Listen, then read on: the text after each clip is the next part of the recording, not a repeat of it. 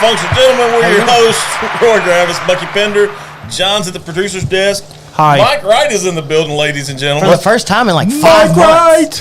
Has it been that long? Yes, I went back and looked because I missed you so much. God bless. I can't realize. You were coming on like all the time, and then all of a sudden you just you ghosted us like a bad girlfriend. In the words of Stained, it's been a while, sir. Yeah, hey, I had a change in responsibilities. Oh, yeah, you know, with Longhorn. Get you a little bit busier. Hey, kept me a little busier. Oh gosh, blow candle. We're celebrating Whiskey Fest. Yay! Hey. Really loud. Damn, y'all should have warned me about that. You just cleaned this place up. You should have warned me. We've made a giant mess. See, I'm glad we put that candle out now before we did that. It's all fun and games so somebody has to call an ambulance. I was going to say, if you have heart problems. It's all fun and games until it's all giggles and shit and somebody until somebody giggles and shits. Yeah, giggles and shits. Yeah. Fantastic. All right. John, will you switch to the multi-stream comments, please, sir? And John, you can turn the candle back on if you need to. Yeah. Okay. Oh, I like the smell of Grandpa's leather chairs. It is so nice. I know. Is that what it said, chair? Yeah, I thought it said chair. I read it at first. I thought it said Grandpa. Let me talk to you. Yeah, let me talk to you. What's going on, Jake? Jake Booker. So we got an interesting smoke this week. Christmas came early because I talked about this on our Christmas list episode, and then all of a sudden it just showed up. How weird. I know, right? Because I walked into Humidor Cigar Lounge in Port Arthur after work. Give you what? Give me a second. I'm trying to get all the little pieces off the... Oh, I'm sorry. Shit happens. It's okay. I shot off a cannon. No big deal. Yeah. But we have in front of us Deadwood's Girl With No Name. Girl with... Oh, that's Horse With No Name. I'm thinking of... Yeah, that's a horse. That's a Kansas song. With no name. That's a Kansas song, by the way. Horse with no name? Isn't it Kansas? I don't know. You're old. It's a song. I know that. I'm old? Shit, you're older than I am. I don't know Kansas. Jake said... Carry on, Wayward Son? Oh, yeah, I do know that one. He said he's got a pretty special smoke, too. Oh, what's Jake smoking? What you smoking tonight, Jake? Because of the simple fact, like I said, we got the Girl With No Name. It is a level 3 according to Cigar International. I'm going to critique their shit because they're halfway wrong. It's a Brazilian Maduro San Andreas wrapper with a Connecticut broadleaf binder and a Brazilian Nicaraguan filler. Yeah, that's a mouthful. It is a mouthful. Yeah, I said that 3 times. No, I do good saying it once. I'm baffled by you saying Cigars International is wrong. Oh. Why? Yeah. I mean, they're not like a giant, cigar. Just because they're giant doesn't mean they're right. They're like an authority on cigars. Well, Jake is smoking a Rocky Patel ALR 2nd edition. Ooh, that's a good one. That's a fantastic one. I like Rocky Patel. He's good stuff. What you got? What you got? I didn't see what you picked. I just know you got something from Heart of the Line. Yeah, Heart of the Line. Oh. Yeah, the Black Label. Fantastic. That was the crap. He told us because the Black Label he's starting to bring to all of his events. Yes. But it's going to be something different every time. Like almost every event. Who is that? That's Shawan Mims. Oh, no, I met him at his company is called Heart of a Lion Cigar. Man, I met this guy out at the Burger Fest at Poro 9. Yeah? A couple of weeks ago. He had some, I don't know, I bought some off of him, said a guy, hand rolled them in Miami. But sweet. That Heart of a Lion, I wonder if you didn't run into Sam Alford with Tote the Smoke. No, that's it. Sam Alford. Yeah, we know Sam. Dude, we know Sam those were great smokes. I walked around Poro 9, burning one down. Can you get cutters? And lighters, because I took them off the table last night. We have a floater. I got them in my golf bag. You got cutters? Yeah, I've got There's a ghost. I got a Zygar. Spooky. Wrong holiday. Spooky. There's cutters in that box. I got confetti. I know, that's what I'm grabbing them. I kind of like it. The confetti? Yeah, it's pretty. Well, I mean, the sad thing about it is the lady, I had to go to Hobby Lobby to pick up some stuff for my son's Native American diorama project. Yeah. She tried to sell me the powdered ones like they do at the gender reveals, like all the smoke. I was like, no, I don't think you understand. There's a few cutters. Hey, so there's a guy in the comments that says he knows you. He may be a stalker. His name's Eric. He may be a stalker. He might be a Do you know an Eric? I do know an Do Eric. you know an Eric? Yeah, I love Eric. Do you also Yeah. know the Muffin Man? I do know the Muffin Man. Nice. Yeah. The Muffin Man. God. Who lives on Drury Lane. Talking about the guy down the street that gives me muffins every morning? No. Like illegally? No. I mean, that is the Muffin Man. That's the muffin man. Anyway. How you doing tonight, Eric? Eric's good people. I like Eric. Oh, Jake's about to pour some Penelope 9-year. Yeah, that's a good Ooh, pour. That is a pretty good pour. I hear Longhorn just got some in. So this one's footed, by the way. It's got a wrapped foot on it. So just to give you a heads up, Bucky. There we go. You got it? What does Good? that mean? That means they take the excess leaf and wrap it over the foot because the NU light is not referred to as the foot. Right. Okay. Eric asked me. It's 7:06, Roy and John. Yes, and Oklahoma OU still sucks. Oh, you guys suck. Are we going to do this every week? What's in the With- muffin? with Jake, We yes. can't talk about that. I feel like we don't need to do this every week. I mean, you started it. Well, You did start it. He is right. I like that. You like the black label? so is this a sweet cap as well, like the other Yes. ones? Okay. This lighter is like Here. hardcore. We got an ashtray. Shawan Mims. Shawan Mims. This is a fantastic smoke. You'll get to meet Shawan in January. I am He's actually smoking- coming down. Oh, Your cool. Whiskey Fest. Dark Habano. I believe it's called. It's Heart of the Lion. It's something lion therapy.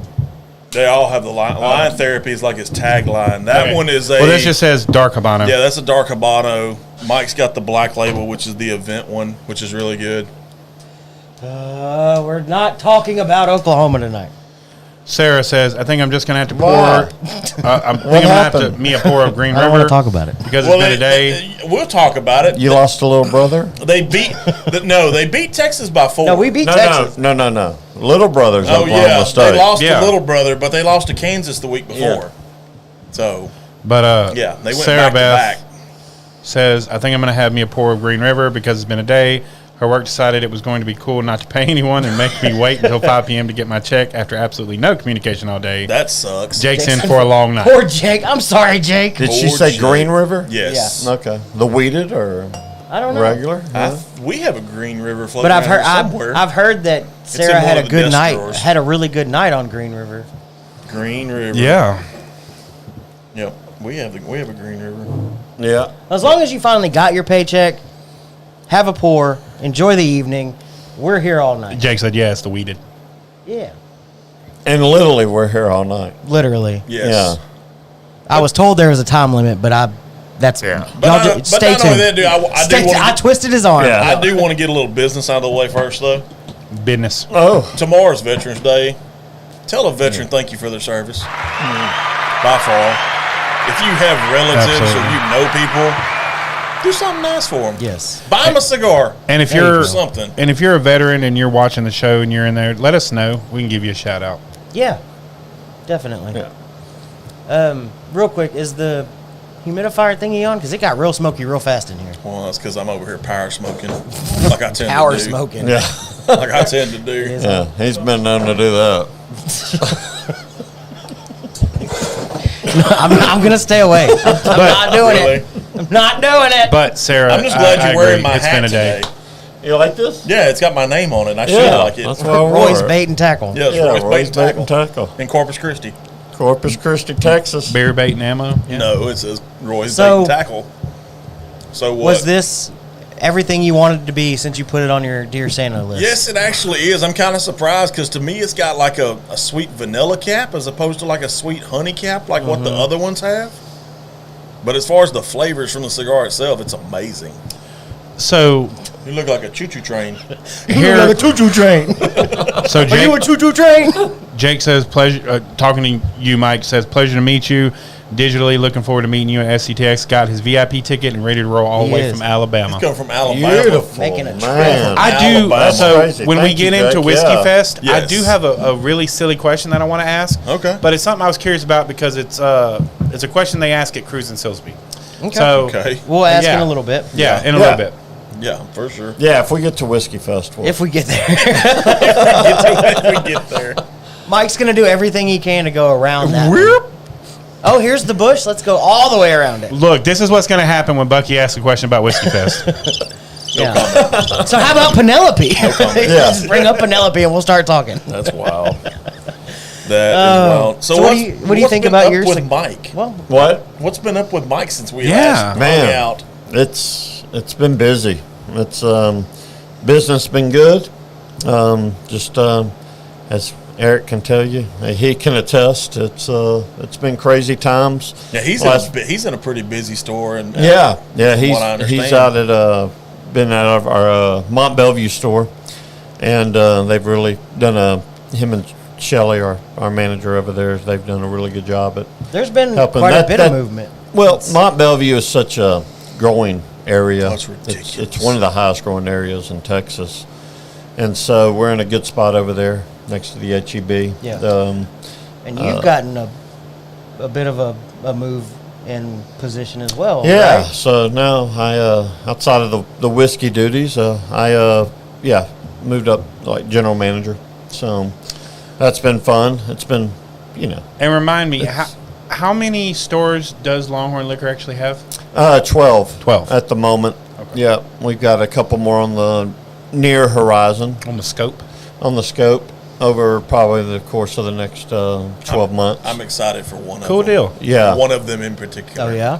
And are all of them are in Texas or? Yes, everything's in Texas. Okay. I've had quite a few people ask us about Louisiana. That's where I was getting at. Man, I hear that's- Liquor laws over there are so different. Yeah. With having to compete with I was convenience gonna say, stores and grocery I don't know stores. if I'd want to compete with a grocery store. Yeah, or a liquor Right. store. I mean, a convenience store. Like, I think if somebody could make it over there, it would be a Longhorn, because we've kind of got this niche, with the whiskey community. Right. If y'all have ever visited Hocus Pocus over there, it's a great store. And that's kind of the same thing. They really kind of went after that whiskey community and developed a following, and so they were able to survive. But Yeah. for the most part, people Thank you, by the way. Hocus Pocus. I is a can't good stand when people call it a niche. yeah, It's a niche. niche. Yeah. one. Yep. That just depends on how many drinks I've Right. had. It turns more niche when Yeah. That's fantastic. Just So wait it's- for the end of the night. No, and not just. I mean, you got some good ones over at that Lake Charles market. Is a pretty good market. I mean, you got, the Roush. You got the Roushes that do pretty good with their stuff. Yeah. Miss Ashley over At at Lake Street Liquor. She does good stuff. I follow her on Instagram. They do a Cool Kid Friday, and they bring in like one vendor, whether it's like wine or whiskey or whatever, and then they'll have somebody that does live music, and they do it Friday evenings. I think that's cool. pretty That Yeah. is pretty cool. I have I never. mean, you got to find, especially in a place like Louisiana where you're competing with convenience You stores. got to be creative. Yeah, for Yeah. sure. I have never met a person that hates Alabama more than Jake Booker, and he lives there. Like, more than me. Yes, we moved. Like, Yes, he's- Dana, we moved lights. Maybe we need to turn on the. Go ahead. the Go overhead. ahead. Go ahead. I'll turn it on. Okay. Yeah, that's fine. I didn't realize it was as dark as maybe it is. We just need more lights. I like the half face look personally. It looks good on that screen. I know There you go. Now the smoke is like heavy. that's okay. It'll focus. The camera will do its job. yeah. That's why we have that camera. It'll do its job. Why is it so smoky in here? Because there's four people smoking cigars at Because one you seen time. her. You seen her in a smoky room. Smell of wine and cheap perfume. Yes.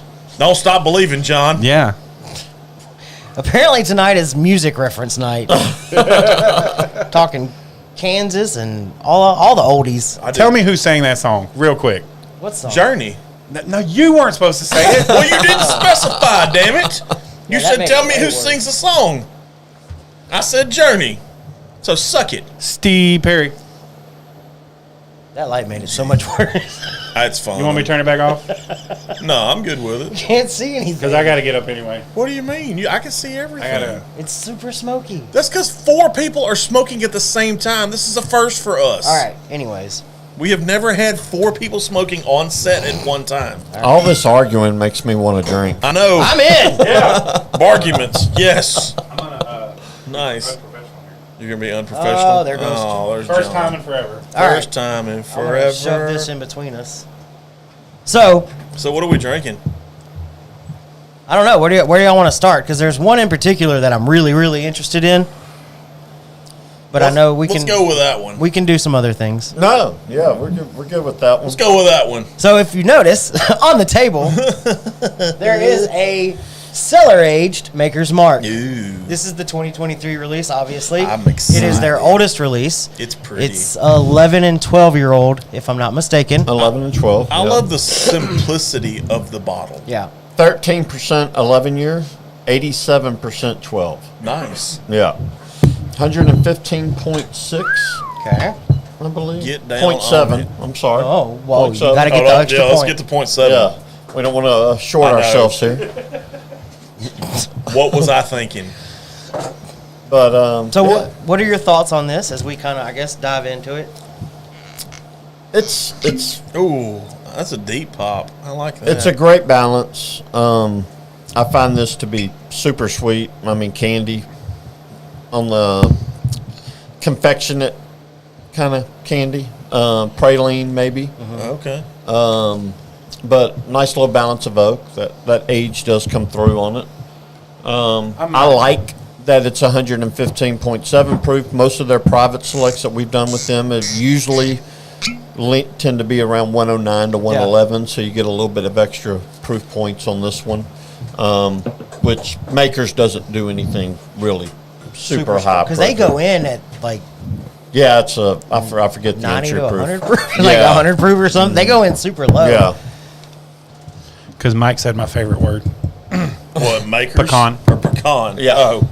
I was like, which favorite So I definitely word? get a lot of that confectionery sugar, Yeah, it's sweet. powdered sugar, Let's see what we got but going it's on. got the backbone of Maker's Mark. Yeah. Like I definitely, I don't know if I can tell you in a blind that it was for sure Maker's Mark, but it's Yeah. got that. It's definitely got a backbone there of Maker's. As much as I like some of these distilleries like Balcones that have so many different iterations of whiskey they're doing out of the same distillery, Right.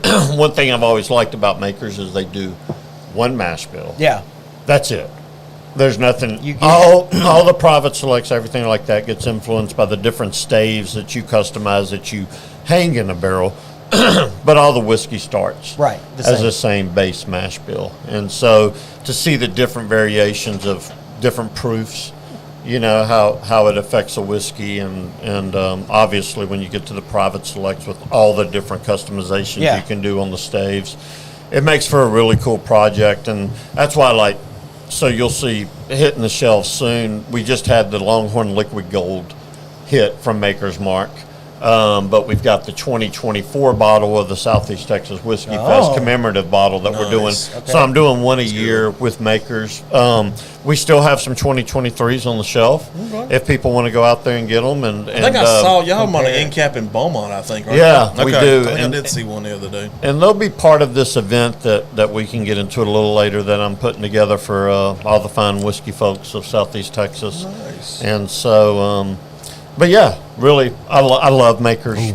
It's Definitely sweet. Yeah. Oh, I'm yeah. not at this point. I'm pretty much buying strictly single malts. Really? Yeah, but in Makers, like if there's something And Makers. right? Like I mean, this was something not very many people are going to be able to get their hands on. It was very limited, and so yeah, I had to have this one, and happy I did. So, just for those who are uninformed about the whiskey, explain what a stave is. Yeah, so a stave is pretty much mini staves make up a barrel. And so what they do at Makers is you have a choice of 5 different staves that came from 5 different types of barrels. And each stave, you can put a total of 10 staves into a barrel for it to, so they take the base Maker's Mark recipe.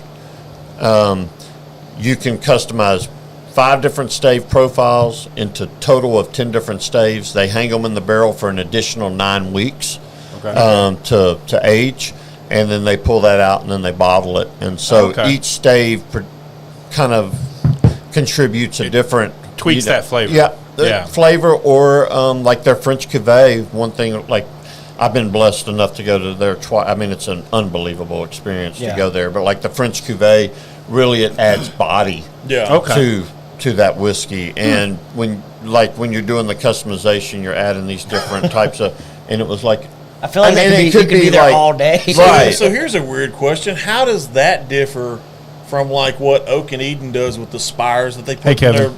They're Yeah, I don't know. barrels? I mean, look, you'd have it's a lot more sciencey, surface area to the amount of the I don't know. It's yes, in theory, it seems very similar. Well, I mean, almost. And Bucky and I have talked about this before. It seems kind of gimmicky. Well, the oak The and spire Eden, kinda Yeah, the is. spire. Yes. Especially considering it loses any effect on it after I think it's 6 to 9 weeks Yeah. or something. Yeah. It Something it like just that. disappears anyway. Oh, we got Hi Johns in the comment. Oh. Hey, Kev. And hey, Kev. Hey, Scotty, what's up, buddy? So, real quick since we're talking about Longhorn Liquor, I need Scotty here. I'm in curious if y'all January. have something. Okay. P.S. I'm Nobody looking likes hockey. for a stout. It's like called hockey. Dragon's Milk. Yeah, we usually have that in the Lumberton location. Okay. That's one I kept in there specifically. 'Cause- It's one of the best stouts I've ever had. I'm a And, big stout guy, yeah. and I had a buddy, and he's like, "Dude, you got to try Dragon's Milk." Yeah. and I'm like, That's I'll from have to find Origins. It. Yeah, It's Origins Dragon Milk. Yeah. It's from New Holland, Is that yeah. what it is? out of Michigan. One of my very best childhood friends in high school. We played basketball together. He went off to the Air Force. Now he's a pilot for Delta. Anyways, he comes back in town last year, and we get to talking. And he had brought. I'd never had Dragons, but maybe 2 years ago, and he's like, "Yeah, this And is you'd like the never had brewery it. is literally." He said less than a mile from his house. Oh, and that's wow. where they hang out. And that's when I tried the Dragon's Milk, and I was like, "Oh, this is freaking fantastic Yeah. for a stout that can be found pretty much year Right. round." Yeah, that's in Kevin's backyard. Yeah. Kevin's from that area. Yeah. Or lives in that area. He's not from that area, but man, I can't get over pretty how cool. how good So- this Really? is. This is officially taken over my Maker's Mark hierarchy. Hierarchy. Yeah. I mean, this is It's pretty really good. good. I've as a everyday drink, I guess you could call it. Maker's Mark cast strength is something I always want on my shelf. Yeah. The cast strength. I started with you start with their normal 80 proof, and it's okay. Like I love Maker's Mark, but I'm being completely honest with you. The normal entry level one, Yeah, see, that's- it's just I'm- okay. The cast strength though, once you bump up to that cast strength, I love it. Yeah. And this is outstanding. The French, what is it? The number 46 that they Yeah, do the French that's oak. That's the a French oak, yeah. yeah. that's the a pretty French good oak. one. It's got a little different profile on it. Oh, So this stays pretty, that confectionery sweet throughout. One of the staves that you can customize with is the French Mendiant, which adds like these chocolately, roasty notes Okay, and kinda kind of like brings the, it to like a deeper level. I really enjoy. Yeah. I might not. I might need to start drinking more Maker's Mark.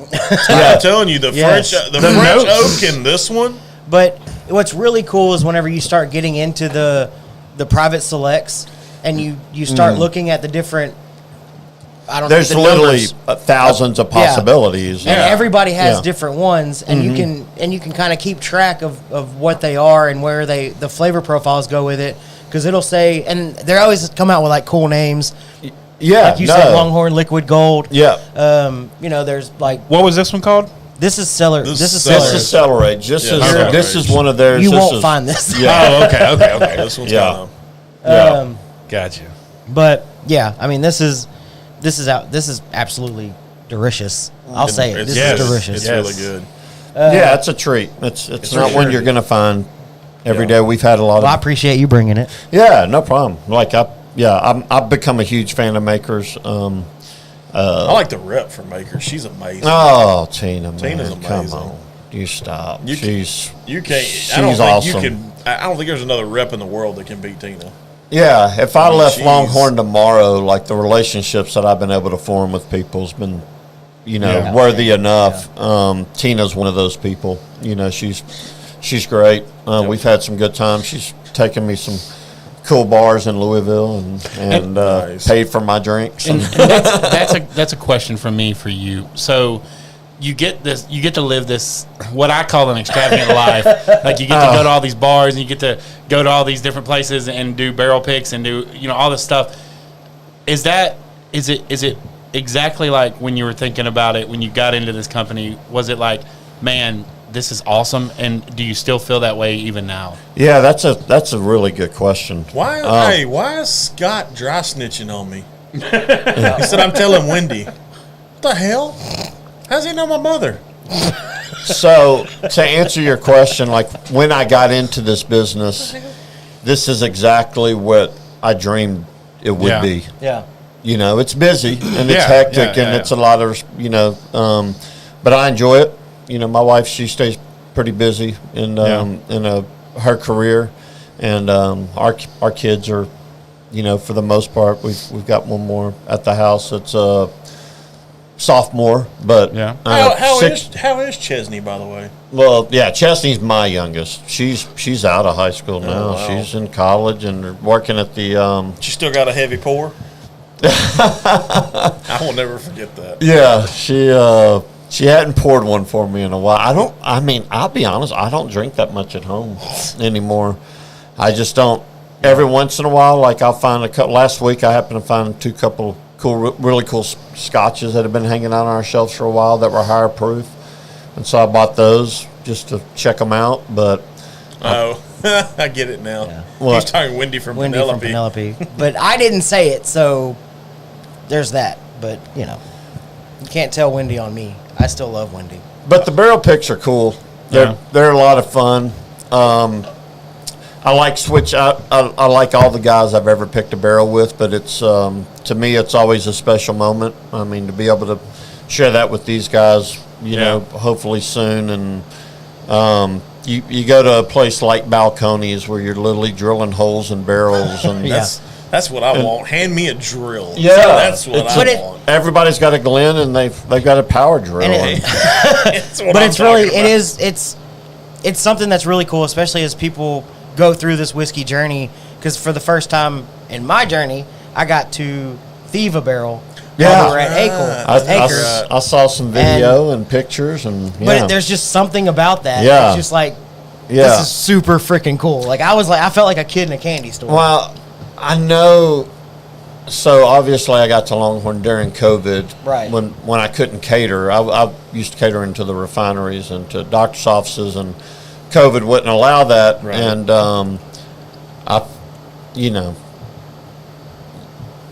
I loved whiskey, and I was just like, man, I always wanted to do something that I love to Something. do, and the way it's worked out has been an absolute dream. I love the two guys that I work for, and we've got a good group of people, and to be able to go do a barrel pick, that's one thing I thought at the time, like, how many people get to go do Right. barrel picks? Exactly. Y'all do have a phenomenal staff, though. I mean, everybody we've met, that staff is Yeah. amazing. It And really it doesn't is. matter which one you walk into, neither. No. It So doesn't matter at all. I think that starts with Mike and Dennis, though. Like, I mean, it's one thing I love about Longhorn is that you know who the owners are. Yeah. They're local. You see them. They're heavily involved, obviously, in the business, and they're just good individuals. Yeah. You Well, and I Yeah. said it last year at the big release in December at the Dowling location. Mike Williams was behind the counter working the Yeah. register. Like he was ringing us up Yeah. as we walked through the line. So I don't know a whole lot of places you're going to find that, but at the same time, so I've got a little bit of a funny story. I've kind of started hitting the Dowling location a little more as, you know, I've talked to Eric and I've kind of built a little bit of a relationship over there. I went one day, I went to pick up my Pursuit United, I think. I don't remember. Anyways, so I get the bottle and I check out, I leave. I'm at my car and I cannot remember her name, but she comes running out the front door. Bucky, wait, stop. I have another bottle for you behind the counter. Is it the chick with the baseball cap? No. Okay. And I'm like, me? She's like, you're Bucky, right? And I was like, well, Only- yeah. The only Bucky ever. But how cool is, like, Yeah. they know you by name. They know who you are. They know what, you know, if you're somebody that, for whatever reason, you've asked for a bottle and it's behind the counter, they know who you are. And I Yeah. walked back in and everybody was laughing and I was like, you did not have to run out the door after me. But that's really cool. Like, you don't get that experience very many places. Right. Well, And, and you'll see it. I'll sit on the whiskey aisle and we'll have 45-minute conversations. I'm like, I ain't even picked up a bottle yet. It's where we met. It was. Yeah. Hey, It's funny story. It's this woman right here in the chat. Her name's Gabby. Yeah. Gabby. Thank you. I could not remember her name, but yeah. she come running after it, and Yeah. I was like, oh my gosh. Yeah. But that was really cool. But yeah, that's where we've met. Yeah. I mean, every time I go into the one here in Silsbee, Keith is awesome. We sit Keith and is talk for a amazing. while. Yeah, Keith's great, man. He's I mean, you can't beat the people Yeah. that y'all have there. it's that's what I'm about is when we're hiring, I'm always looking to just add good quality people. Yeah. You know, we can teach them the business, but I want this to be a place that people enjoy to work. And I think if they enjoy it, then it comes through in their customer service, and that's huge to us. I mean, we're Yeah. nothing without our customers, and we know that, and so that's why we always, trying to do. I got a feeling cool Jake, things. I got a feeling Jake's gonna go broke when he gets in. Every time I see something from Yeah. Jake, it's like, man, this trip's gonna get more expensive and more expensive. It might get real expensive real fast. Yeah, But Jake, you'll for you'll sure. see when you come in, it's just the people are outstanding. Their selection is out. There's a reason it says the whiskey capital of Texas Yes. Yeah. on the sign. Yeah, it says I mean, it on the it's sign. not a joke. No, and And the barrel I picks mean, are fire. Like, there's not the one that's number of not picks that- amazing. I've Again- got teenage girls. again I'm with the sorry. fire. the picks that we're sitting on that we haven't even released yet. Oh, I can't. I can't wait. Like we've got it's going to be a good end of the year for customers and Longhorn alike. We got some really cool things. So I that need I'm to start super sucking excited up about. to my wife now. Yeah, Okay. start saving now if you haven't already. Buy her flowers, some chocolate. Yeah. Honey, don't worry about it. Send her on a trip to a Go ahead playoff and put game up if that she wants to Christmas go. tree. It's yeah, okay. It's okay. You can put up whatever No, you want. That does not have. That's to going have up this to- weekend, actually. Is it really? Yeah. You It lost She's the already argument? moved. She's already moved the living room. It happened today. At your house? Yeah, I don't have a problem with it. Like, I mean, if you're gonna use the energy to put the damn decorations out, at least get as much use out of them as you Yeah. possibly can. Yeah, because she Like- goes all out. What's the worst thing? Somebody's going to drive by and Go see your and lights laugh. out. Oh, look at those overachievers. So I kid you not. I've always been an overachiever, Yeah. so why I not? kid you not. I got home yesterday in the morning and I was like, man, I need a nap. And so I went to sleep. I woke up at like 2:30 and the Christmas tree was up. And I was like, where'd this come from? She was like, Yeah. I just went and did it. And I was like, okay. Yeah. No. Yeah, so she's already started. She's After got Thanksgiving. She's got pillowcases on pillows, and oh yeah, it's already started. I So found a new. I'm not I gonna try got a to new stop pillow it. today. It's a Texas Longhorn one. Oh gosh, no. I found it at one of my Family Dollars of all places. Well, Jake, looks like you know what you're doing tomorrow. Yep. Jake's putting up Christmas trees and Yep. stuff. So you go. speaking of Jake, it made me think of this question: what can somebody expect from Whiskey Fest that did not attend year one? Ooh. The hard Just hit. diving the right hard in, hit. huh? I don't think people really. I don't think Penelope. I don't think people can truly grasp how many vendors we fit in there. The sheer number of bottles, just the total number of bottles, Yes. not even counting in the quality of those bottles, but just the sheer number of bottles that are being sampled out in one night. It's something to not be taken. Like, you go in and you've never been in that situation, and you walk in those doors, the eyes get big, and it can go south real quick. It's very Hey, sensory Yeah. overload. I'll tell second you, walk it through the will door. because and at least all I can reference is last year. I don't know what this year looks like. When you walk in, there was 3 aisles, if I'm not mistaken, and it was Yeah. double sided all the way down. Yes. yeah. To the other wall. Yes. We didn't make it to the end of the first aisle Yeah. before I was like, I gotta slow down. I gotta slow down. Yeah. Yeah. So yeah, we went. I mean, you obviously go through bottles of water, stay hydrated. Pace yourself. Yes. Something I would recommend that I've learned over time is possibly have a little bit of a spit cup. Oh no, because- we had spittoons. Did you, I didn't? Maybe I didn't notice. Oh, it, yeah, but, yeah. We had 'em everywhere. I highly recommend don't drink Some nice everything. stainless steel spittoons. Ooh, We did, fancy. yeah. We you know, I've been to a couple of these things in the spittoons where I'm not a spitter. I Yeah. mean, it's not going Right. to happen. Like, if it hits my lips, it's going It's to my going down. belly. Yeah. Nope. You know, I watch Aaron Shepnick from Smoke Wagon all the time, and Yeah. he does it, and he's always got his little spit cup, and I'm like, if that was me, I would be drunk by the end of his video whenever he's blending everything. But he's got it down. He sips, he switches. He's an interesting guy. But he spits. to me, if we're drinking whiskey in that situation, it's for tasting, it's for sampling, it's getting to know that whiskey. Part of that is the finish. Yes, very much so. And you cannot get a finish on a. No, and you can't. Now, I'd rather drink and swallow 15 whiskeys than, mouth and spit 30 of them. Right. I mean, to be honest with you. Can you sound clip this whole conversation? You looked at me when this conversation happened, and I kept my mouth shut, and then somebody got it in the comments. Kevin! Yep. I was like, nope, I'm not touching it. Nope. Here's my question about It is Gentlemen After Dark. It was But Gentlemen After just Dark real when we quick, started. and because if you go to the Southeast, if SETX Whiskey Fest.com, at the very bottom, they have reviews. Yes. And from people that were there last year. Yes.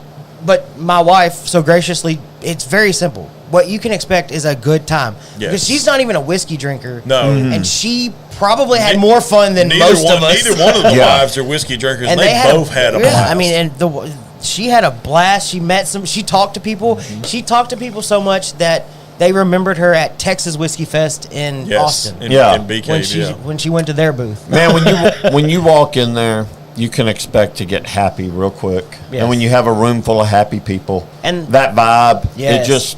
And people start talking. And then having the whole, and we can get into this, but we're expanding the outdoor area this year. Oh, that'll be awesome. Everybody knows I freaking love Pug Johnson. Yes, you do. And so Pug will be back, I'm assuming. Pug, we had him last year acoustically. Yes. This year, Pug will be full band. Yes. Yeah. There you go. Bigger tent. We're going to have Buxton beer.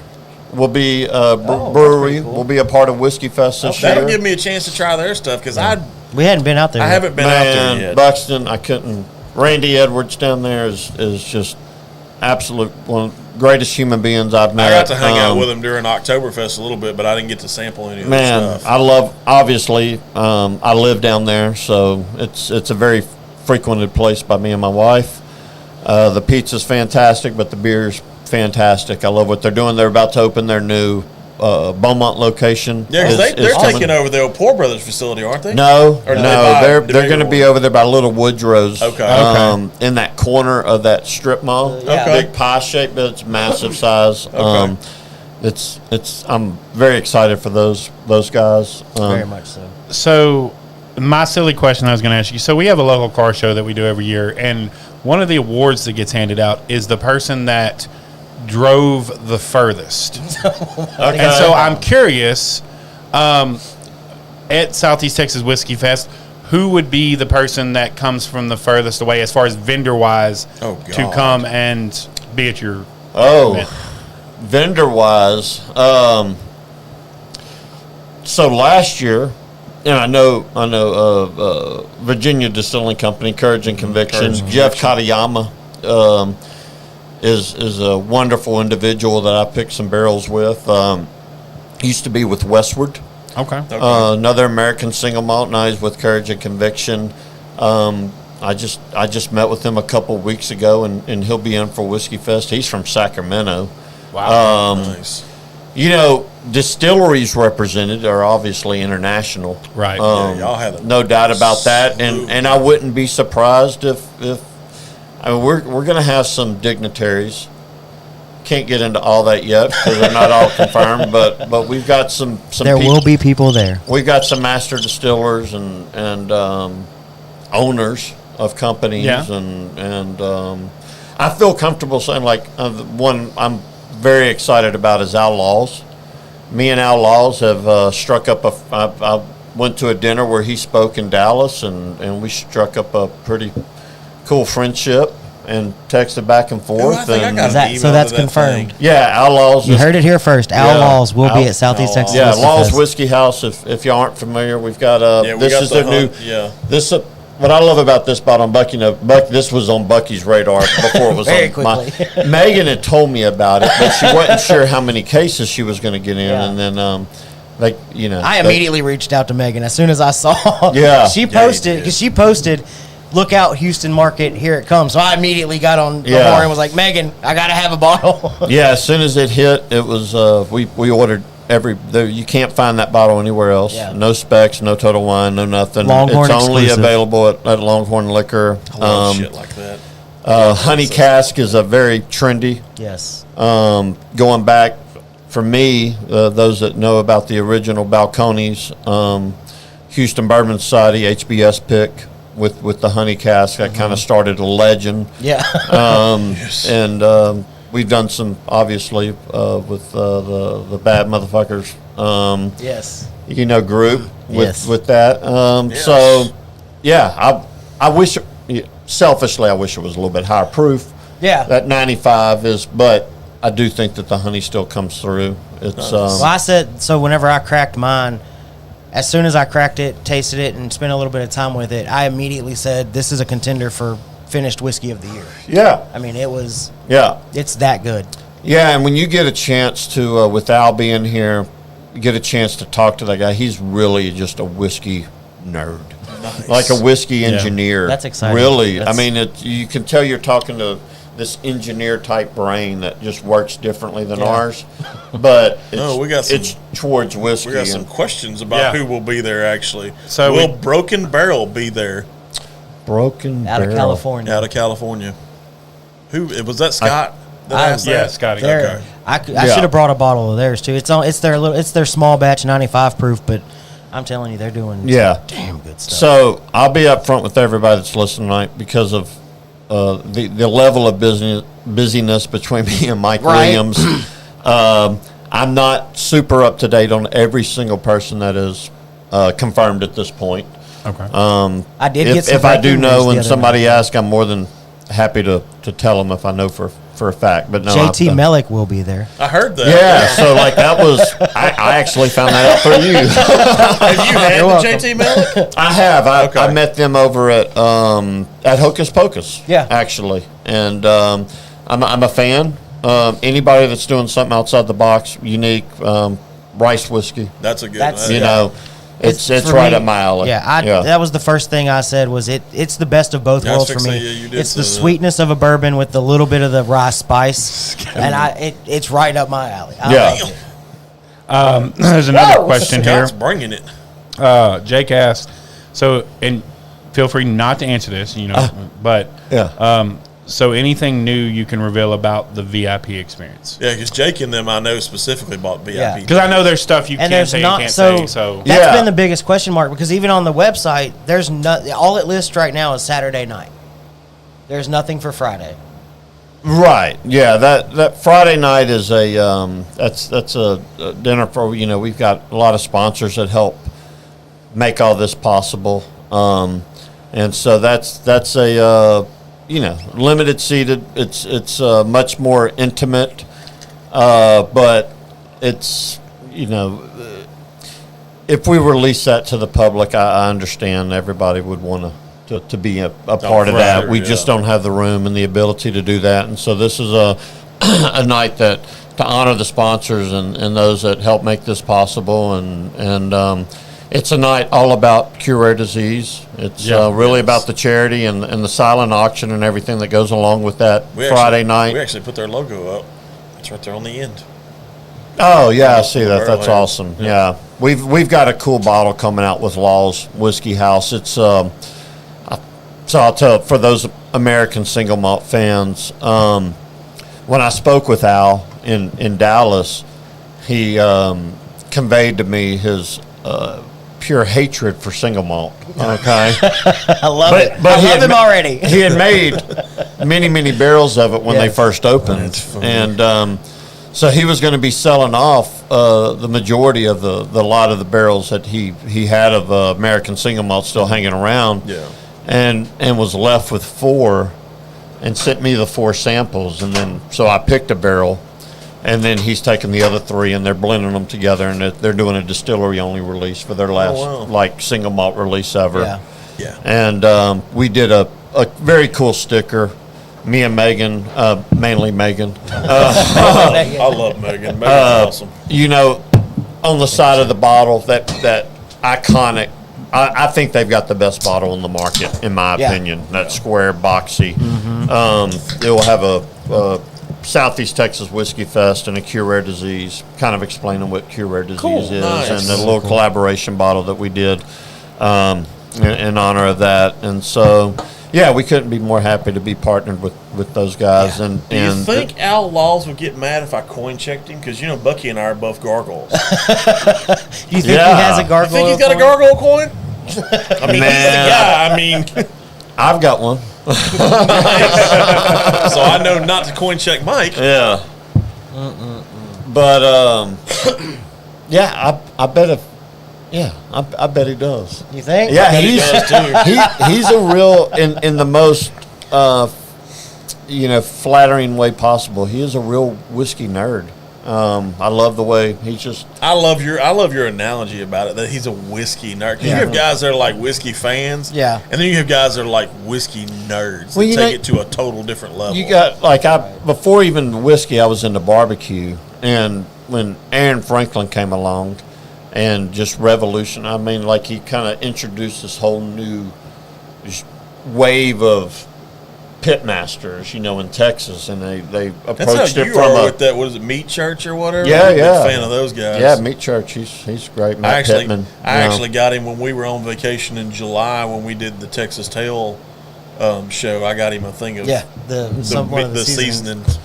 But no different than the breweries around. I mean, like Yeah. anybody that's approaching this stuff from a really craft, mindset, it's Oh, he's cool. actually watching a hockey game while watching us? Yeah. Yeah. Wow. Talk about We appreciate coolness. you tuning in, Scoot. Hopefully you can make it in January. I want him here in January. How about another pour? Sure. What you got? What we've got? What we pouring? Jake uses holy cow all the time. I feel since Holy we cow talked is really about good. I'm laws, I acting feel like we it. need to go with the Yeah, laws. let's go with the laws. I think for we one. gotta go with the Okay. laws. It is Fine. 95 proof, Yeah. so it's a little, before we just completely blow our palate Right, out. yeah, with- 'cause we're gonna blow it out here in a minute. Like for sure, blow the palate out. The palate is gonna be all over the place tonight yeah. because the rumble I hear is it's a little different rumble than what you can find normally. Yeah, we can get into the rumble. The rumble. I love the rumble. I like everything Balcones does, though, man. Like I tell So- everybody all the time, if you're Man, gonna if you're gonna intro, go with their lineage. To me, is just Yeah. you can't go wrong with it. Do you have a favorite release from Laws? I mean, I'm very partial to the, The door, because you had it cracked. I thought That's I shut funny. it. No, you're good. that Sauternes cask That's a store, good one, yeah. store Yeah. pick. I mean, I think that was a pretty special one. The cognac finish, I'm so into finishes. Like, I really love how it makes something unique. But the cognac finish they did last year, which was a limited release, pretty good. I'm a huge fan of this honey cask. Like I said, I'd like to see this come in at That about. is straight clove honey on the nose. Yeah. Like that is. I think if this came in at like 110 proof, something like Oh, that, it'd be money. Yeah. Like, So since Scotty brought it up, and I don't want to not talk about Laws because I do love what they're doing. I love Megan, and I'm super excited to know that Al Laws is going to be that. Right, Yeah. that's- But since Scoop brought it up, the Broken Barrel thing, they just announced today that they're releasing a smoky honey release. So Interesting. it's honey. It's got, what did they say? 60% honey stave and 40% Sotol Sotol stave. are they distributed here? I've seen the only place I've seen it is in the Fort Worth, Dallas area. Okay. I haven't seen it. Yeah, I'm just not familiar with the. But I thought that was really cool, and it's like a smoky honey. I shared it No, on my that's- Facebook. that ought to Smoky be honey, I mean, that ought to that- be interesting. Yeah, You it's had like me a at smoky. Yeah, Sotol and Yeah. honey. I mean, it sounds. Yeah. and it comes in at like I think 110 proof. Oh, nice. Right where you're. yeah, talking. that's That's kind of what it proof. reminded me. So Yeah. Man, if you want to catch my attention with the whiskey, Wow. it's going to start with proof. Wow. Like, Yeah. it's hard. I'm not one of those guys that still likes to drink. I mean, I'll drink 90 proof every once Right. in a while, but something like Laws with the honey cask, something really different. But for the most part, I'm chasing proof. Yeah. like this Balcona, even this Rumble to me, it doesn't drink near as hot as it comes in at a whopping 143. Yeah, that's insane. I didn't realize a Rumble would get that high. Yeah, and they're not doing much Rumble anymore. Really? They're actually going to be doing away with the regular. I think it's 94 proof. Oh, I think it's just the regular Rumble. And but they're getting low on the number of single barrels that they have. That's one reason I wanted to do a Rumble pick this year. It's been a couple years since we did one. I had no intention. Last year when we did the True Blue and tequila, we had an inclination. We picked 2 of those barrels. We knew one of them was probably going to go hazmat. Had no inclination that this one was going to do that. Yeah. And so, yeah, we were pretty excited about that. Yeah. That hitting that 140 really. This is good, though. I'm not gonna lie, this is good. Yeah. I wasn't kidding whenever I said that I think this, at least on my list, this is going to be a contender for top finished whiskey of the year. And that's Nice. competing with like Rio and, What are you and laughing stuff like about that. there? The only problem with this one is so few people will get to try Right. Yeah. it, in the grand scheme of things. Luckily, if somebody wants a bottle, I may know somebody. And I know a guy.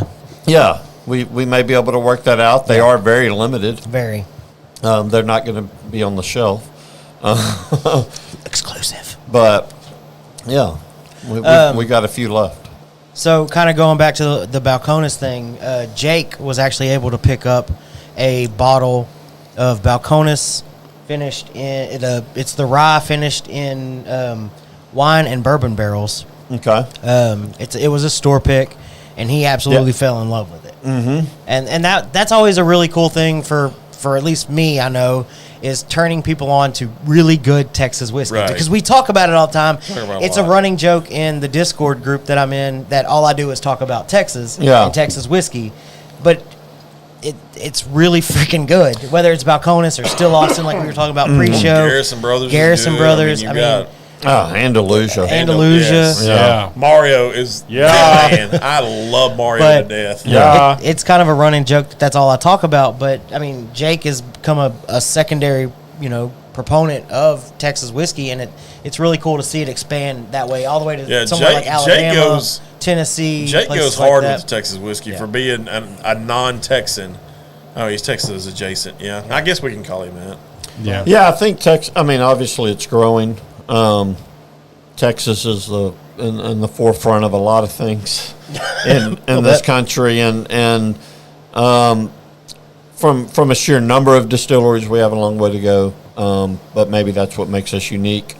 But for places like Garrison Brothers, you drink that bourbon, it's indistinguishable. Yeah. From,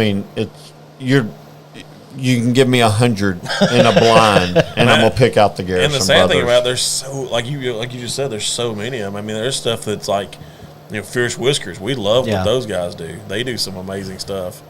I still need to find a bottle of their rye that they released. To be right there in Austin and do their thing. And so for all the ones that I know through the liquor store side of things, which is what comes through distribution, Right. there's many more that aren't even getting distributed. They may just have a distillery where people can pop in and do whatever. I know several of those. Somebody was talking to me about a distillery over in Katy the other day.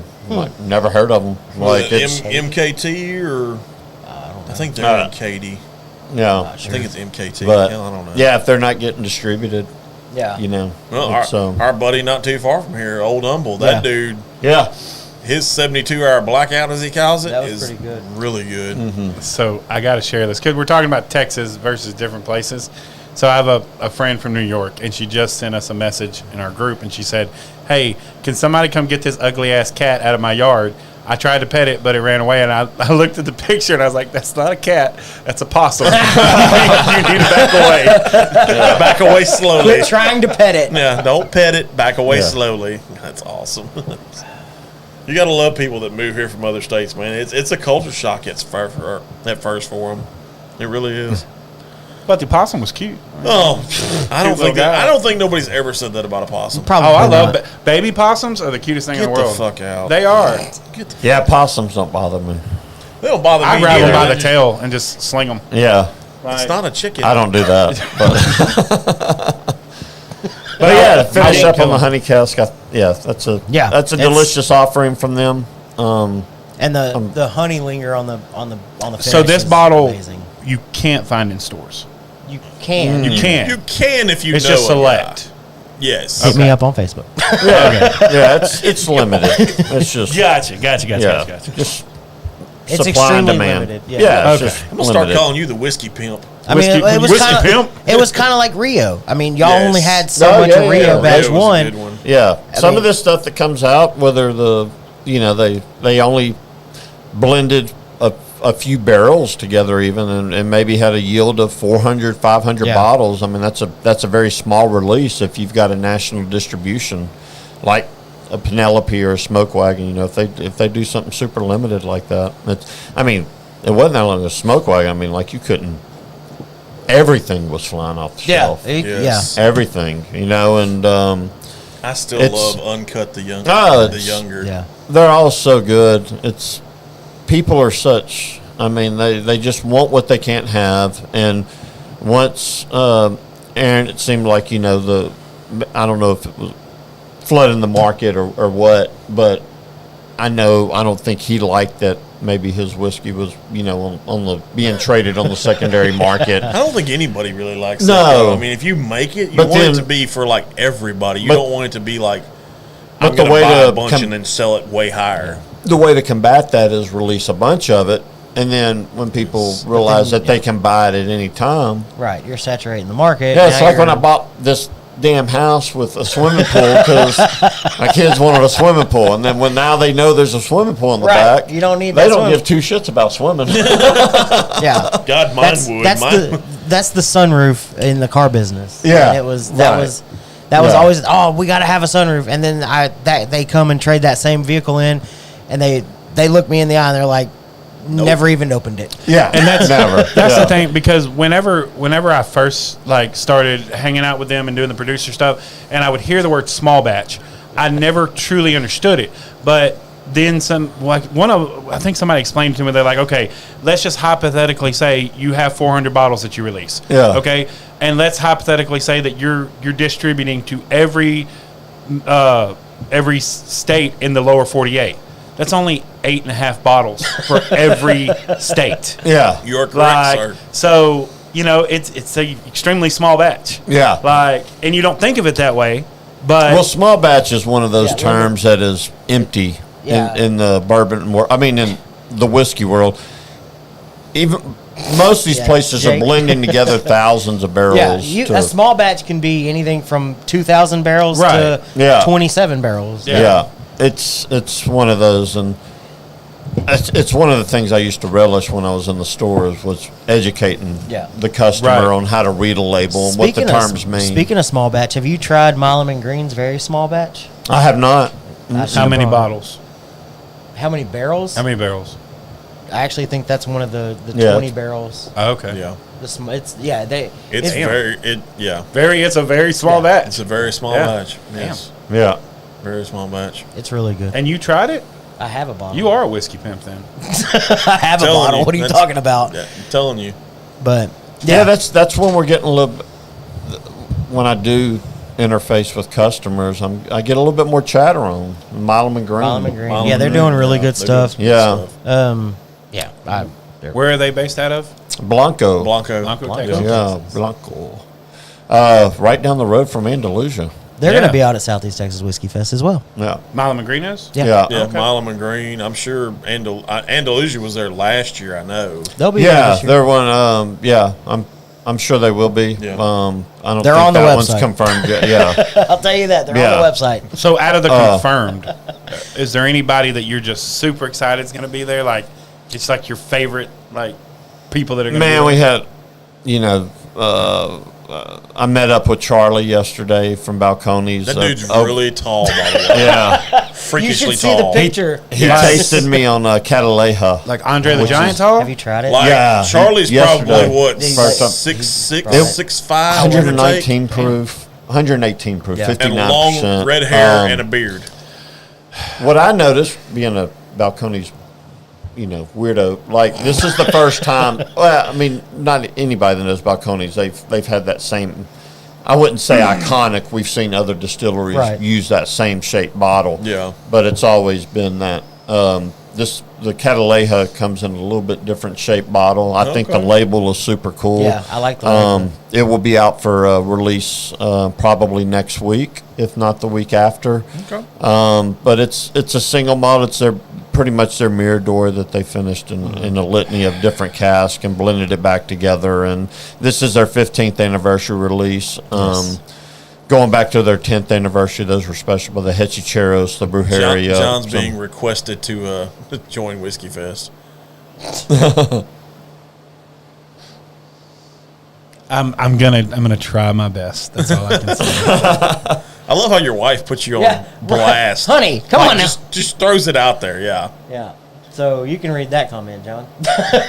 When we went to Fort Worth, we came back with 10 new bottles of different whiskey. John Marble, you will need to see his collection. It's taken over our bedroom, started with a corner shelf, and now it is vomited into the kitchen and all over our dresser. Yeah.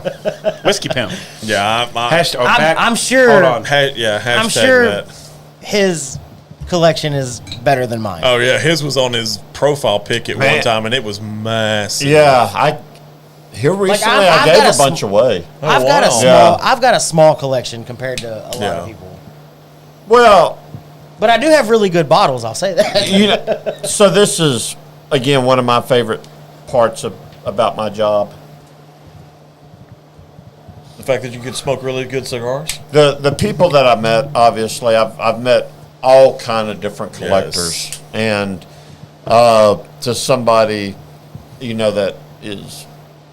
Like a Clint that's super into Dusties. Yes. And the old whiskeys and to, I've got a buddy that probably is pushing 2,000 bottles.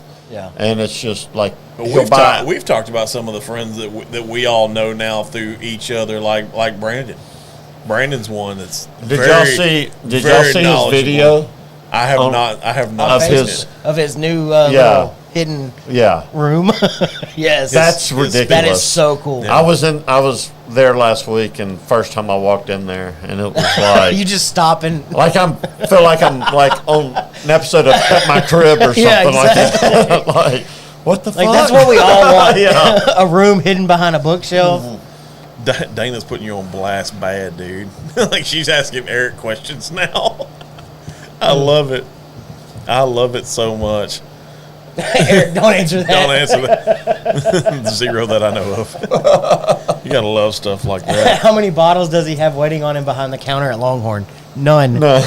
None. Yeah. The GM is sitting here. Don't talk about it. Yeah. He doesn't need to know what I got. No. That's nuts. So Whiskey Fest. Yeah, it's coming. It is coming. It crept up. Last year it was the first year. Yeah. Everybody's on. I really wasn't on pins and needles. I always kind of. That's kind of how I've done. You're kind of like an even keel kind of dude when it comes to. That's how I've ran my life. I just kind of wing it, I just wing it. And I always felt pretty good with where we were at with it and the concept, and knowing the people around here, I thought the community would support it, and that laid the blueprint out. So this year's been a little bit more. Well, yeah, because you guys started, correct me if I'm wrong, y'all started selling tickets mid-August? Yeah, I think it was Labor Day. Yeah, like Labor Day, late August. Yeah, last year. And you and I this talked, year. Yeah, this year. Yeah, about the same time. You and I talked, and as of Thursday, there was only about 20 VIPs left. Yeah, as of probably right now, there's probably less than 5. Wow. Yeah. And so this circles back around to a question John asked earlier, like, what can somebody expect with that VIP experience? And I think the main thing is where we try to make things different versus some of the festivals we've been to and we've witnessed is you buy a VIP ticket and you get there and there's a line of 400 people in front of you. And by the time you get in, you're there 45 minutes early and it's supposed to open at 6, and by the time you get in at 6:30, everybody's already everybody's already there because everybody bought VIP. Mm-hmm. we limit the VIP to roughly out of, 1,250, 1,300 tickets that will be released, only 250 roughly are VIP. Well, that's a big compliment. Did you read Jake's thing? I literally can't wait. I canceled my trip to Whiskey Row in Kentucky to go to Southeast Texas Whiskey Fest for his 30th birthday. Man, I don't say this lightly. I don't think you'll be disappointed. It's I've been to several. I think it's special. I think it's the most comprehensive group of distilleries represented in one building, maybe in the entire country. I know that sounds crazy, but no, it is, because I've talked to people that have been to like whiskey rides and stuff like that, and what you guys did in year one, is already bounds above the whiskey ride thing. So I was reviewing the list on the website today. That's confirmed, I guess. Okay. I'm assuming they're confirmed. They wouldn't be on the Gotcha. website. And I was just kind of going through, and I was never trying know. to. Yeah, right. You never know. But I was just trying to figure out, because so on there it obviously lists all the different brands, but with those brands there's obviously the parent company, Beam Right. Suntory, Brown Forman, Campari, Sure. Campari, Diageo, Buffalo all Trace, yeah. etc. I actually hand wrote a list, and there's like 115 names, and my wrist hurts at this point. But I started highlighting in different colors the groups, the different ones, and I was not like, touching the fact that your wrist hurts. yeah, well, anyways. That's what went through my mind. But but what I noticed was there's a ton of it's literally everybody and everything. There's not just it's not just a big group of Brown Forman or Beam Suntory. There's literally so much diversity there. Yeah. There's small distilleries like Andalusia. There's Balcones, and then you've got your big ones from Brown Forman, Jack Daniels. Man, I'm Old not gonna lie. Forester. One of the ones that surprised me, because I wasn't real familiar with their product going into it, Breckenridge. Breckenridge will be back out there. That Buddy Pass. That was really That good was last really year. it that was we got to really try. good, really different. I liked it. Not just that. So I do have one question: is Nick going to be back from Barefaced Glendalough? Oh, of Nick is course. like the best guy He's- ever. God, He's he was awesome. so awesome. We had so much fun. He was with that bringing dude. us like little cocktails Oh, that he was God, making, yes. and He's great. I'm man. not even a big Love- fan of Canadian whiskey, and we were drinking Bareface. Yeah, Bareface Hey. is really good. I thought drinking it. Cause we started at 11 that day. I thought that was bad until I went to work for Giglio. We started sampling shit like 6:30 in the morning, Yeah. 6 a.m. Like I texted Bucky the other day. Is it sad that I'm drinking at 6 a.m.? Man. He's like, no, you're good. Nah, you're fine. Part of the job. That's right. it, man. Oh man, work. Yeah, work. Damn it. Shit. Oh man. Hey, why'd you have to be out with those strippers? Like that? Work. You They want buy- them? They buy whiskey too. Come tax time, I can write it all. I It's fine. have, I have a very complicated job, okay? Yeah, you wouldn't understand. No, you wouldn't even, not even close. You wouldn't close to understand. God. But I love Yeah. the fact that like when I walked in last year, it felt like, and when Bucky and I was doing the pre-show, we kind of had this conversation too. It kind of felt like a little bit of a family reunion kind of thing, because there was people that we knew already Yeah. that were there. Sean Clifford, prime Yeah. example, off Yeah. the cut. Yeah, That he dude- walked up and hugged us Yes. as soon as he oh saw my us. God, that dude was. He's like, "What are y'all doing here?" Yeah, he's a good guy. So the pre-show is what night? The pre-show is Saturday, Saturday. right now, tentatively, according to conversations. We're going to try and start at 2 p.m. Okay. and run 2 We'll to see. 4. We Maybe. won't make an official Yeah, we announcement, won't though. make official announcement. That's the plan right now, at Yeah. least. Yeah, I think that sounds good. Okay, there it is. There you go. You heard it here first. Yep. Fantastic. Official announcement. Yes, Yeah. we're So something I'm curious of, since we talked a little bit about Garrison Brothers earlier, will Donis Todd be back out? Donis Todd will be back. That has been confirmed. fantastic. Such a cool guy. He's a very Man, cool guy. you know, something. You know. Again, a brand as innovative as Garrison Brothers has been. Whether you love or hate them, they're putting out something that's truly unique to the market. They So are I doing love them. They've a wide range of different. I mean, they all make pretty much bourbon, Right. But you know, they lean into the high proof with the Cowboys. Fantastic. The fact that I can officially say that Donis Todd poured me my first ever pour of cowboy bourbon Oh, is really nice. freaking cool. Yeah. Mine and your both, because we were standing side by side when it happened. So, and that was the first time I'd ever tried it, and I got to watch the master distiller pour it, and I'm like, oh my god, Yeah. that was really cool. So we're super excited to have them up. Obviously, those that were there last year know the A game that Garrison Brothers brought with Yes. their setup. Their setup was legit. Their That's setup one was thing I legit. think. Brown Foreman was awesome. We dubbed that one the best dressed Yes, of what we saw until we saw Garrison Yeah. Brothers, and it's like, So there will be a Step out. contest this year. oh, you're doing like a best dressed. Yeah. I like Yeah, it. we Fantastic. Maybe in consequential, further down the line, we may do even a best whiskey of.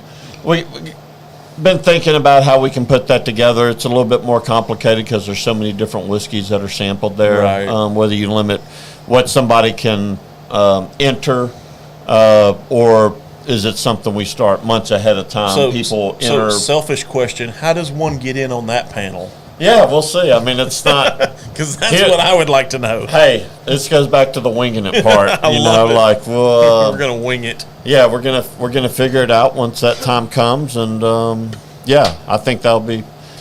We're gonna continue to try to be innovative. We want Whiskey Fest each year to stand alone for what it is, and try to tweak it and make minor improvements each year, just to. We're looking long term with this event. Nice. I'm glad to know that y'all have that kind of vision, that you're looking big picture instead of the here and absolutely. now. I want this to be one of the premier events. We kind of talked about it a couple weeks. I guess it was a couple weeks ago now. You haven't been to Kentucky Bourbon Fest, correct? I have not been to the Kentucky one, no. Because that was gonna.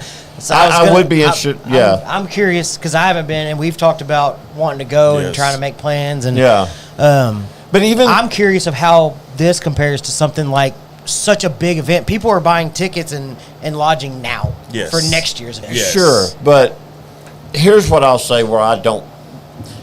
If you're Kentucky Bourbon Fest, 99.9% of what you have there is Kentucky bourbon. Yes. I don't want Whiskey Fest to be this isn't Bourbon Fest. Yeah. Right.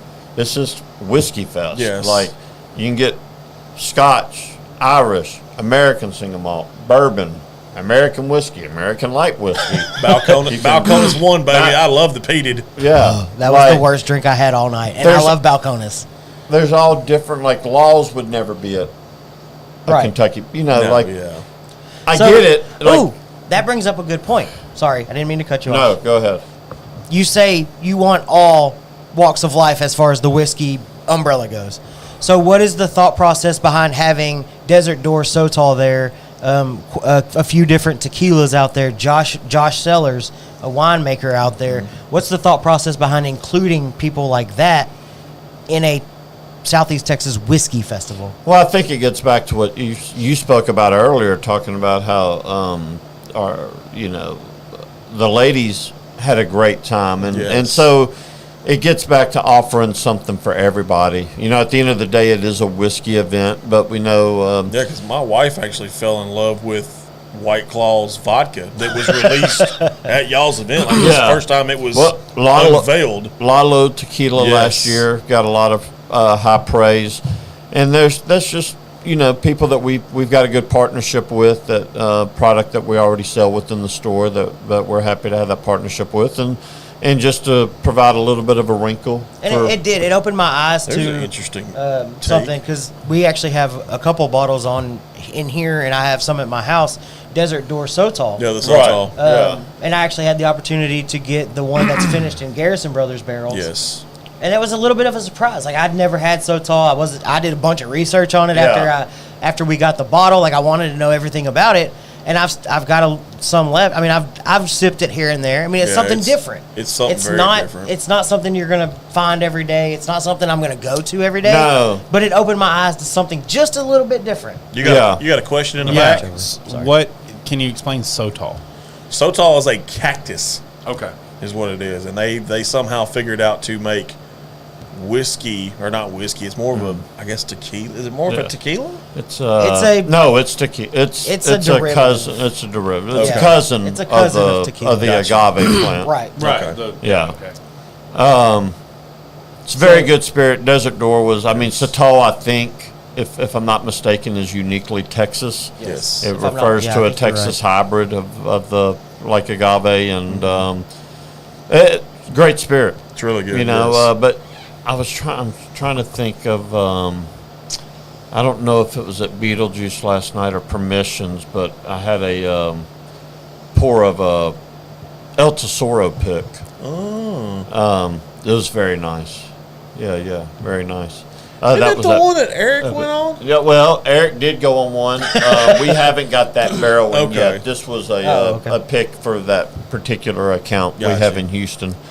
Yeah, Beetlejuice. If y'all find yourself in Houston, they make a freaking fantastic pizza. Beetlejuice. Yeah. Because you can't say it 3 times. Right. Yeah. Yeah, and That's he's got Beetlejuice 2 now, another location. Good guy. Beetlejuice So too. I don't know if Eric's comments because he works for Longhorn and you're here and he has to say things like this. I don't feel he But does. Eric said I had a couple that goes to the Kentucky Bourbon Fest and they said Southeast Texas Whiskey Fest blew it out of the water. Hey, can you not? Sorry. Please silence all phones. I know from our own experience, and I we've know. talked about this, like Beaumont versus Texas Whiskey Fest out in BK God. was daylight and dark different.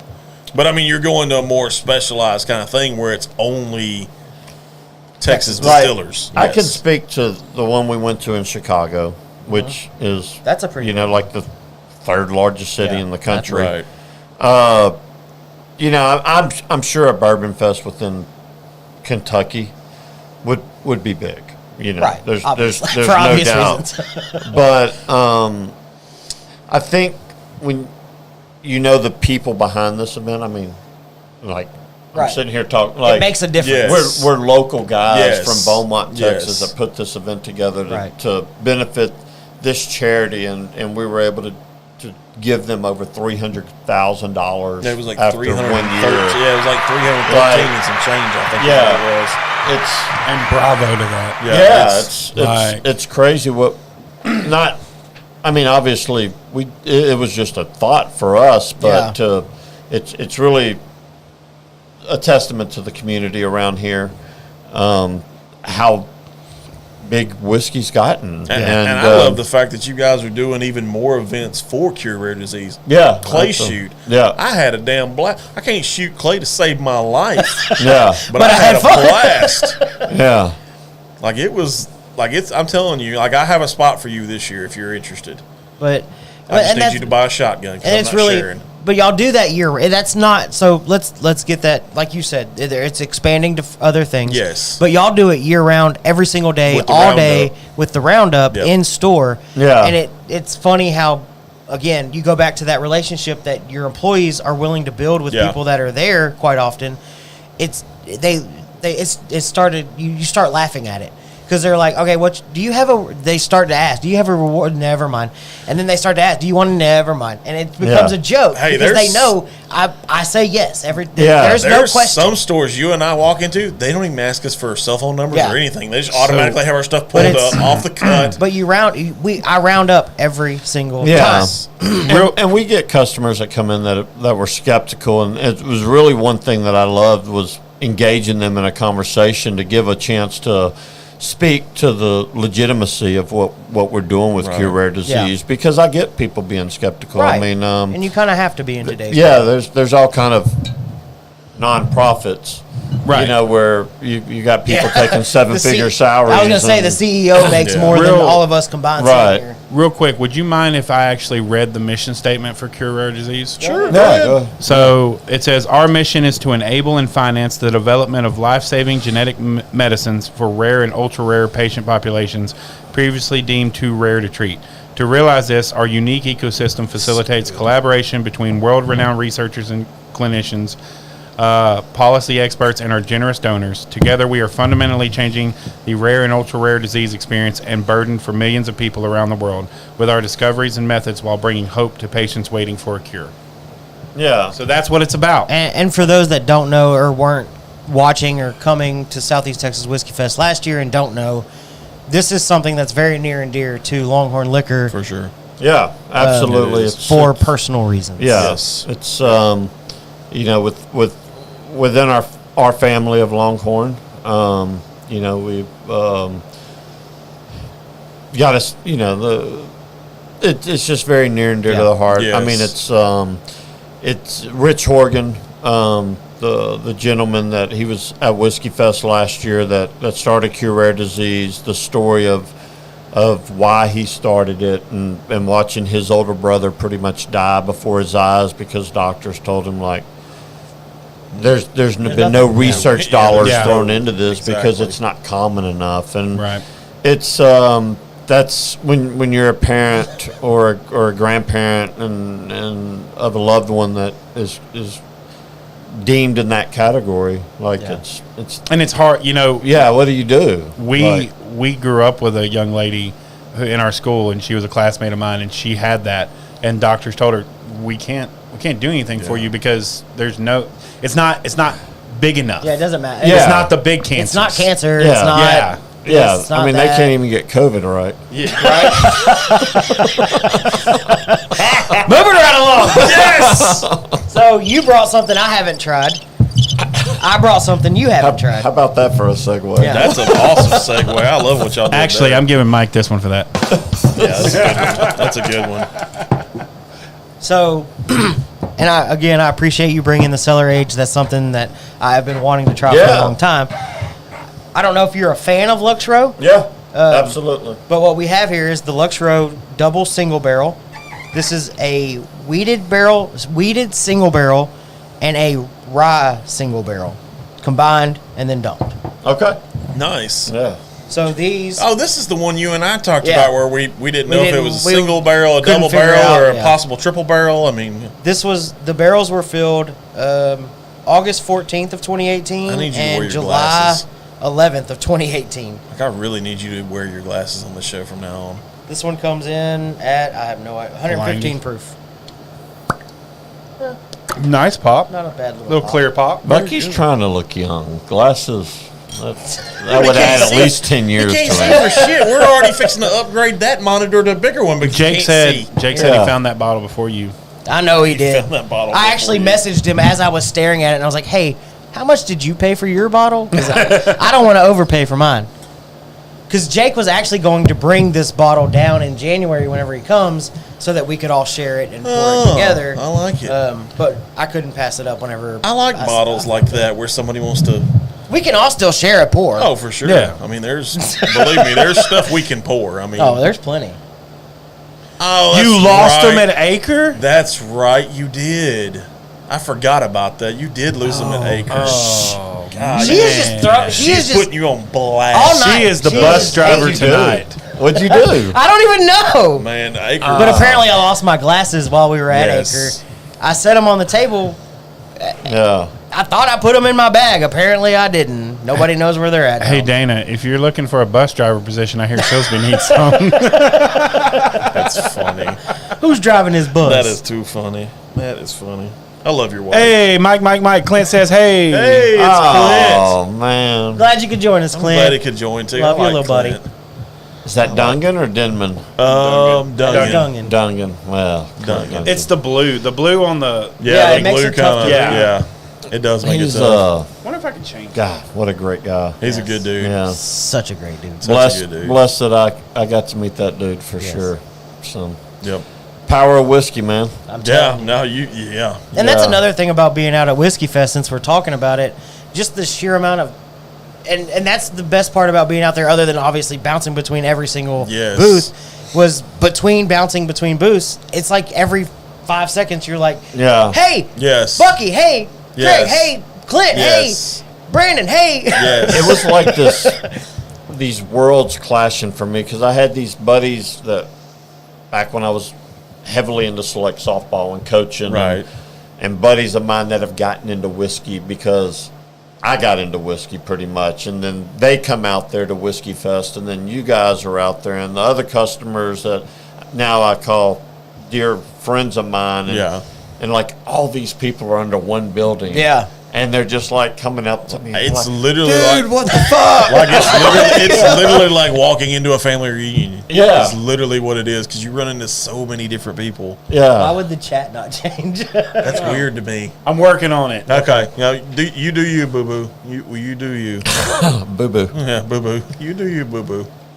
It's all good. All right, let's get into this. So this is the Lux Row. I'm calling it the triple barrel. I don't care what anybody says. Yeah. There's not a ton of ethanol. Like, No, it's really not. I can go pretty deep. Don't. No, you don't. No, you can't. I was waiting on it. I've been good tonight. Damn it! I said I don't want to spit whiskey out. Ooh, That's really good. I got like this little green apple type Yeah, thing going on. like a with green this. apple honey crisp kind of Ooh. combination thing. That's good. I know. That's what I said. I'm like, man, What's the proof on that? 115. 115. Yeah, that's. It's every bit of Man, there's 115. this appley Yep. thing going on. That is nice. I mean, you can't just walk in and buy that bottle. No. no. 4 grain mash bill. No, you can't. That's quite the treat. That is. That's very and it's good. well worth it. Yeah, it's different. I like it. It's very good. It's got a lot going on. A lot Jake, there's Jake a lot that's of not fair. There's a lot of Hey, you got it pink. Fantastic. I can see that. The blue Yeah. the blue's kind of hard to see. I'm not gonna lie to you. The blue's hard. Is the pink better for you, Bucky? Yes, Yeah? the Yeah. pink's better. Yeah, you can leave Yeah, I it. had no idea who was commenting. I was Yeah, he was just guessing. based off of what they said. Bucky loves pink. That's right. Yeah. Pink is my favorite color. See, we're back to the musical Back to thing. the music. Yeah, Back to Listen. the music. Man, that's really good Yeah. though. I'm Yeah. I I'm like glad I picked that one up. Yeah, that's a good one. So yeah, everybody make sure they go out and get their tickets. Yes. VIP. Yes. Almost sold out. So You said 5 more? Yeah, roughly. yeah, probably. Yeah, probably As of right now. Probably by the time this show's over, maybe none. Yeah, maybe none, and that's it. There will be no more released. But still a lot of value there for general admission. Oh my! Yeah, that's the general- what we yeah. got last year. That's what we got last year, Again, was we had the a GA ton of one, fun. Yeah, I think it's a great value for the Yeah. the amount of whiskey, and plus it comes with it's fully catered. Everybody Yes. knows last year, and there's Will it be the same? some beer. Yeah. There's live music. I love the fact that y'all are throwing the beer aspect in with Buxton this year. That's man, I'm something super. that I'm looking forward to. That's so selfish. But I love.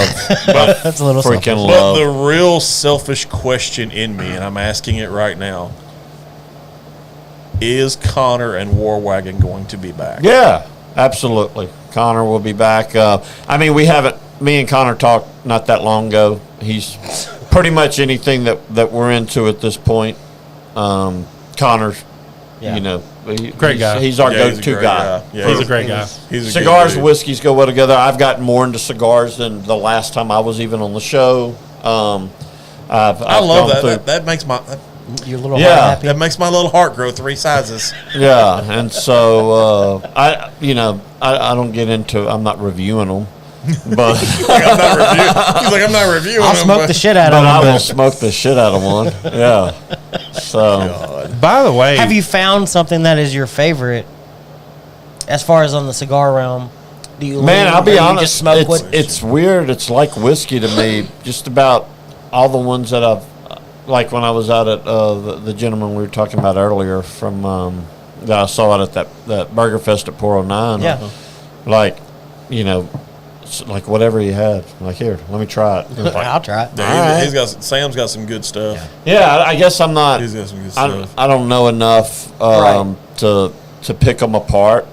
I've enjoyed, just the concept of going and sitting on the back patio and decompressing from a long day or a long week and just firing Yeah. up a cigar. Man, I'm not with gonna lie. If you're ever in Galveston in the summertime, Galveston Island Cigar Lounge, their back patio overlooks that little section of water that's next to Moody Gardens where the Okay. paddle wheel rolls. Yeah. That's a nice view. Yeah. That's a nice view with a nice What cigar. was you about to ask, John? No, I was going to make a comment. So it's been I started smoking this at the beginning of the show. Yeah. And I have not put it down yet. And it's still, like, this is Telling you, dude, fabulous. Sherwan up Sherwan, there in they're doing Dallas, some good he's stuff. got some stuff going on. Like, he's doing some really good stuff. And he's in quite a few lounges in that area, from what I understand. Like, I'm trying to secretly get his stuff down here in humidors that I frequent. So, get away from Southeast Texas Whiskey Fest for a minute, since we always have such a great selection whenever you come on the show. Very much. Whether it's stuff you're bringing, stuff I want to share with everybody, Right. whatever. Then that's, again, we say it all the time. That's the beautiful part about the whiskey community. Oh, for sure, We yeah. always want to share everything we have. Well, last week on our show, so this week is quote unquote Dear Santa week. It's whenever you're supposed to sit your kids down, they make the Dear Santa list and mail it off. If you could put, we'll keep it kind of short and sweet. If you could put 3 whiskeys on your Dear Santa list for this year, what would they be? You're going to blow his mind right now is what you're going to do. Put them on the spot. That's what we're here for. I know. Yeah. That's what I feel like we're here for. Man, it's last night I tried Octomore 14.2. That's you fantastic. wouldn't That's like probably not a bottle I'd go out and buy for myself Right. just because of the price point. I'd love it to be on my bar. Yeah. I'm looking forward to the Balcones' new release, the Cataleja, which we've talked about. That's definitely up there. Boy, you've really, I mean, I don't know. I'm such a weird consumer at this point. It's I don't go shopping too much because I do most of it. Like I'm not opposed to still going to like a Spec Smith Street. I mean that's especially when it comes to We just call it the Rabbit Store here. Yeah. We love our Longhorn family, so we just call it the Rabbit Store. Yes. Yeah. But yeah, I don't even know that I can name a third one. Oh, That's wow. how, No, there's nothing wrong with that. Yeah. Anything new and unique, it's probably something I don't even know about yet. So something I learned recently, and I will say this. In the next couple weeks, we're going to have a Westland American single malt barrel hit. You guys know me. When I pick a barrel, usually one thing that I gravitate towards, even if I don't want to, is what's the highest proof. right, Yep. always. Okay. And out of all the samples that we were presented that day, they were all wildly different proofs, and they were all wildly different finishes. And me and Mike tasted the very first one we tasted. Immediately, we're like, whoa. And it was the lowest proof. Really? And that's the one we picked. So for me to pick the lowest proof out of a sample batch, It's got to be good. That's got to be good, yeah. and it's an American single malt finished in Scotch Ale barrels. Interesting. And That's very yes, interesting. I don't know that. I mean, I definitely don't think I've ever had another whiskey finished in Scotch Ale, which Right. just the unique factor. That almost appeals goes into to an me. English strong ale type thing, Yeah. which, Yeah. we've had stuff done that way. So I am excited about that bottle coming up. One that I was excited to try, and everybody here knows I'm not the biggest single malt fan, Scotch fan. Sure. That's That's why I didn't bring any. Eric was at the Dallin store one day whenever I went in, and the Courage and Conviction bourbon cask. Yeah. He pulled it out and let me try it. I'm not gonna lie, there was a hint of that bourbon sweetness, Okay. but it was all single malt. Yeah. Like you knew you were drinking a single malt, but it was just enough that I was kind of like,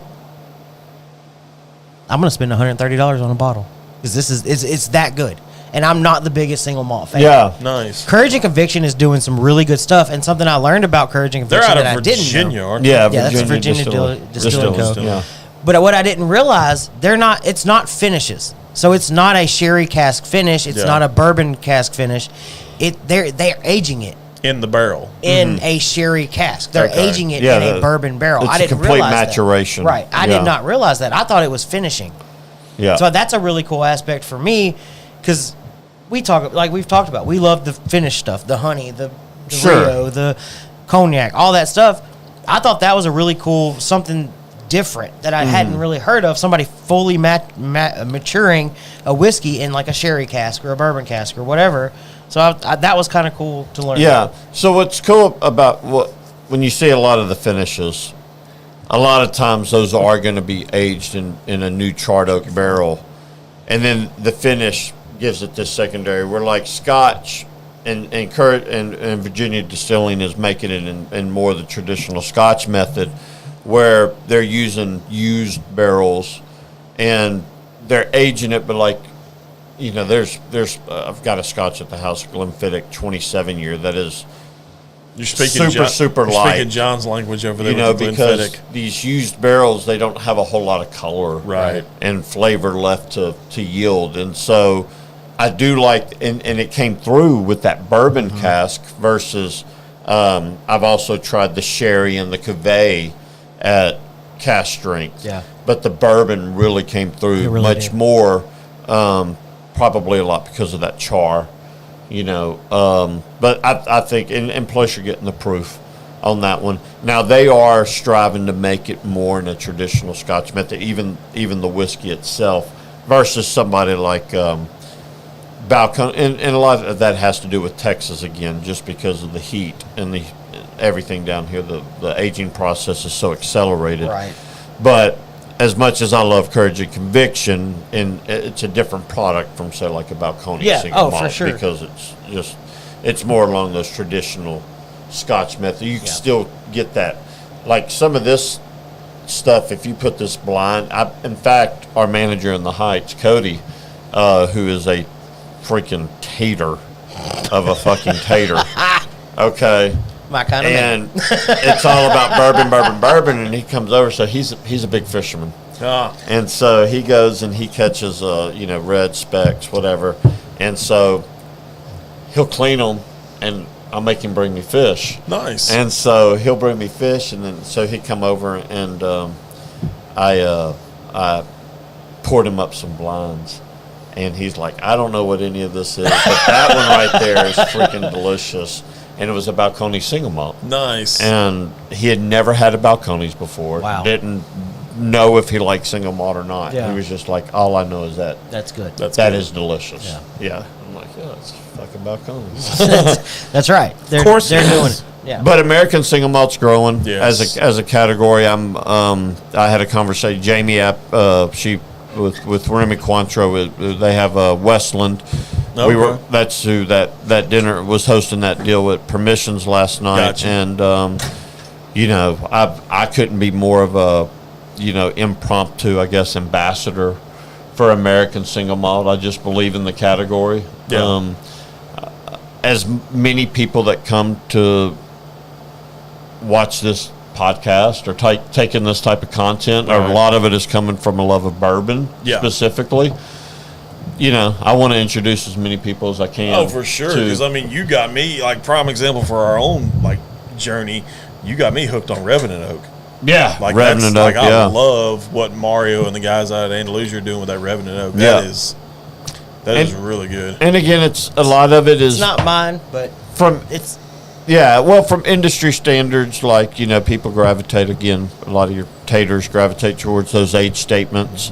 Are you calling me a tater? They love those age statements. Yes, and we're calling I'm you not. a tater. and here's my deal. I don't. But I think you're getting away from that, though. well, no, and Yeah. I could care less about an age statement. Yeah. I want good juice, Right. And that's the tater coming out of me calling it juice, but that's what Yeah. I want. I just want good freaking whiskey. Yeah. That's what Yeah, I yeah. want. Whether it's bourbon, whiskey, single malt, I don't care. I'm gonna probably avoid Scotch to save my life, but I want good. I want what's good. Yeah, and I think there's some scotches out there that I could pour you.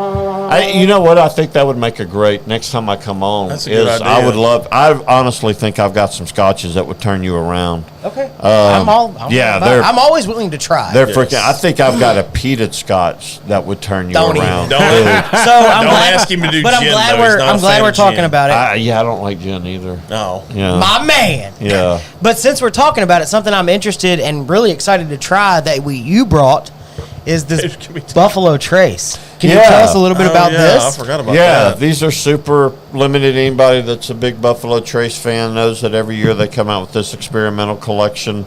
This year, one of the two different types they came out with was it was their rye mash bill with made with peated malt, and to my knowledge, that's the first like any type of experiment they've had with using barley. And so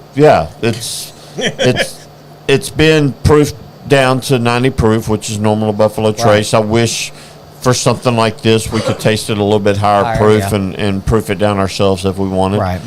But it is something that's extremely limited, more limited than anything else on this table. I'm not saying yes, for sure. You know, and but yeah, I just thought it'd be something interesting for you guys that obviously are, you know, I know that you and your little bit of adversity to barley and but yeah, but we talked about it a little bit pre-show. I think that's something I'm excited to try because of that bourbon sweetness. I mean, I like what Buffalo Trace does. I'm not going to lie about that. Call me a tater or not.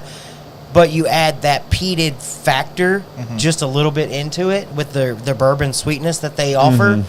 And it's something that's really interesting and gets my gears turning. You got Jake about cussing over there, by the way. Buffalo Trace equals limited. He's gonna get hot. Yes. Yeah. So I'm gonna polish this. Lexro. That's what I'm doing too. Buffalo Trace Experimental Collection, straight bourbon whiskey made with peated malt. 6 barrels, distilled in 2012, barreled in 2012. Bourbon with peated malt, mash type sweet, still proof 130, entry proof 125. It was aged in Warehouse C, Floor 1, and Warehouse D, Floor 2. Charred white oak. Independent Stave Company was the maker of the barrel. 6-month air dried. April 1st of 2022 is when it was bottled. 9 years, 5 months. 65% evaporation, and it is chill filtered. Coming in at 90 proof. I love how they're so in depth on that. Yeah, they told you what floor it was bottled on. That's cool. Yeah, that is very cool. I'm always for you know, people putting as much information. Something else I've always loved about Laws on a lot of their experimental series they put out. Very transparent. Yeah, very transparent. I'm all about transparency. That's why I like Casper the Ghost.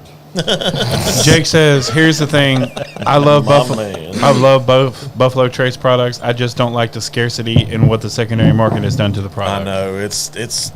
We talk about that all the time with the secondary. It's like what came first, the chicken or the egg. Right. I mean, who's to blame for that? Is it the consumer or is it Buffalo Trace? Yeah. I'm not, and I'm not trying. I mean, I love Sazerac and you know, but if it was if it was a marketing decision to somehow choke the market to create the hype that is Buffalo Trace whiskey, job well done.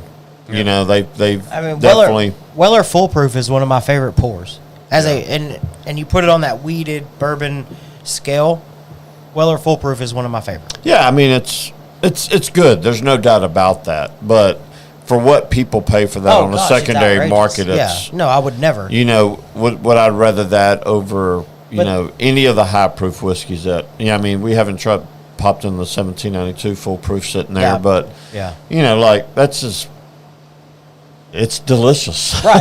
That's what it is. Like, can I buy that for $40 versus $300 for a Weller Full Proof on secondary? Well, then they're both 125 proof. And call it what it is.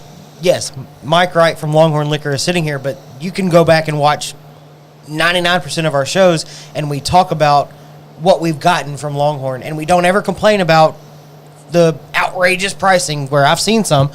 At you look in the little case and it's got a Weller something for $9.99 and you're like, nope. Last year, again, to go back to that, $10 is cheap.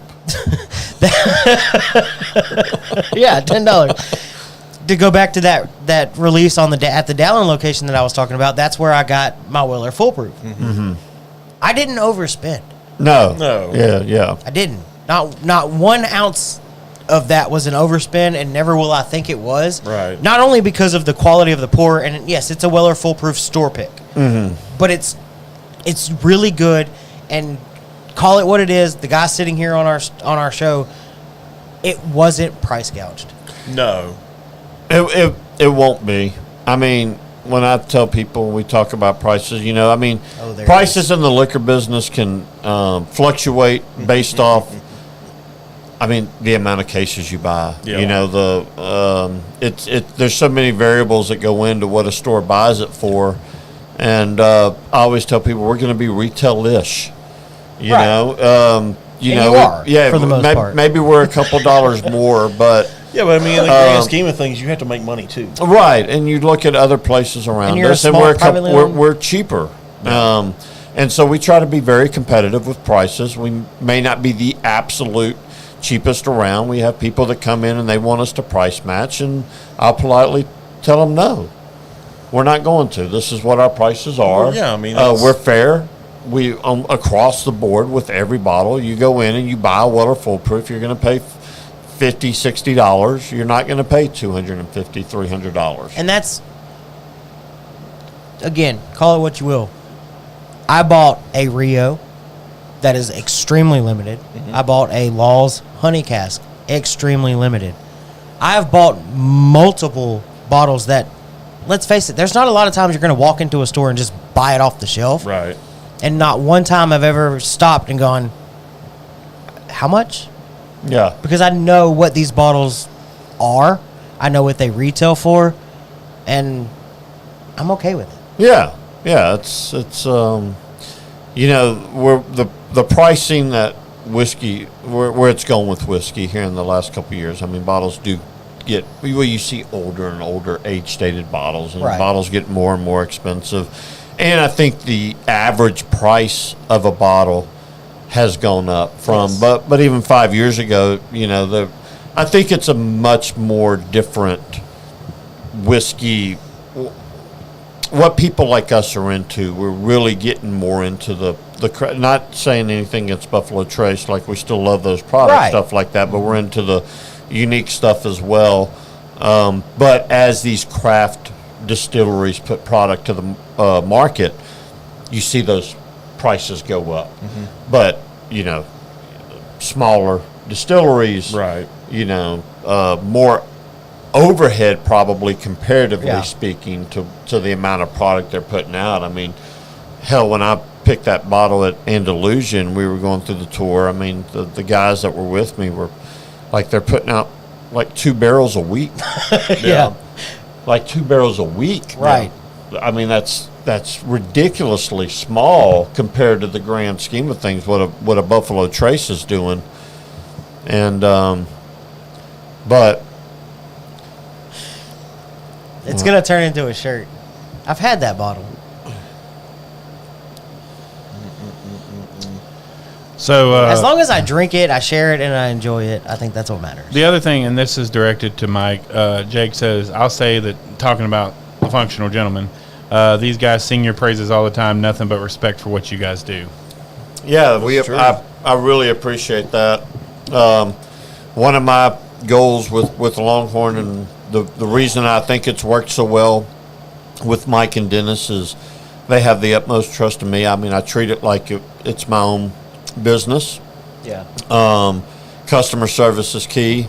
I want to separate us from everybody else out there, and I think those guys did a good job in having people like Eric and some of the OG people around to help get Longhorn to where it is today. And getting back to bring this conversation full circle of me finding myself here, and what my role is just to help continue to expand this and make it a place for whiskey lovers all alike to And you're obviously doing something right, because there's a reason we wouldn't go out of our way to refer to the other one as the Rabbit Store. Right. We wouldn't go out of our way to talk about Longhorn Liquor or Mike Wright or Mike Williams or Southeast Texas Whiskey Fest. There's something there that people gravitate toward. Yeah, no, absolutely. And there's a reason we talk about what we talk about. Well, I think that's like when you said, you know, you've been in there and you see Mike Williams behind the counter, working a cash register. You know, none of us are too good. You know, it's a family. It's I'm just a leader. I loved coaching softball. I just trying to put people in the right places to achieve the most success. And at that same time, you let people come in and give them room to kind of spread their wings. I think you'll be surprised what you get out of people. You know, for sure. He's stroking. He's stroking the bottle. Mike, you like that one, huh? That's a good Mike, I'm not one. gonna lie. That's That's a good one. It's good, huh? and That's a I good won't one. say this about anything that says peated on it, but and this is the second stamp of approval.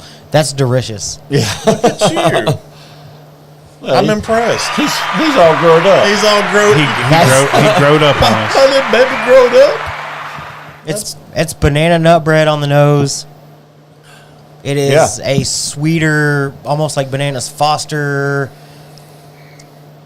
brown sugar. There's a caramely sweetness on the palate. That's, if it, like you said, if it was, again, you go back up to that 110, 115 proof range. That's probably money. Yeah. It does definitely would change the overall experience of that bottle. But what I do like that's, not very many people are going to get Not at to all. taste that and to. But that for it being what it is, that's really cool, and it's really good. It is really good. Yeah. That to me would give like don't get me wrong, I still like Balcones as one.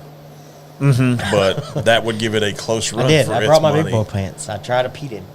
That's a good peated. I feel that's a good one for you. Yeah, I mean, really, it's so subtle. Yeah. Yeah, like I'd like to bring some it tips some so samples out for y'all. what I time. compare a lot of peated scotches to is like a Band-Aid or doctor's office. Sure, no, and I think that tiptoes that line of like a banana, almost bitter. Like it's tiptoeing the line. Like I can get it on the back palate, but it's there's so much. There's more there to it. Like it's not just that's a fucking Band-Aid in doctor's office. I don't want to drink this anymore. It's a good balance. Yeah, it's even that's an acquired taste. Believe it or not. The Band-Aid. I mean, I still get that on some of them, and some of them can be very aggressive to me.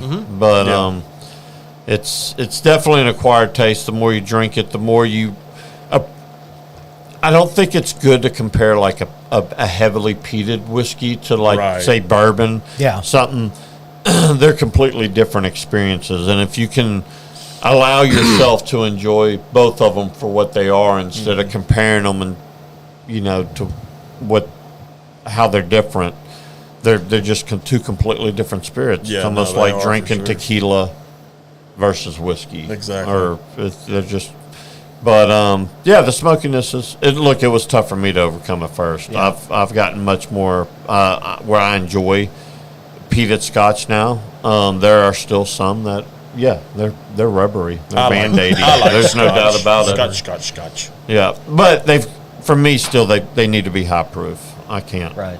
So even your Scotch. I don't fuck with that low proof stuff. But if I'm not mistaken, Scotches typically come in at a lower proof. Right? Most of them do, but there's a lot out there. And especially now with the American single malt category. That's actually a good one. And that's going hardcore. And we kind of ruined. Well, we ruined you because the first one you ever had in your life was Wee Beastie. Yeah. So we ruined you off the cut. So Have you had anything about Ardbeg, yes. Wee Beastie was the first one I had, and I was like, "Who the hell would ever drink this?" That's what. That's exactly what I said. Like I'll just go lick a chimney. Exactly. I like that. My bad. Yeah. Thanks, John. Since then, I've come to find out people have told me like, even from the Ardbeg line, like Wee Beastie is hard in the paint. Yeah, it's hard. Yeah, it is. I've heard a lot of good things about it. Ugadel, which I saw him reference there. Yeah. I personally have not gone back to Ardbeg because of that. I don't think we have neither. If you think about it. No. But I mean, I don't like. I found one on our shelf a couple weeks ago in Port Neches. It's probably been on our shelf for 5 years. It's called a Port Askaig, Askaig, 110 proof, and it was like it was Isla. I mean, like peated, and it was just it's so beautiful. Yeah, those Islas are. Yeah, yeah, they're peat monsters. You gotta watch them from time to time.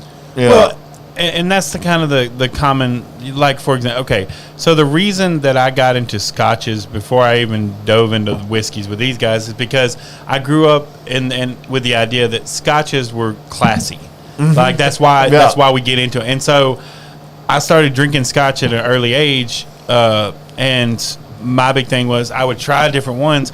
And even I can admit that when we brought the Wee Beastie on the show, I was like, okay, this isn't my favorite scotch. right. Like, it's good to me, but my palate has matured enough to be able to take that. No, because Yeah. that's like the one that what was it? Glenlivet that you brought?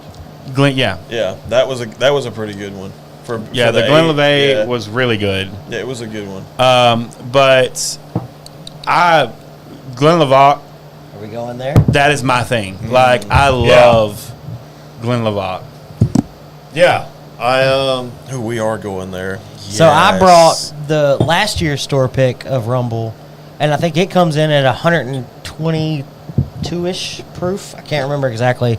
But so our That Halloween was from 2 years ago. 2 years ago? Yeah. Okay.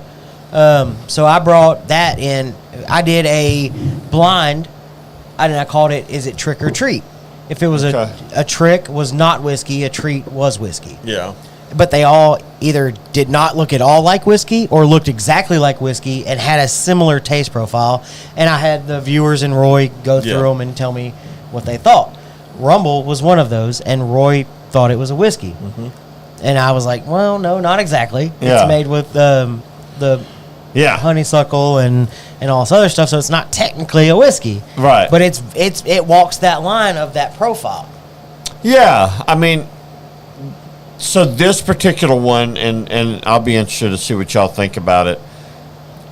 Over other variations of Rumble I have, like, you can very distinctly pick out. I don't know if y'all dabbled in some of the, like, Foursquare rums. I haven't had Like the Foursquare, high but I proof. hear a lot of good things Oh, about yeah. it. It's fantastic. I mean, you're talking about 120, 130 proof rums. Nice. That are made for sipping. So I think if you've had that experience with Foursquare, and then even some of the Andalusia brandies that they've put out, and you're used to those flavors, you can really take this and you're like, oh shit, like I taste that Yeah. burnt molasses, Burnt molasses. type thing, but yet you get this grapiness on the Glad to have other you back, side. Scoot. And so, yeah, blind. Jake, I'll let you try my Rumble whenever you come in. It's very interesting. It was put into my advent calendar last year, and I was so confused by it. I was like, Yeah. I don't know what this Yeah. is.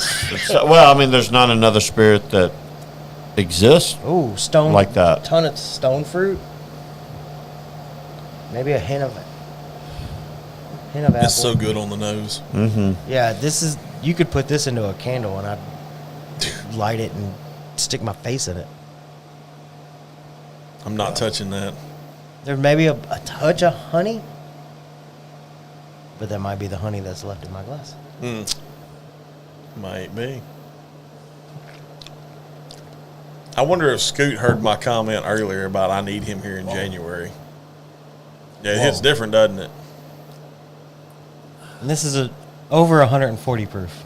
143. 143 hazmat Rumble. Yeah. So we had a question. What did about you pick at? When you picked it? What was it at? Whenever you picked it, do you remember? So, when you go to Balcones, what they'll give you is the proof. Just so y'all can see the label. Yeah, Yeah.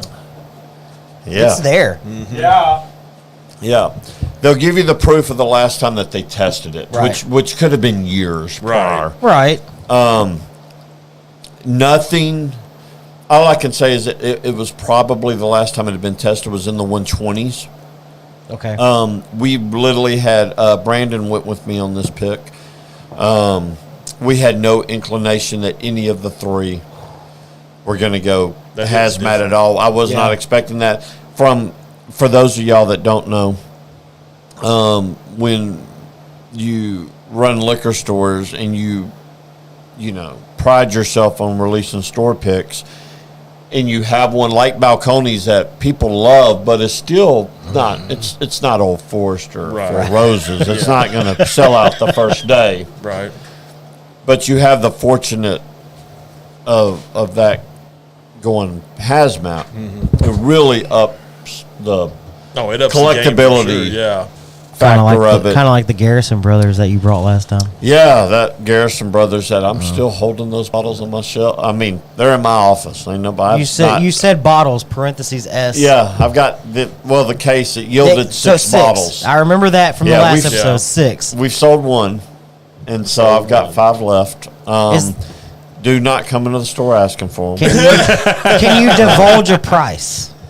Well, all their single barrels are the same, no matter what. If it was 120 proof with So yielded 200 bottles, it's the same as if it yields 6 bottles. Yeah. The price on that would be somewhere The around same. 180. Yeah, yeah, the same. 175, 180. Did you already get this comment, Jake? About he says that he feels like stone fruit is a staple flavor in the Balcones line. I would agree with that. Yeah, that dried, that deep dark red dried fruit Yeah. flavor. I call it.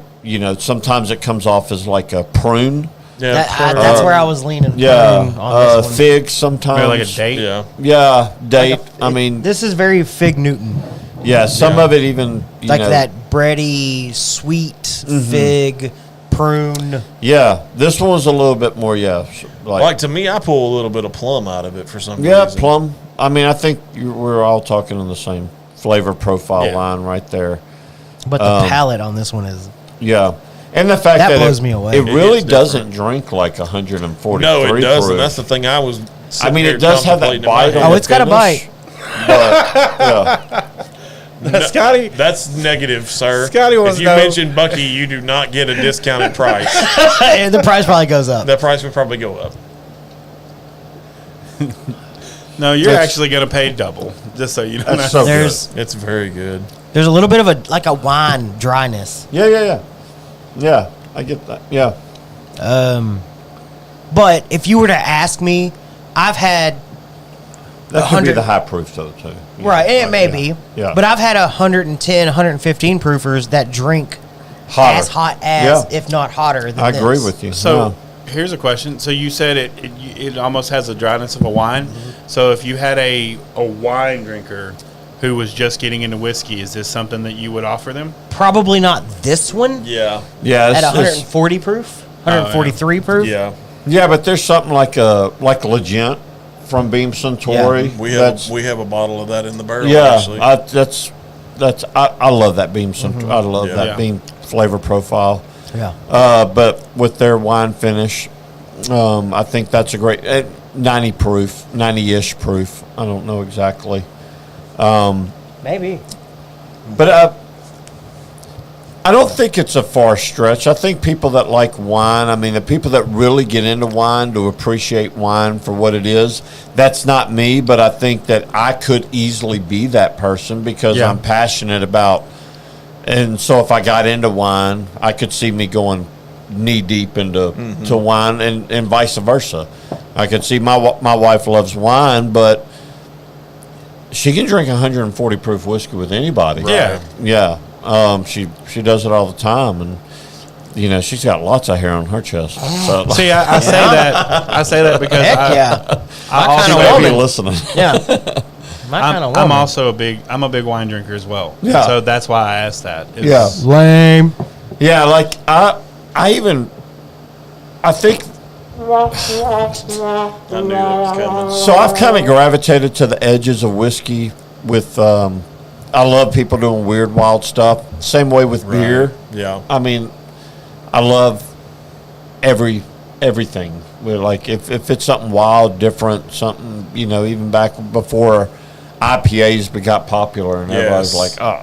like, if you mention IPA, they're like, no, I don't drink dark Yeah. beer, and I'm like, It's not, what? What? That's not. Just real quick, Yeah. Scotty. The current pour is a Rumble Balcones Longhorn Liquor store pick. It comes in at it's 71.5 proof, so 143 71.5%. Sorry, ABV, 71.5% 143 ABV, proof. 143 proof. This is aged for what?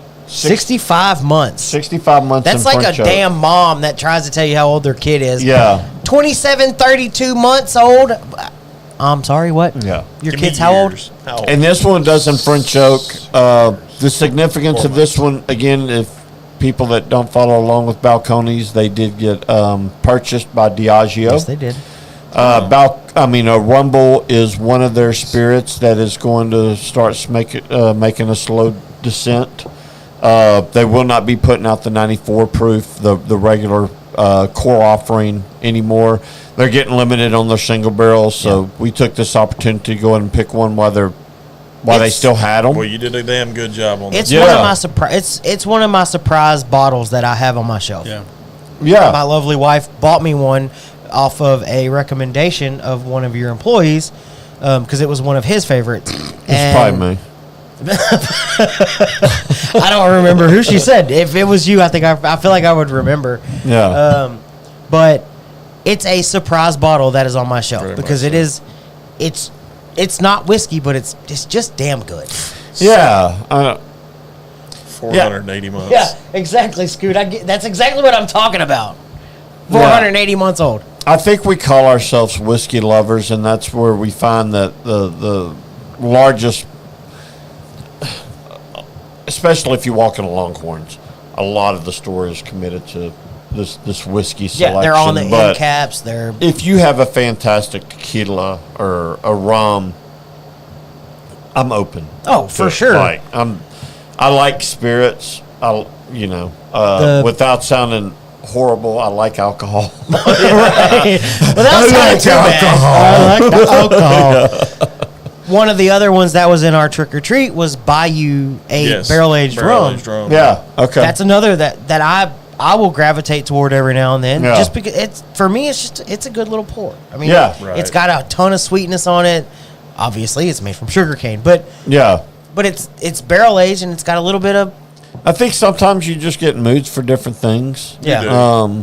Especially this time of year, people tend to, gravitate more towards the rye whiskey, in the wintertime than they would in the summertime. To me, I don't really get it. Like, I'll drink any whiskey anytime, anywhere. Right. It doesn't. To combat Scott's comment, though, I'm aged 504 months. Did you do the math? I did the math. You're outrageous. I did the math. Yeah. I did the math on how old he is, too, by the way. I'm about to do the math on how many times Bucky is breaking the stick tonight. Oh, Bucky, I can tell you right now, bless his heart, he's on blood pressure medication. Oh. So it makes him go to the bathroom a lot. Yeah. So he's got high. I mean, he's goddamn, high- we're just airing out all of Bucky's shit. He's talked about it before. I mean, This Yeah. damn thing's live, Roy. it's live, uncut, and unfiltered, baby. You say it one time, and That's it. that's where you're at with it. Yeah. All right. Question. Okay. I like questions. Your favorite moment from last year's Whiskey Fest? Man, that one, probably the moment that there was a thin line last year from where I went to running around, still maybe slightly stressed, just making sure everything went off. Right. And then at a point in the night, you get deep enough into the night and even if something goes wrong at this point, we still killed it. No, for sure. Yeah. Y'all definitely did that. I'm excited this year just because the fact that the field is expanding from what I hear. Yeah. So, and I kind of could hear you as I was walking back in asking about the favorite moment of the night. Yeah. And I'm not going to speak on a favorite moment of mine of the night, but as we ended the night and I we didn't were, ask you that question. I understand that, but as we were we were heading home, Yes. and I jumped on Facebook just to see what everybody was saying and Yes. talking about. A picture popped up, Yes. and it was Mike, and Dennis. Yes. And y'all had just the biggest smiles Yeah. on your faces. It was 9:00. It was probably 9:30 at that point. Yeah. Y'all were all had your arms around each other, and I was like, "That's awesome." Yeah. Yeah, that was Because y'all could have been standing there like, please just hurry up and take this fucking picture so I can go home. no, there was But y'all weren't. There was so much work that went into that, and for me, that had been to some of the other. Obviously, we all had been, but being to the whiskey social and stuff like that, and starting with just this thought process of, we can do this, Like, name the last time somebody said they were going to bring a whiskey fest to Beaumont, Texas. You guys. Yeah, it never happened. And so to be able to have that thought, and then at the end of the night, I remember that picture vividly. Yeah, I think Mike still had the jeans tucked in the top of the boot. I love those Republic boots, by the way. boots, yeah. I have a running joke about it. If I walk in without a hat, I tell him, I didn't recognize you without your boots, and he said, I didn't recognize you without your hat. So I did meet with them yesterday. Oh, really? Republic Boots will be back. Nice. Whiskey Fest. So anybody, we'll get Jake a pair of boots. Man, I need some functional gentleman boots. You know how badass that would be? So if anybody knows me, I will preach about anything that I'm truly passionate about and truly believe in. And I don't care how much you pay me. If I don't believe in it, I won't say shit. Not going to say nothing. And I've now owned a pair of Republic boots for a year. Thoughts? And they are fucking amazing. I literally wear these boots every day to work. I've seen every it. He really does. Single day. To the point I already had to get them resold. Wow. Because I wore them, and they put a thicker fast. sole When on you it. asked me how tall Charlie was, they are so comfortable. Yeah. Yeah. If anybody's ever into the custom boot game, ours are made of hippo. I think that's so cool. Yeah, they're pretty cool. I'm gonna have to check them out. A hippo that Mike and Dennis killed. Yes. Yeah. Extremely. That was Yeah, there's a great story behind that. But the better story is this guy's in Houston, and long before I became the Longhorn, or before he started Republic Boots, me and him were buddies. right? really. And and now we have a Heights store, and they have their stores in the Heights. Yeah. And we're about a mile down the road from each other. That's and pretty cool. He's killing it. Yeah, He's he is. the people, the celebrities he's had that's come through there that have gotten boots from. They had Ric Flair in there here not too long ago. Woo! Yeah. Yes. Getting boots, and I couldn't be more proud of what they've done over there. It's a uniquely Texas business. Yeah. Charlie's so tall. Yeah, Freakishly look at tall. Charlie, man. Look how tall. short I am. You said it. Dude, yeah. that is a great picture. Is that not a good picture? yeah, That's the dude. one we took at the end of the night. Yeah. That needs to be on the Southeast Texas Whiskey Fest website. I was meeting We had with such a Charlie good time. yesterday at the Heights location, and we were talking Charlie's about such a good lineage. guy. You, Yeah. you Such a good brought dude. that up earlier, and I was like, yes. to me, that's the one bottle that I try to use to convert Yes. That's what got me bourbon into to single malt, because it's, even if you still aren't used to the higher proof stuff, it's only 94 proof. Well, hell, For one, it's a $38 bottle. Right. right. Which Yeah, you makes it can't beat it. affordable. So, yeah. can't beat it at all. But it's a fantastic pour. Well, when we did our first whiskey bracket for March Madness, Yeah, it it won our won. bracket, and we had some And it's what pretty good whiskeys. And I mean, Yeah. we had Angel's Envy. it legitimately put me We had into some Balcones, and Chattanoogas. I never left. Yeah. Yeah. I think sometimes you just, people that are heavy into that bourbon game, especially the Kentucky bourbon game, I get it. If you try Balcones for the first time somewhere, it's going to be way different Yeah. than what you're used to. Oh, And, for and I sure. could see it being off-putting, but I think if you really go But- back to it, And that's the thing is, I've now got a bottle of Brimstone sitting on my shelf, and that's such a weird bottle. yeah, because it is smoky. But it's so. But in a good, like a it's such different way, it's not so a different. non-Band-Aid It's way. so different. Yeah. But you end up with like the one finished in tequila cask, and you end up with a Brimstone, and you're just like down this Balcones rabbit hole, and you're like, they don't miss. Yeah. It don't matter what you like or love or don't I like. think the people that love Balcones, even the misses are like these secret Yes. wins. Right, you could like. like, I'm still gonna drink that. Shit, they ain't never done this They before. didn't do that. Yeah, Yeah, you right. convince yourself like, Yeah. okay, I see what they're doing. Yeah. but you don't. So I do want to talk about an event I'm putting together. Okay.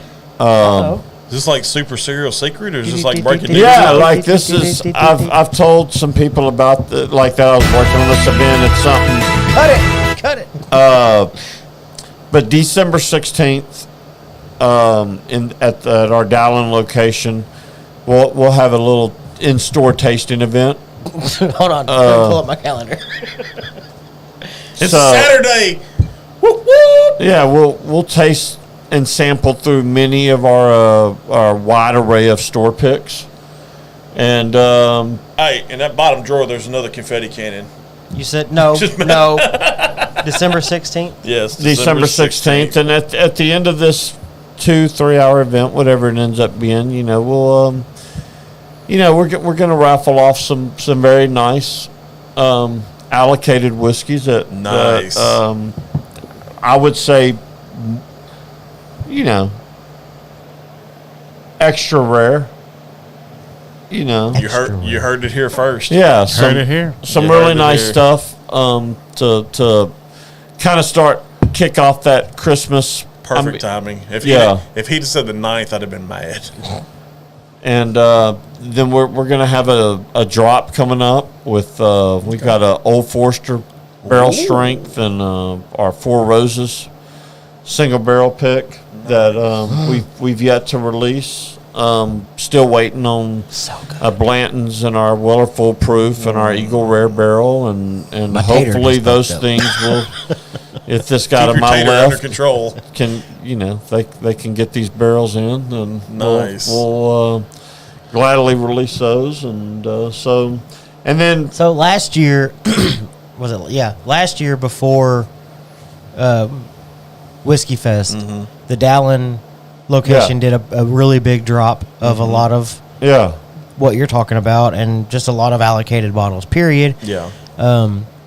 Is there any plans on doing some bigger allocated Here's- releases like that again this year? I think that's here's what what the I'll 16th say. is about. Well, We've got a lot, obviously with Whiskey Fest around the corner, Right. and y'all saw some of the whiskeys we were pouring out there last year.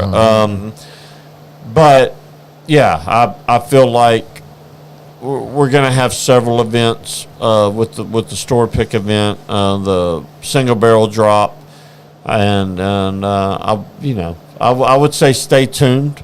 If you don't already follow Longhorn on Facebook, make sure you do. Yes. Announcements will be there, and sometimes announcements are very last minute.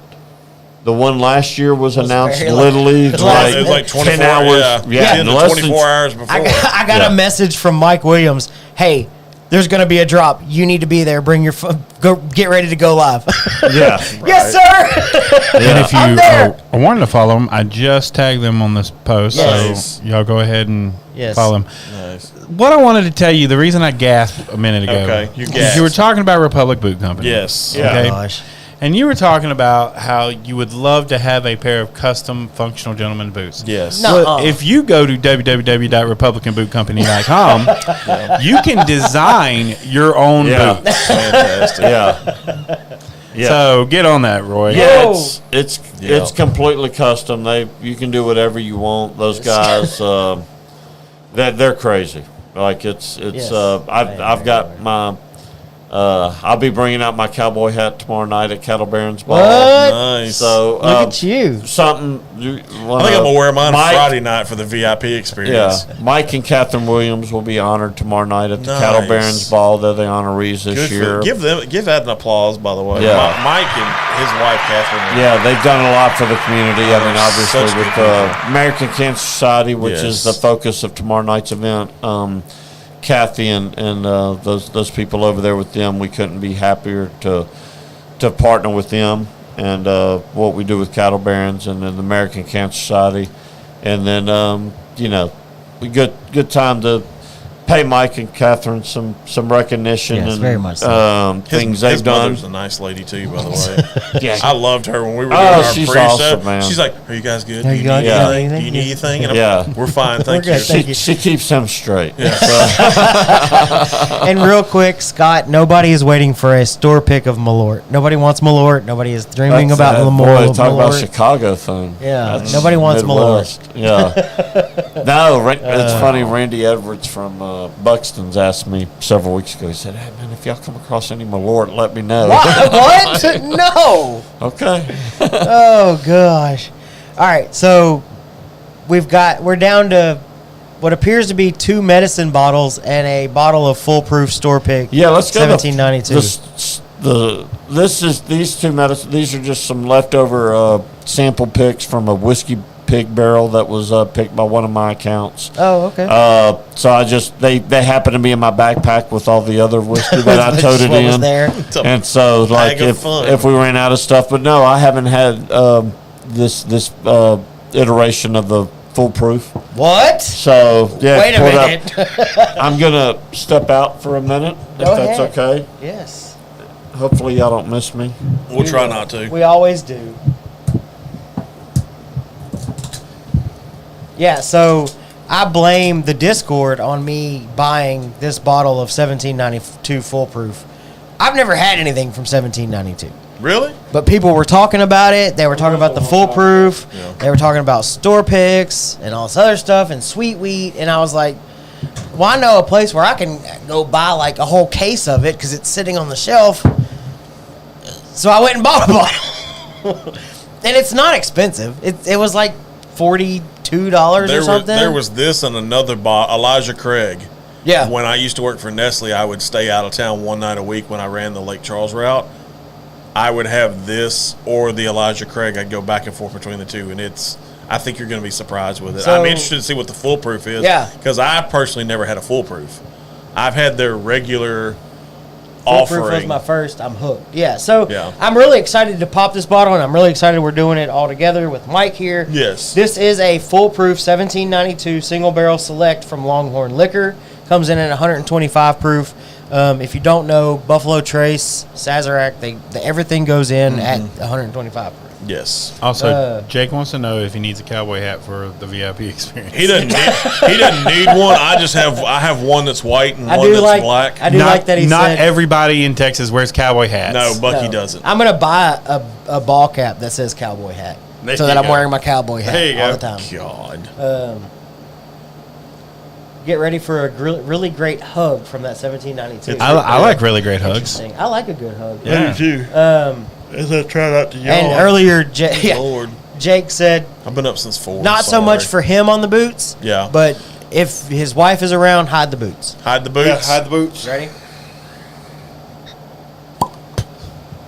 Good pop. Not terrible. No, I don't hate it. I wouldn't kick it out of bed. The bottles are interesting. Yeah, the bottle's always interesting. Big, giant, gold, gaudy cap.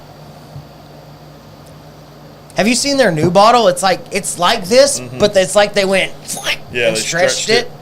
So it's like long and thin. John, would you like a little pour of this one? I'm okay. My stomach's a little Oh, his upset. tummy hurting. Oh. Yeah. His tummy hurting. I know what'll fix your tummy. Shiner Oktoberfest. Oh gosh. You've been trying to get me to drink those. We're just trying to finish them. I'm trying to finish them. There's literally somebody drank the last Yingling. I think you did last Probably week. John. I did. Yeah. So don't feel bad. I got Holiday Cheer on the shelves now. Yay. That's my favorite. I know. I love Shiners. We're going to have to get you on that. Which one is it? Shiner's Holiday Cheer. What is that one all about? It's it's got a notes of peach. chocolate, peach, and pecan. Yeah. It's got Speaking of pecan, that is pecan pie. it's got a very peachy flavor on the end, You are right. That is pecan pie. but Sorry, go ahead. it's delicious for a Christmas beer. It's delicious. You said peachy? Yeah. Yeah. It's Why like is a beer ass backwards? It's like a peach pecan chocolate the kind of thing. The Oktoberfest that we had, I said it was super like orangey and vibrant, Yeah. and that's not October to me. No. Right. Peachy is not holiday to me. I don't know, but it's delicious. Yeah. I it's feel like really beer good. is ass backwards. It might be. It might Oh be. my gosh. But there's some good. I can't believe Mike's not had this one. We actually just picked up a new beer that's going to be hitting the scene pretty soon. It's called Texas Ale Project. Yeah, I've heard of. I Yeah. haven't tried it yet, but I've heard of them. They have one called Fire Ant Funeral that I'm interested in.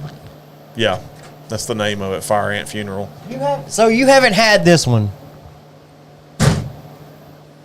Despite the fact that it's your own store pick. We come out with a lot of store picks. Yes, you do, and they're all so fucking good. Yeah.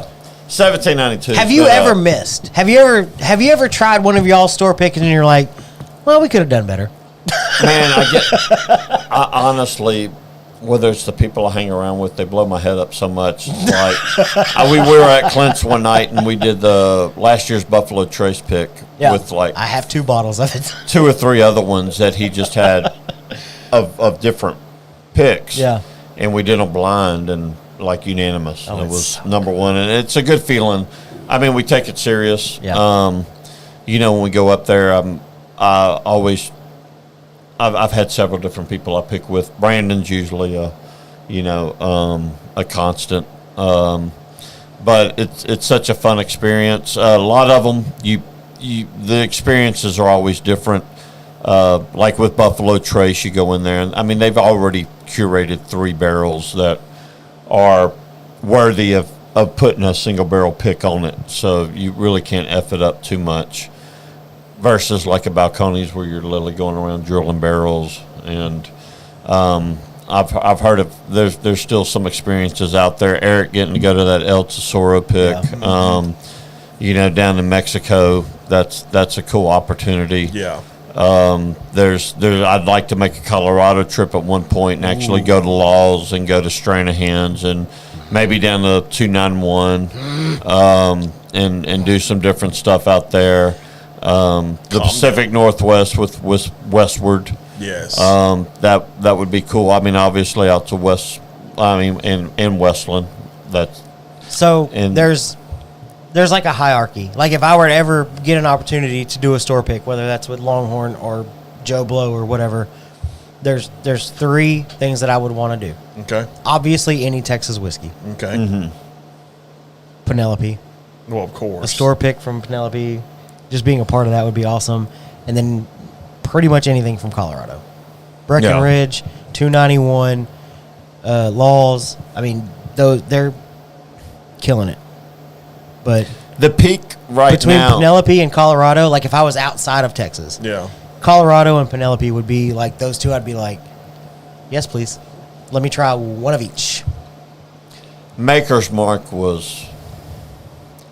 It's probably the best experience I've had. Right. You do something like Four Roses, Maker's Mark. Yeah. Those are the obvious choices. Yeah. Four Roses is different because when you pick, you're actually picking at their bottling facility.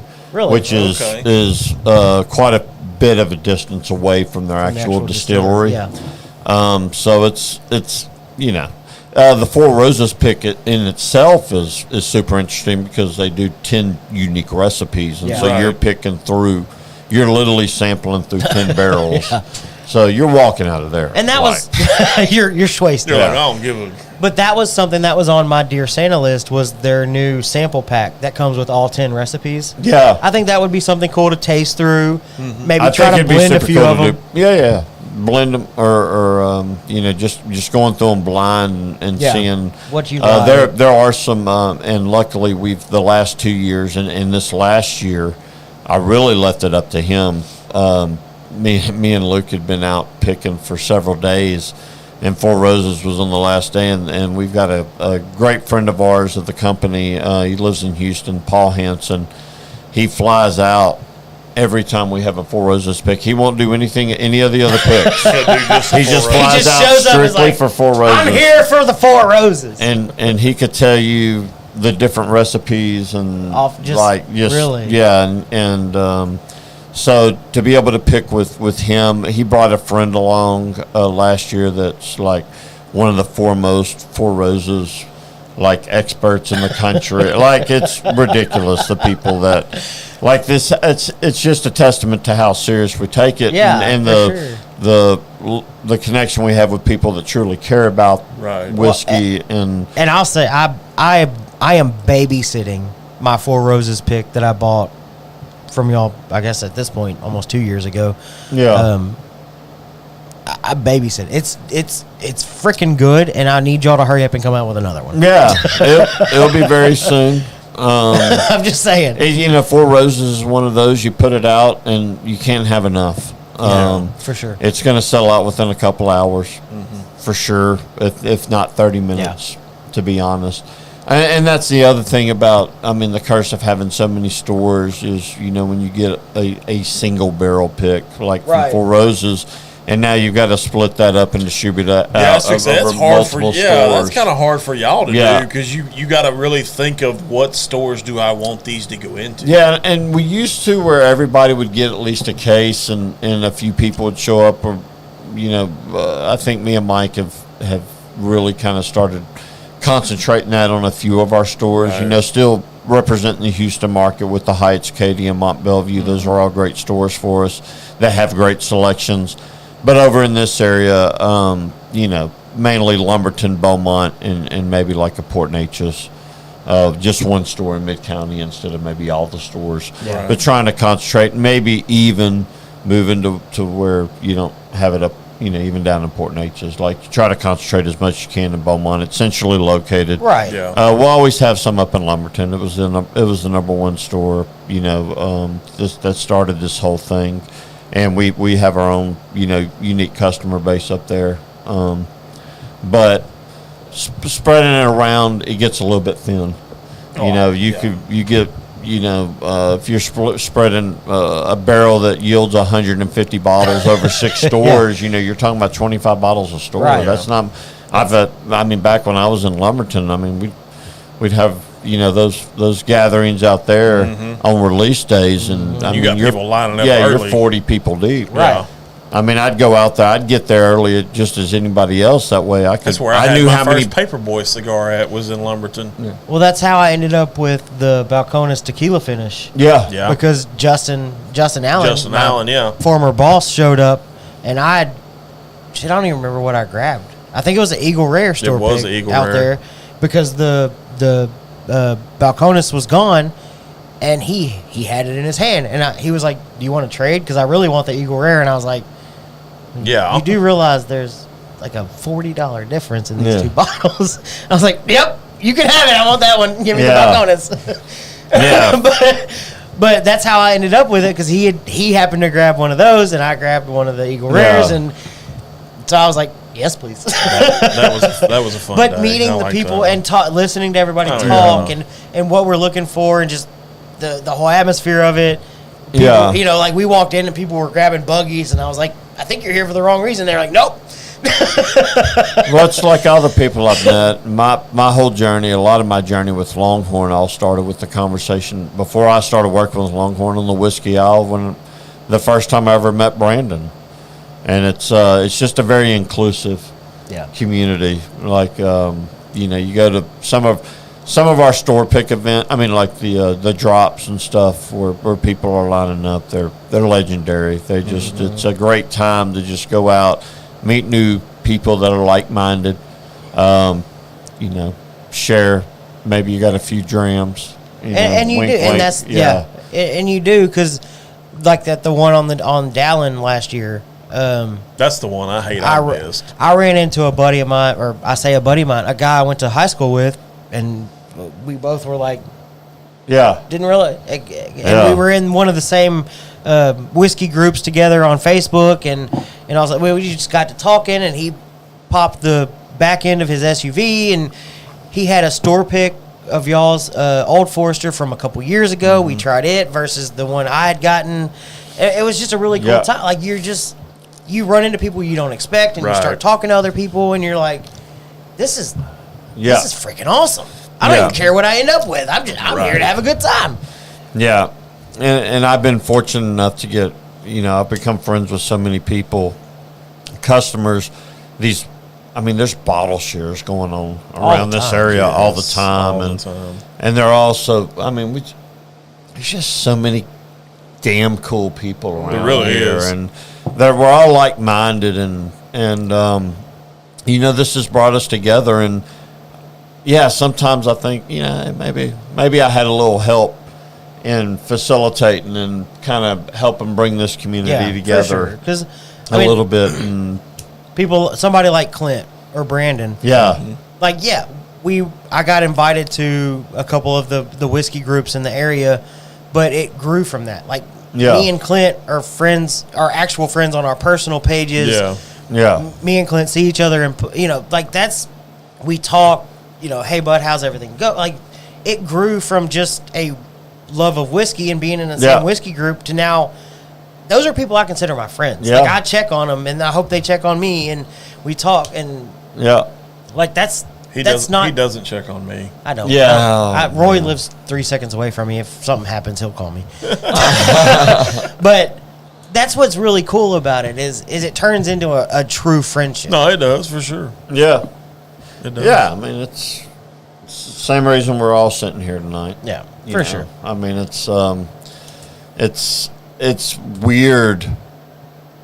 It's weird sitting here It is. and like having this conversation with people that I love, you know, over some, you know, like whiskey. Yeah. Like 5 years ago, I'd never bought a bottle of whiskey in my life. Same. But I mean, and I can say the same thing about somebody like me and Jake. Damn near talk every day. That guy lives in Alabama. Yeah. I would have no idea who this guy was if it wasn't for something like this. Right. Yeah. And we talk damn near every day. You know, he told me some news that I can't share on air or anywhere else. I'm not going to tell anybody. But he felt comfortable enough with me as a friend Talk about a teaser. to talk about something I know. with me. You And slut. but there, Show me the but you turn into friends beyond what you thought do. you'd ever be. You do. No, absolutely. You go from talking about whiskey to talking about your wives to talking about your lives to talking about work to all of a sudden now you're bitching about fuck these people. I don't even want to be here no more. Blah blah blah blah. And Yeah. it just turns into something that's so. I never say that. I love outrageous. all of my coworkers. You're a liar. No, I seriously do. Like, have you met some of the guys I work with? Giglio's got some really cool They people. really do. They've got some really cool guys that are sales reps and Yeah, I like and, managers. And it's the same thing with Scott. Like he was sending me pictures Our from buddy Jeff. Oh. Best job, Yeah. best job I ever left. Best job You I know, ever Scott loved. was sending me pictures from Kentucky Bourbon Fest. I actually used one of his pictures. You can see the dash of his Jeep in one of my TikToks. He's sending me pictures of him at the hockey game. Like these aren't things you just randomly do. Well, it's also the power of like this type of platform, the internet in general, where we're able to reach out to people and, Oh, yeah. and make those connections, and it's special. There's no doubt about it. for sure. And it's moments and friends and people like I'll cherish forever. John called. Now- Yeah, John Roy John Bucky a called slut. Bucky a slut. Yeah, Jake almost moved here a couple months ago. Right? There's still that opportunity, Jay. There's other people talking But about you're- moving you're here right. too. Damn it. Dang it, I can't. I feel bad that I can't remember the guy's name, but the guy that ran up to us last year at Whiskey Fest and was like, "I've been watching y'all show on Facebook. Yeah. I'm just so excited y'all are here and finally get to meet you." And we all hung out Yes. all night. Yeah, that's That was Yeah. cool as shit. There's Well, a picture of us floating we around had all at together. one point, we had like a little pod of people that we kind of halfway, like I knew, but you kind of halfway knew with Mitchell and Jazz and that yeah. group that was walking around. And I mean, it's just. that's only going to get bigger because I don't know, it's now just you so got, cool. you know, Ryan and Stephanie will be at Whiskey Fest. Yeah. We know that already. Yeah. So they missed last year's. shout out to Ryan. Yes. You got Jake coming in from Alabama. If Scotty doesn't know, he needs to be here in January because I'm going to be hurt if not. All right. Favorite store pick that you've done this year that you can talk about? Well, I can talk about any of them. Yeah. I know it's I picking mean- your favorite kid, but It's No, he has a favorite. Everybody. you know, probably my favorite was one I'd never done before, and that was a very cool experience. Was actually doing it at the distillery. Was the Old Forester barrel strength. I'm a massive fan of Old Forester. Yes. I'm probably mostly into makers at this point from a bourbon standpoint, but Old Forester was my first love. the Old Forester single barrel 1920 picks are. was probably the first 1920, real bourbon that I 1910. yeah. Yeah. But the store picks are fire. But Hey, it's Mandy. Fantastic. The this, social this- media coordinator from Acre. Oh, Yeah. hey, Mandy. Bucky's like, who? I was confused. Justin and Keegan. That's the guy's name. What? Justin and Keegan. Justin and Keegan. The guy that ran up to you and was like, "Oh my God, you're here!" Husband and wife. Yes, Justin and Keegan. Justin and Keegan. The single malt from Laws that's going to be coming out just because, like, they're not making single It's malt not a anymore. thing. Yeah. It's not a thing anymore. Like, that's going to be like They just announced their Rick House pick. Forget or how their much Rick House you release. You love it or like it, or maybe you don't like. That's never going to be made again. Which Like, means it's the got to end up on end. my shelf. It's the end of something. Yeah, like I want that on my shelf It's the that I end can of, go it's back the and end visit. of Bedlam. I don't want to talk about it. You don't want to talk about It's it. too soon. Too soon. Very too soon. Too soon. Who do y'all got this week? West Virginia. Oh, y'all win that one. God, I hope so. Y'all win that one. You can't. There's no way you can At this go. point, I don't know. There's no way you can go. There's no way you can not beat West Virginia. Oh gosh. Well, just hopefully I went out and you'll go into the playoff. I mean, the That's not championship with Texas. That's not happening. That's done. No, I don't think. I think. Wait, there's still a chance. Okay. I think when they lost Bedlam, that kind of sealed it for Oklahoma. There's still a chance. You'd have to But have as a lot far of as help. a conference champion, I Yeah, mean, there's still a chance. Yeah, that's right. There's still, still a a chance. They've only chance. lost once in conference. Oh, they've The lost only twice. the only problem Oh, yeah. is Kansas, now yeah. Kansas and Oklahoma State own the tiebreaker over us. So Yeah. we have to basically win out and hope. Dude, anybody but Texas, please. Right? That's what I'm Oh, I like our chances. So who's your team? He's an Aggie. A&M. Oh. He is the dumpster fire that is College Station right now. A&M. At what Hey, point? man, At what point are y'all going to college fire football Jimbo Fisher? Is yeah. I mean, look, like at the time they hired Jimbo. It says a look, lot when we had our star wide receiver decommit from A&M.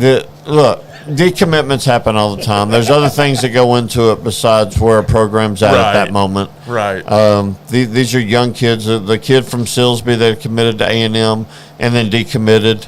His The teacher Taylor. or whatever came out and whatever said, you know, they didn't understand why he ever committed to A&M. He was always in love with LSU. You know, I mean, like Yeah. you're talking about young kids and Yeah. and recruitment. To me, like it's big to a degree, but it's a joke. It's coaching, man.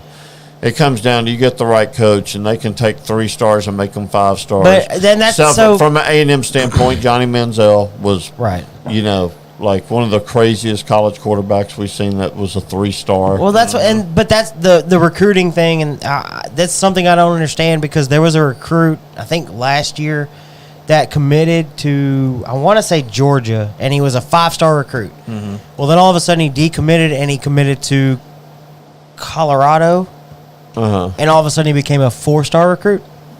How can you change it just because of the school he went to or decided to go to? You don't Yeah, I don't know change a that. star. No, you don't. I'm sorry, but if you're a 5-star, you're a 5-star. If you're a 4-star, you're a 4-star. Doesn't matter where you commit to. And again, those stars are based off of opinions. Right, you but know, it they- shouldn't you can't change because measure- I committed to No, Georgia versus absolutely. Colorado. Absolutely, but I think as fans, I'm one of those people that put a lot of stock, of National Signing Day. Yeah. You know, And I like, am too. look how many 5 stars we got. Exactly. Ooh. Yeah. But Like, that's what we do. but at the end of the We're day, fans. Yeah.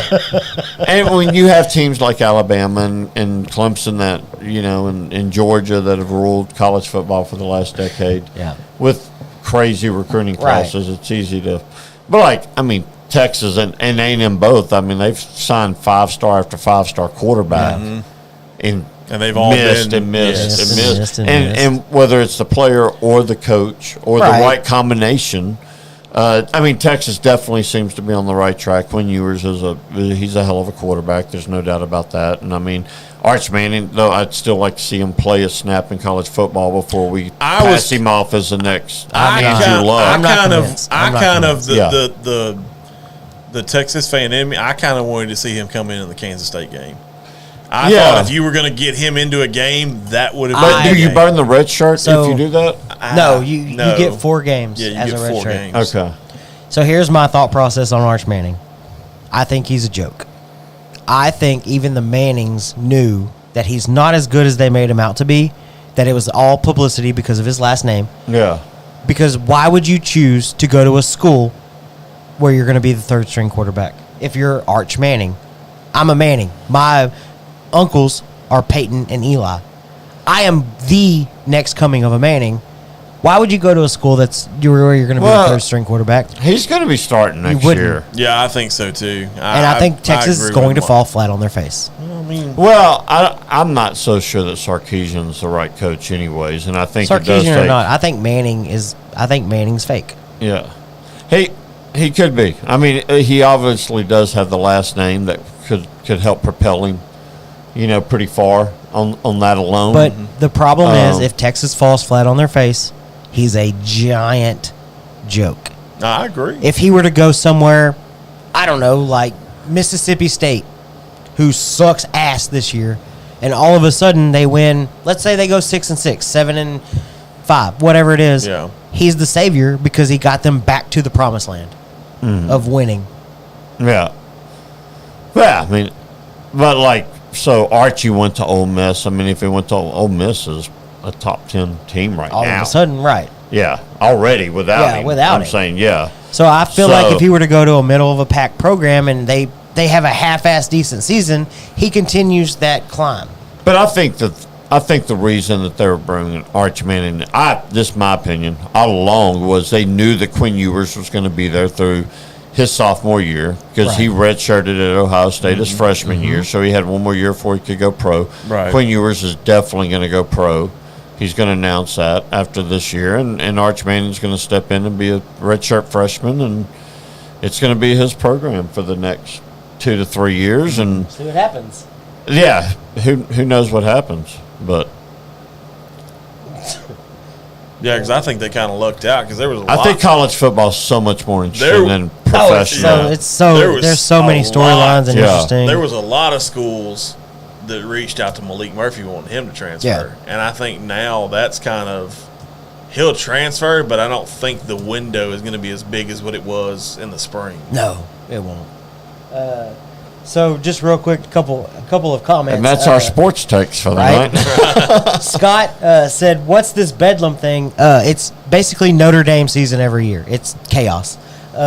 Jake said, "I just hope Tennessee continues the tradition of being Missouri's daddy tomorrow. 3 years running of hanging 60 on them." You got to watch Dark Mizzou. Yeah, Dark Mizzou is a thing. It's definitely a thing. I like Tennessee in that game. They hung with Georgia. Yeah. I don't know. Yeah, Dark Mizzou. Jake again said, "Fuck Alabama and their pissing football Piss stadium." Ant Stadium. Piss ant. You can't I agree, argue Jake. with the success, though. I mean, Scott regardless. said, "Hell, we brought in an amazing transfer quarterback this year and absolutely destroyed his future. Our coaching staff is a dumpster fire of its own." And he's a fan He's of... a Notre Dame Oh, fan. okay. Yeah, that's why I said, "What's Bedlam? It's chaos. It's Notre Dame every year." Man, college football is so cyclical. It is. you It's know. fun. But it's a ton of fun. I love college Texas is as big of a brand football. as ever. as anybody's ever been. And they haven't been relative since 2009. So Yeah. 2000, Right. If that 2009 maybe. Yeah, 2000 I'd say was the 2009 last when time they played for a national Yeah. title, national champ. which was against Alabama. But So, That's I mean- the game where McCoy went out in the first quarter. Yeah, that's what it was. yeah, But yeah, I mean, I love college football. You notice I do nobody's too. I mean- talked about LSU at all? They had none of one us. good year I mean, look, LSU. and then sucked ass and fired their coach. Thank LSU God for Hey, Joe Burrow. hey, bro. Thank God for Hey, Joe bro. Burrow. We've won more national titles in the last 20 years than you've been in even playoff contention. So I don't want to hear shit from you. Have you? Have you? When's the last? Have you made the college football playoff? We won the national title a year ago. Look, I will A say year this ago. to 2 years Bucky. ago. Years ago. Joe Burrow. Joe Burrow. Joe Burrow. I mean this sincerely, Bucky. No, I'm like, just. You've got Oklahoma's got their work cut out for No, them that's for damn sure. next year. I don't know. I mean, as much as I love the hire, I don't know that he was the right hire because it's bringing him back. Understand that You know, Venables was a previous assistant coach. I like the hire, but I don't know if it was the right hire he had this for massive personality, so everybody knew the right. name. Exactly. You know, like, oh, he's the guy that The had problem- to be held back off the side. He Yeah. cares so much. Yeah, exactly. They have to hold him back, you know. And maybe moving forward in the SEC, it'll translate differently because our defense has looked a little different this year. Yeah. A little better. So hopefully it translates a little different. But if you're asking me if it was the right hire for a Big 12 coach, I don't think it was. Yeah. But Yeah. we'll see going forward. Scotty, you Yeah. can have Kelly back, by the way. I I don't want it it. may translate better in the SEC It might. than it did the Big I- 12, who which is knows? big known for And big offense. It's going to be interesting to see what Jackson Arnold does next year with this being Dylan Gabriel's last year. Jackson Arnold was a huge recruit coming in. So I'm really curious to see Booty's what he's not got. going to be the quarterback? Oh, God, no. Booty's been in the program for like 4.5 years or some Okay. shit. Just because he's got an underwear sponsorship just don't curious. Scott's, nope, Dude's no name is takebacks, no General returns. You're not taking Brian Kelly back? If my name was General Booty, I'd have underwear all day long. General Like, Booty. my General face Booty. would be all over underwear. That's like Your face kind of is all over underwear, isn't it? Oh, well. It depends on who you ask. God. It's all over my underwear. Well,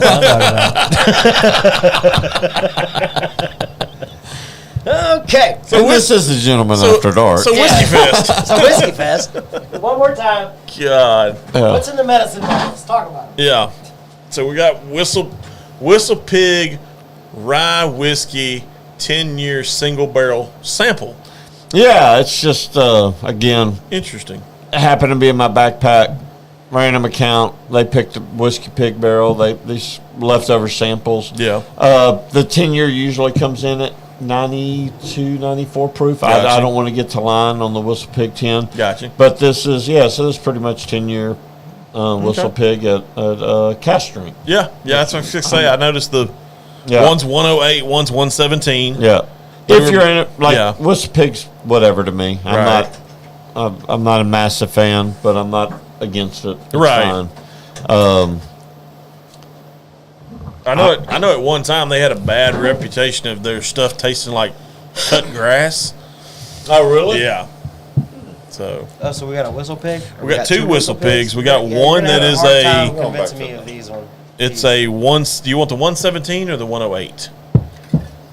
Are they the same? No, they're different. They're different barrels. The one I'm looking at that's on my left That's why they have is different proof. barrel 19129, and the one on my right is 199445. Oh. I want the one that ends in 9. The one that ends in 2-9. 2-9. 29. All right, so we got I'll take the 45 Whistle after Pig Rye Whiskey 10-year single barrel sample.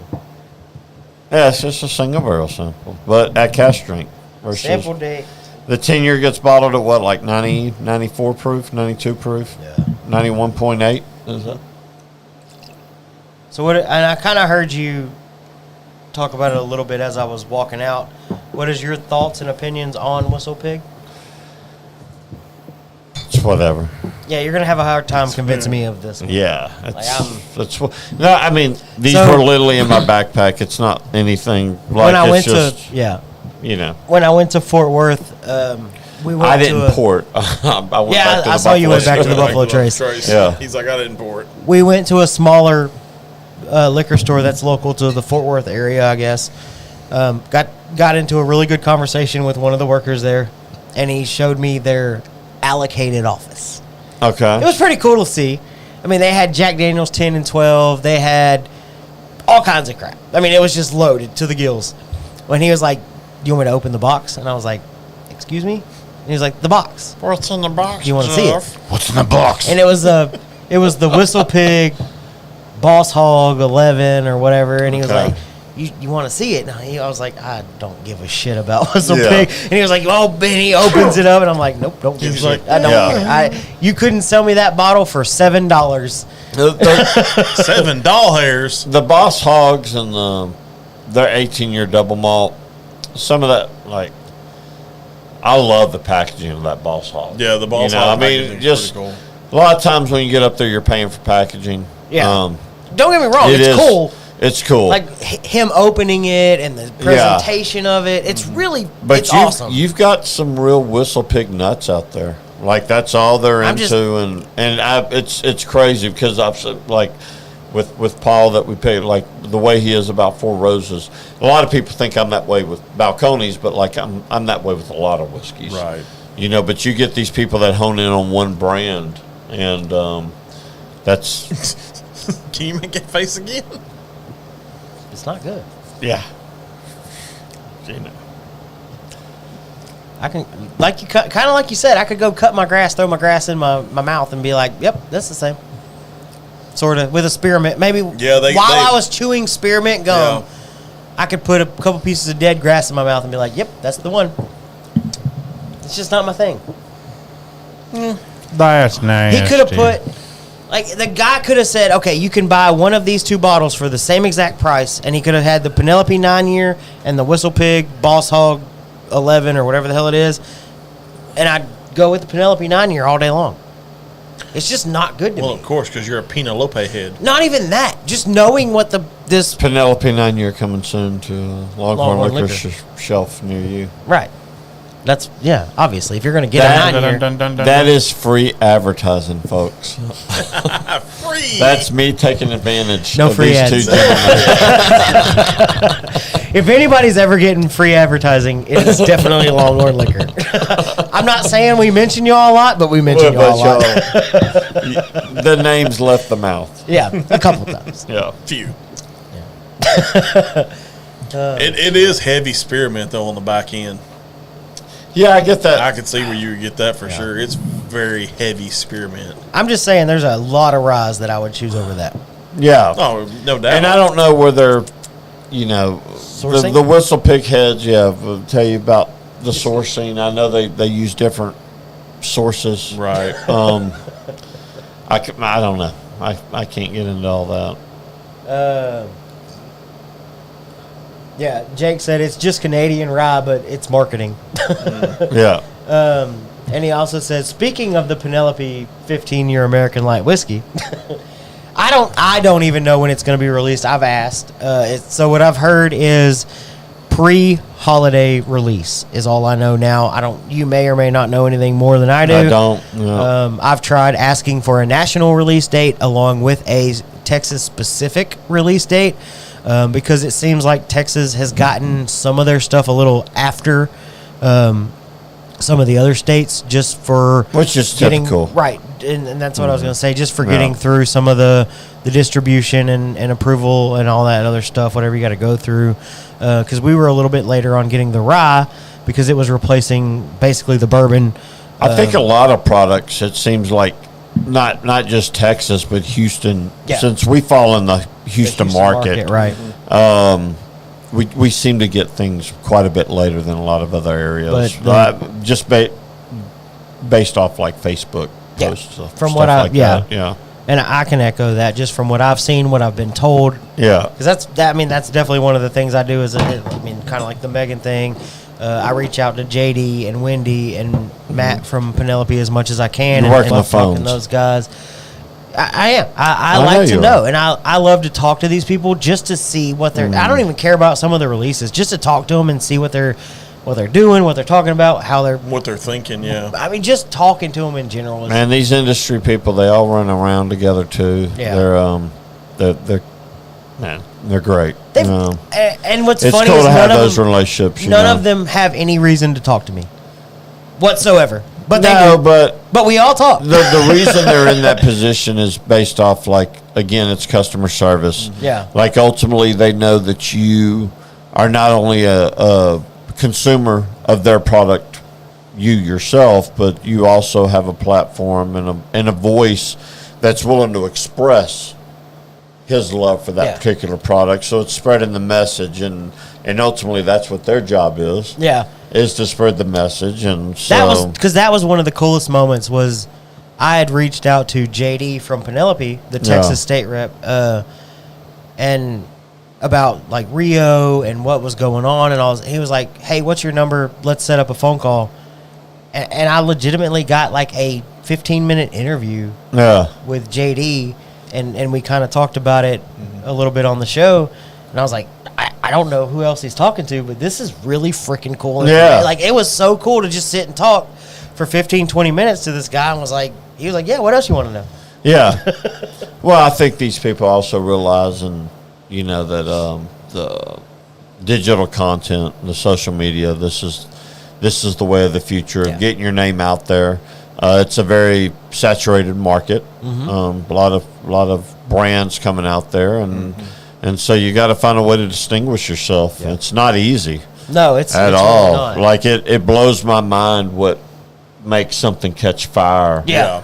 But then something else fall stagnant. Mm-hmm. I joke about it all the time with my wife that a lot of these couples that she follows, it's like couples humor and blah blah. Hey, they have like 4 million followers, and it's like stupid couples jokes and doing this, that, and the other. And I'm like, I try really hard, and I don't have that many. I get it, man. There's one I follow on TikTok religiously. And it's literally just them going through their everyday shit. Yeah, and I'm like, why do they have 4 million followers? I think the reason this one is so popular, it's the guys' reaction, because it's Shelby and Dale. Oh, is who it is. Yeah. And every time Dale gets kind of excited, he drops the whole Shelby, and it's all country and Alabama-ish and Cody that we hired in the Heights. Scoot, I won't say what her handles are, but she's got about 6.5 million followers. Really? On social media, like most of those are on Facebook. Yeah. But she's got she's a full influencer. That's all she does, nuts. And it's crazy. And she is linked to Cody. How? They're engaged. Oh, you said how? Yeah, how? They're engaged. Yeah, that's funny. Yeah, she's cool. She's awesome. That's really cool. Yeah. It's a crazy world. Maybe we need an influencer to blow us up. I don't know. I digress. I mean, you just stay true to what you're doing, and then we got people like Mike. Yeah, that's true. We do have Mike. We get Mike on the show. We got John. That's when we have the most fun. We got John. Yeah, apparently everybody likes saying hi to everybody John. likes John. Hi. And John's like, hi. God, unbelievable. All right, we hit that 3-hour mark. Yes. That was your time limit. I mean, it's not. I mean, I'm not a hard out. I mean, he's not a hard out. I don't have a hard on. Yeah. We can keep going if we need to. I mean, it's up to y'all. I don't have any family at home, so I'm good. All my people. I mean, would people hang around if we took like a 10-minute break? Maybe. Hey, y'all gonna hang out for a minute if we take a 10-minute break? Yeah, like I'm old. We didn't set up a commercial break. All right, we can do that. Yeah. You want to keep going? Brought to you by Liquid Death. I wish. God, if I could get sponsored by Liquid Death. Dude. I'd love it. Yeah. I'd sell my soul. Yeah, right. Yeah. Wait a minute, I already did that. That's how I became a country club member. God. You didn't know that? You're a country club? It gives you like exclusive merch drops and stuff like that. And they kind of do it. It's a free thing, but they kind of do it to where you sell your soul or you pay $1 million. Yeah. And if you click sell your soul, it lets you sign up for it. Oh. So it's very good advertising. Yeah, and very good marketing. That's pretty cool. Very good marketing. John, what are you doing? John, what you doing over there? I'm making a commercial he's making a commercial. Oh. He's making a I commercial. don't know what you're doing. I don't know what he's doing either. He's making a commercial. He's muting all the mics. I'm not muting all the mics. No. Just tell them y'all be back in 10 Yeah. minutes. All right, we'll be back in like 10 minutes. Yeah. All right. BRB. Love you. God.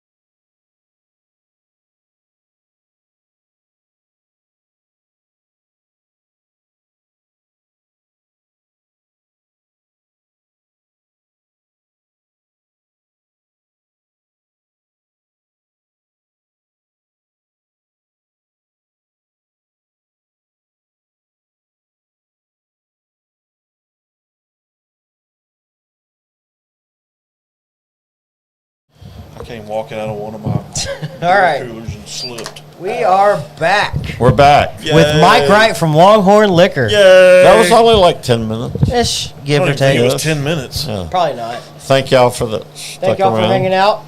And you future viewers. A smoke and a pancake, A schmuck and a pancake. flapjack and a cigarette. That's it. All right. So we talked a little bit about it outside, and we asked about it a little bit earlier. Mm-hmm.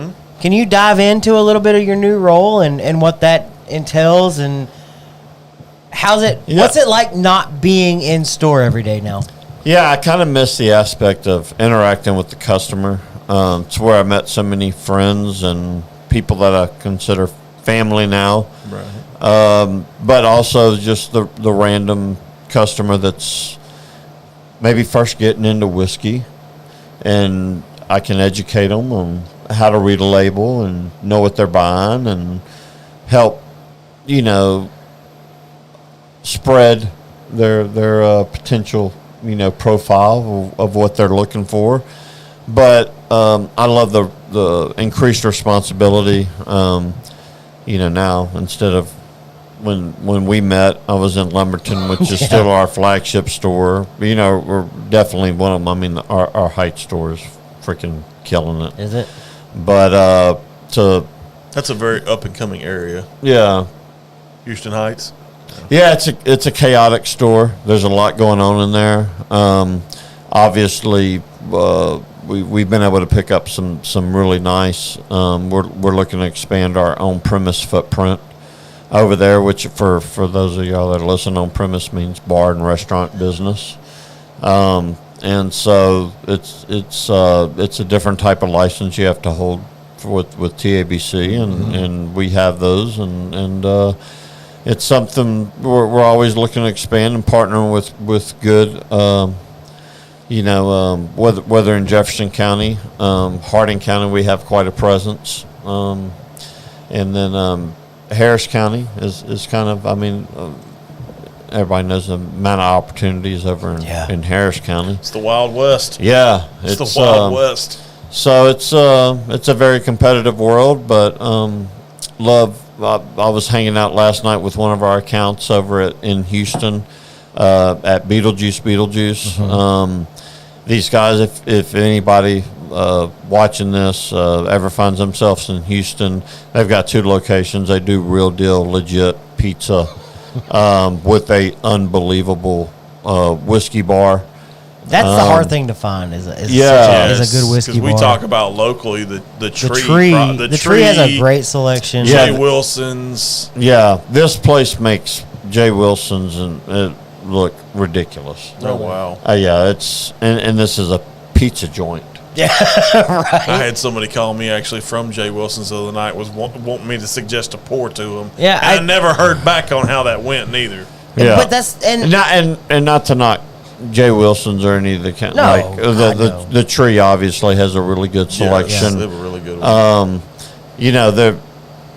Again, we get to talking about Whiskey Fest, and part of the translation is make people understand. Yes, this is in Beaumont. yeah, exactly. Houston, it's just a completely different animal over there, and I've enjoyed it. It is a bit chaotic at times, but like I said, our manager over there, Cody, he does a great job, and I'm looking to continue to find people that, if you find somebody that's already like into whiskey, you find that person in the right situation that's coming to look to work, and they've already got a infinity for whiskey.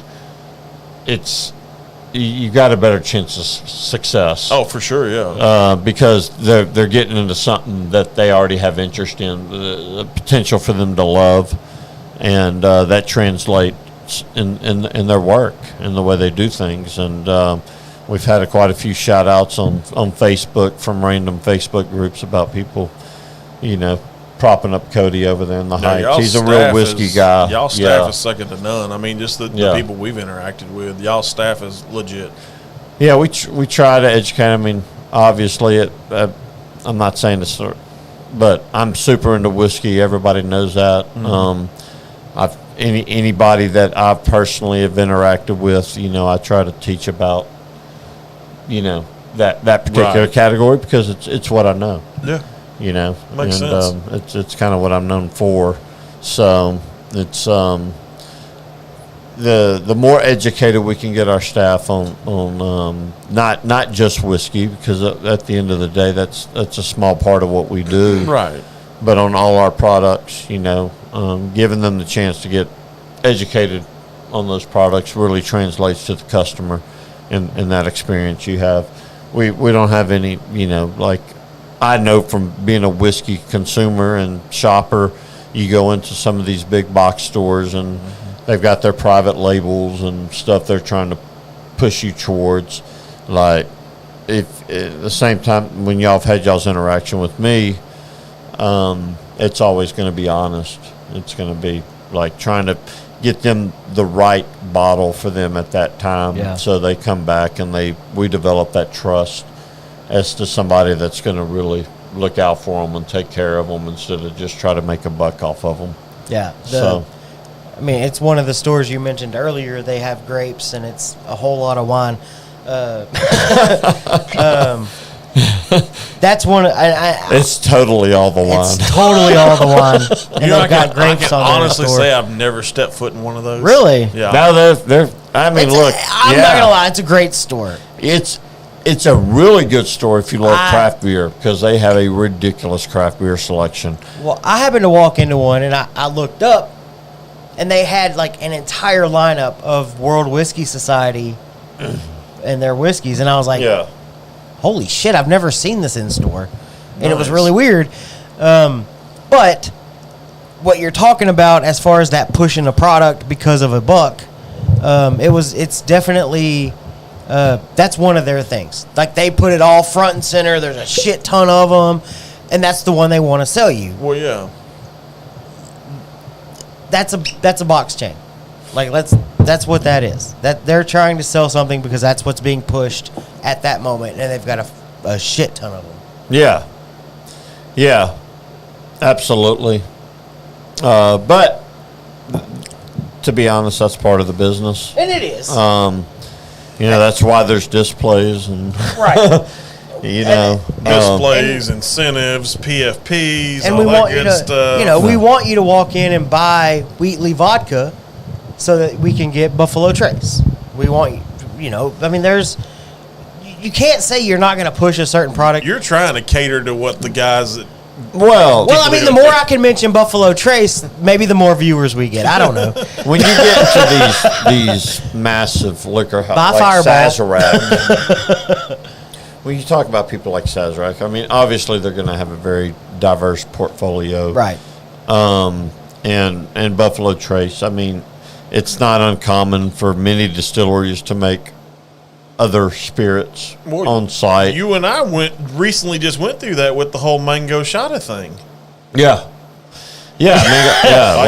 Literally, like he's Mango shot. Okay, can we talk about the mango shot thing for a second? Yeah, we can talk about the All mango right. shada. So, the Dallin location. Yes. You walk in the door. Yes. And one end cap display over, there is some amazing whiskey choices. Rebel 10. Yep. Old Forester King Ranch. All the Penelope toasted bourbon single barrel picks.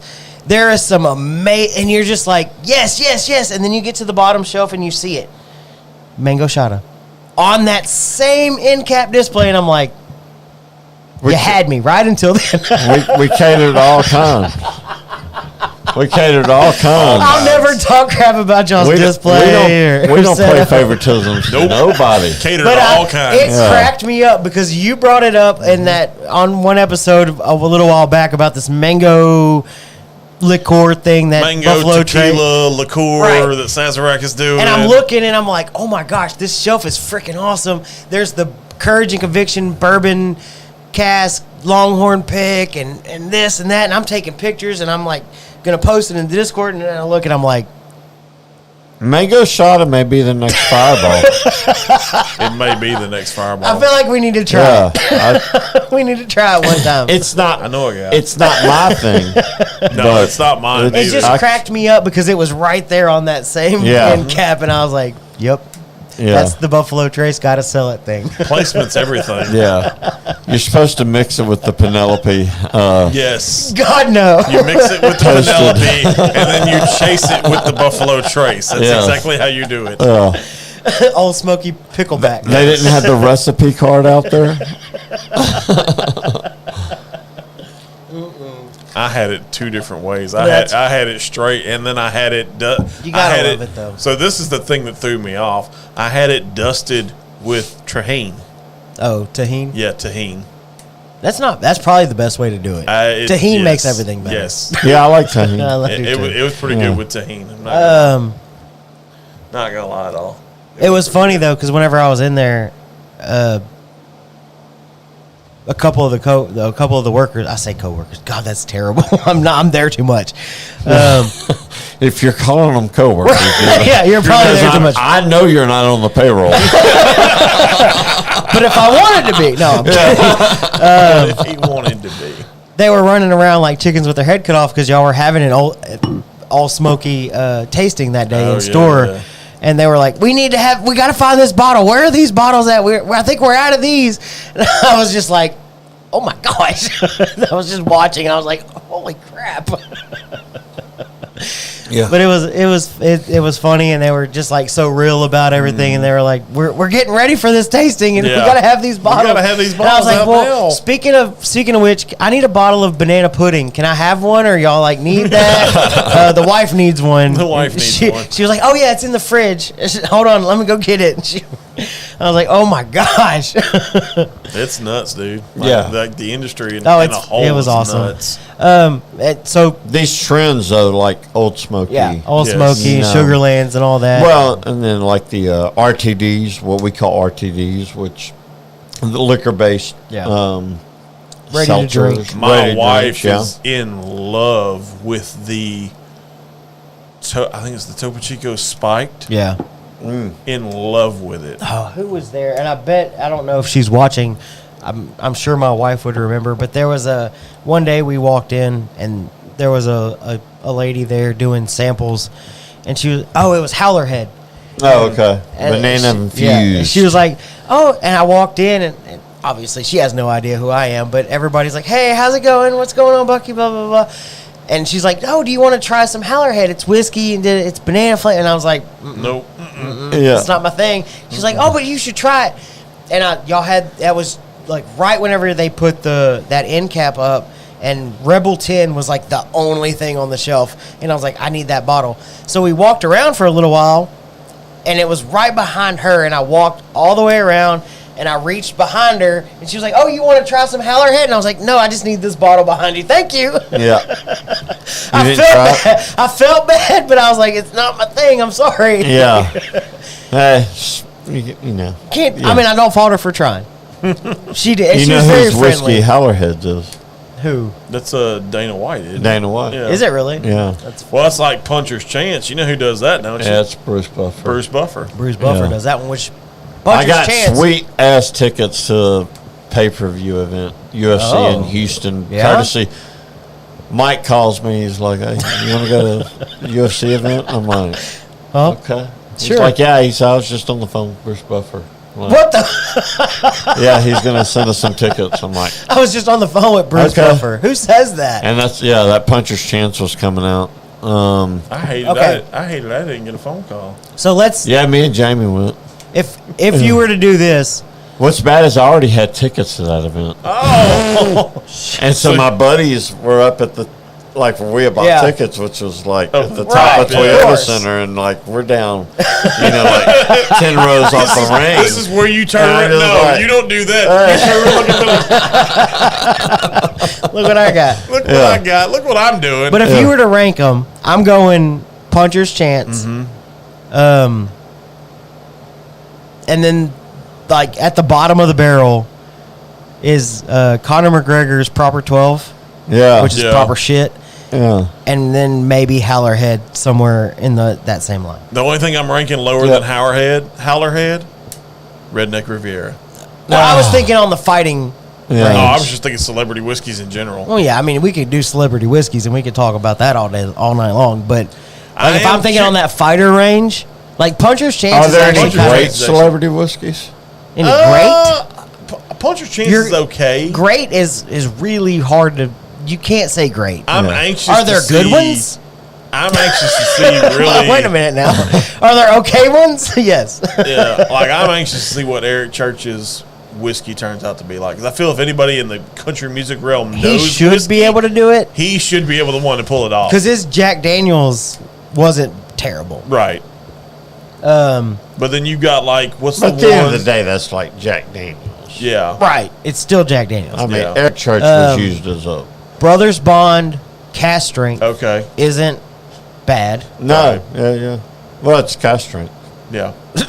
I mean, It's right, Yeah, but it's right. the That's what I'm cast strength saying. over their regular version. Right. Isn't bad. but like those Vampire Diary kids or whatever, Yeah. they're not No. making them. What have you? What's the other McTavish? Ian McTavish. Have you had his? What's up? So Ian McTavish, and I can't remember. Oh, he played in like Alien and God. There's some a whole What's bunch the name of the whiskey? McTavish. Oh, So he's Scottish. yeah, it sounds like a. And he has this whole storyline. You know, growing up with a Scottish heritage, and Scotch was always a thing, but he fell in love with bourbon, and he finally wanted to do bourbon and put out bourbon, and then at the end of it, it's produced by MGP. Yeah. I'm like, Yeah. that's not how that works. Yeah, well, you got to be. I mean, look, all these people get into business to peddle this whiskeys to make money, and But it was such a cool story. Part of selling that whiskey is a marketing plan. Exactly, and that's and what it's it was. a story, and it you just got to know that's what it is, and don't let that sway you. You know, I mean, that's what it's there for, and, Right. And the ones that I guess are more clever at it are more successful, but at the end of the day, like, really what matters, and I mean, like, it's still like this heritage, like the makers and the Old Foresters, these companies that have been around for hundreds of years. Yes. You know, I know Buffalo Trace has been around maybe like 30 years, but like that distillery's been, you know, under Yeah. different names. Right. And like those are still the ones that are highly sought after. You know, everybody else is trying to Catch up. catch up, and the failure rate is. But it's crazy to me because, and I bring it up all the time on the show. Pursuit United, Yeah. you know, blended is such a bad word, and they've only been around for a few years. They started out just doing single barrel picks, and they're sourcing from Sagamore, Finger Lakes, and a Tennessee undisclosed dealer or distillery, and they're just blending it all at Bardstown. Well, now they've got a place on. You know, in Kentucky, that they're going to be opening up, but it's people pass it up because it's a blended bourbon or Right. blended whiskey, and they're not producing their own stuff. But I feel like I could walk into any liquor store and go, all right, let's take this section and figure out where these come from and who's distilling them, and I could probably mark out a lot of them and go, okay, these are all from the same ones. Oh, no. That's a craft distillery. Well, see, they could be, Yeah. but they're not. I do think there's a certain part of the market that is accept the fact of the blending. You know, Bardstown does, you know, I mean, it's barrel, which is insanely popular. You know, I'm a fan of the different blends and stuff like that. I think it provides something unique to the market. So I'm open for it. I was love a it. fan of like that podcast. I was listening to one of the guys involved with Pursuit United getting it out. I forget the name of the podcast. It's been years since Bourbon I've listened Pursuit. to it. Bourbon Pursuit. But it was it's. I think anybody that they get into a podcast and then they decide to do that, like, their mind's probably in the right place. Yeah. You know, they're like, And it's it's freaking a good. project. It's good. for them versus just a money making Right. grab. Yeah. Which there are people out there that are doing that. I mean, that's why MGP is Is what they the are. biggest Yeah. whiskey producer in America. Is because there's so many people grabbing those barrels, and that's fine.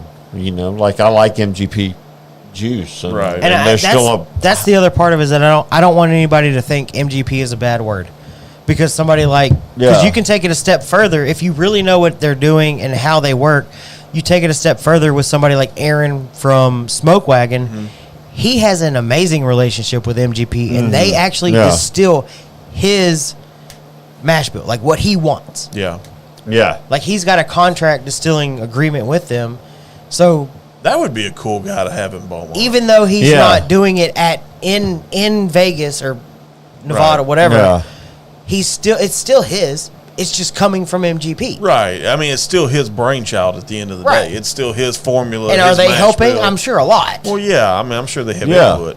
But It's you can make that argument with a lot of places, like Bardstown. Bardstown sources a shit ton of whiskey, and Yeah. you just don't ever know it. No, Yeah. you don't, because they don't right, advertise it. and I'm sure there's a lot of that going on in different places. Oh, yeah. I mean, it's just it's business to them, whatever makes sense. I just think everything should be judged off, you know, if you like it or not. You Yeah. know, and I think that a certain part of our culture gets caught up in, you know, it's Weller. Wow. Oh, yeah. I mean, Like, ooh. I mean, they just lose their mind. Like, oh my God, it's Yeah. got Weller written. Like, it's a nondescript bottle with a nondescript label that says Weller, Yeah. and people think that, like, Well, you could say the same thing about Pappy Van Winkle.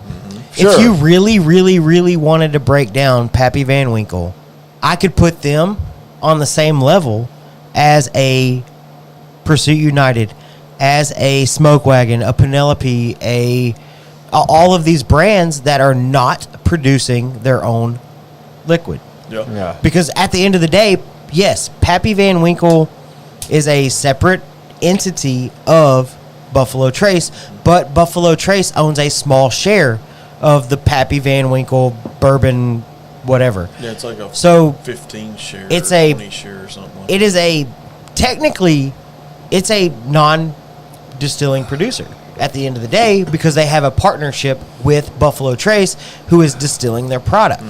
So if you really, really, really wanted to break it down, that bottle that you're chasing that goes for $2,000 on the secondary, Well, most of their products aging at this point. right? But at the end of the day, they're a non-distilling producer. If you really, really, really Yeah, wanted If to you break really it wanted down, to break it down, yeah, you're right. No. I could put them on that same level. But yet you're gonna spend $2,000 on Like that a bottle? Contract. Yeah, basically. So, yeah. Buffalo Trace just so happens to own a small piece of it. So it technically, I mean, it is On paper- supposedly a proprietary recipe, though, Right. you know. But but regardless, right? who cares? Exactly. I mean, it's like they're not the only people to make weeded bourbon. No. It's good. It's good whiskey. If you there's walk some in, I'll put up against it. I like Green River personally.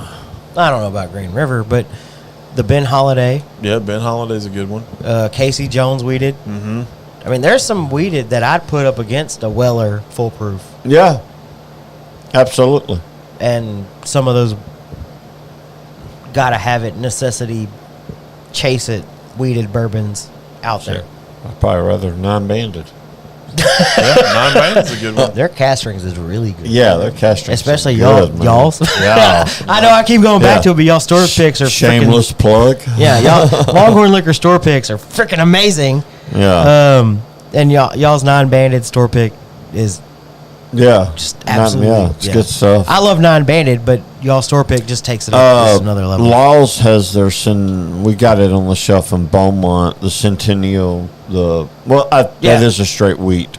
The wheat, Centennial Yeah, wheat. it's the Centennial. I don't know if you've, I haven't had a chance to try that one. yeah.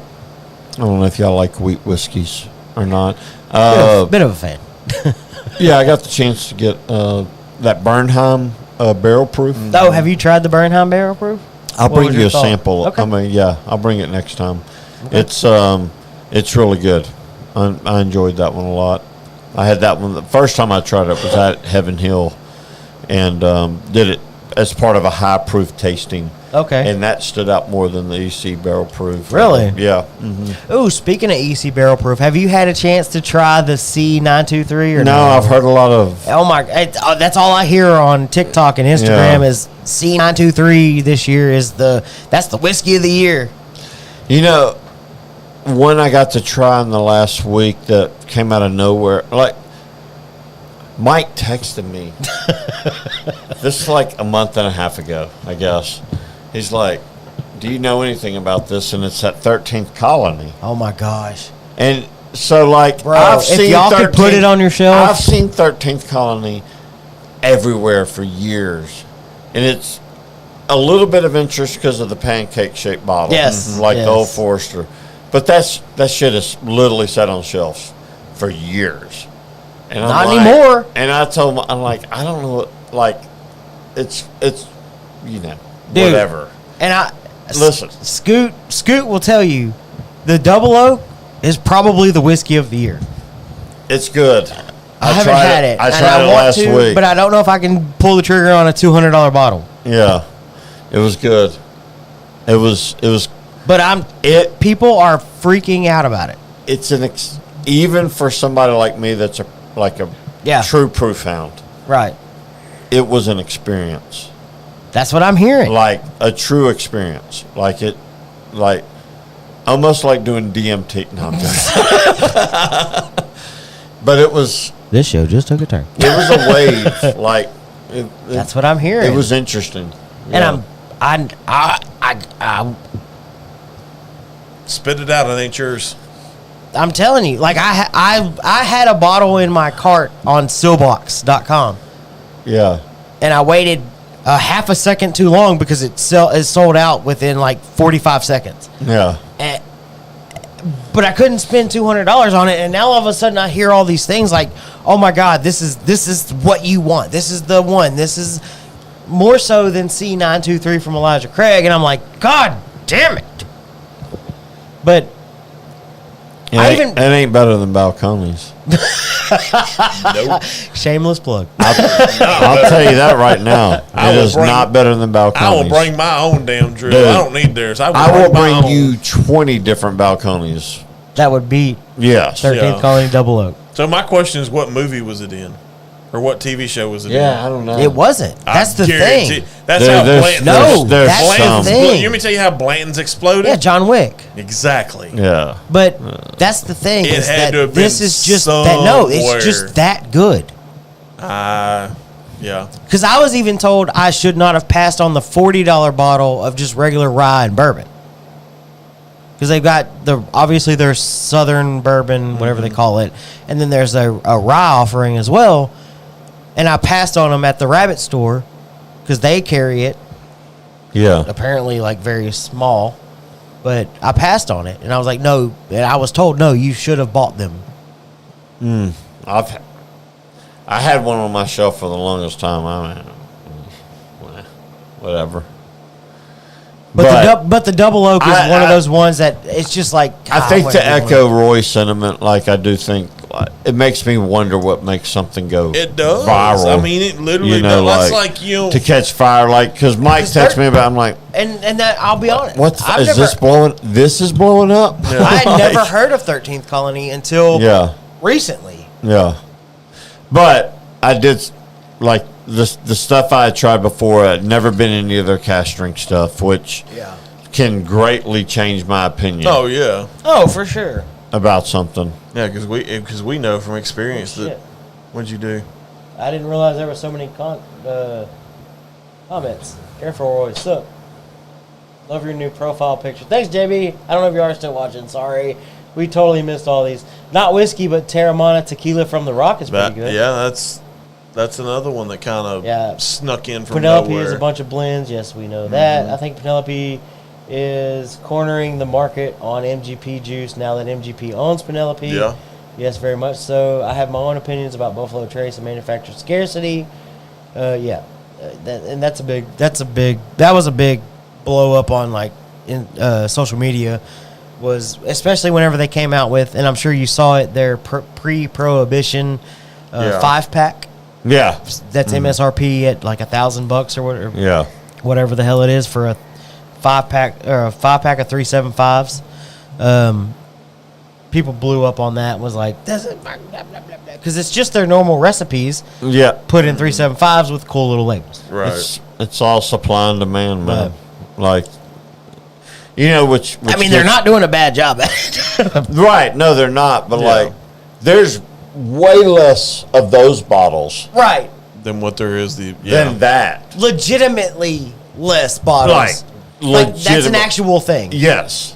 Whereas that is way more rare. Buffalo Trace could put out a fuck ton. Yeah. Of well, those hell, I bottles. think. And what would you rather drink? I think you saw it. Yes. I think you saw it in the Discord actually. What? The special room picture. Oh yeah. Yeah. Special room for no reason. The allocated room at Giglio. Oh. It's an allocated room for no reason. It was like a box of CYPB, couple boxes of Full Proof. I mean, it's the allocated room. That's so cool. Yeah.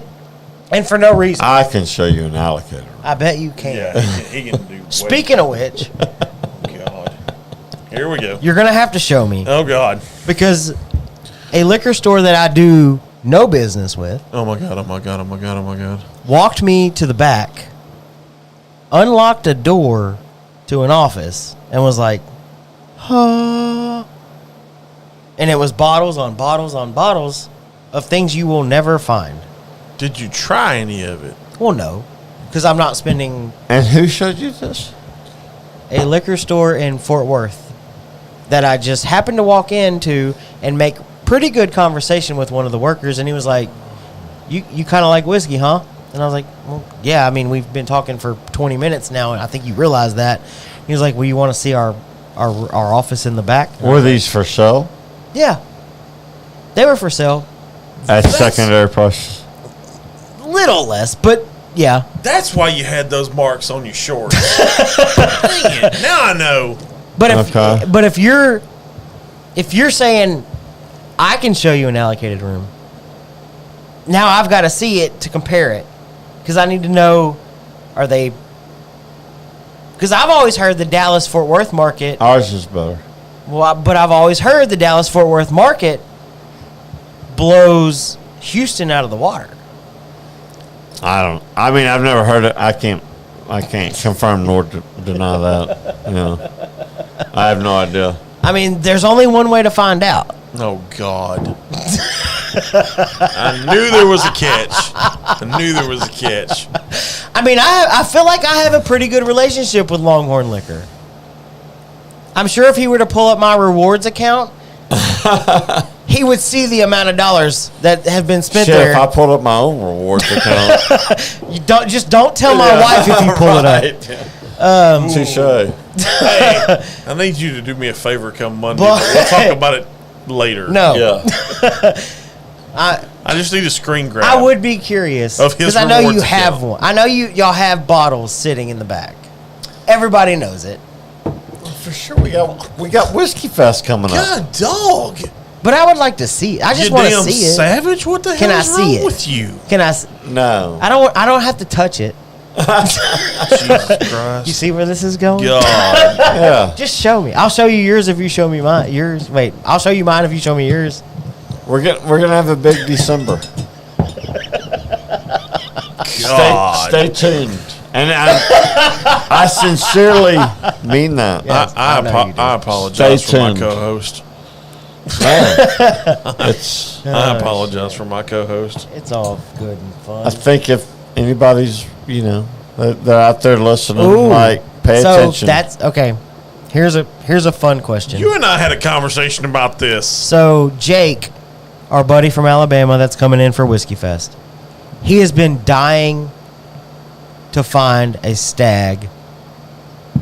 Is there any opportunity that there will be a stag available come December, January? God, dog. Is there any opportunity at all? I don't ever want to hear George you T. tell me again that I asked for No, not stupid George shit. T. Like a Old Stag Junior. just Stag Junior, which is now just Stag. Yeah, Stag. Yeah.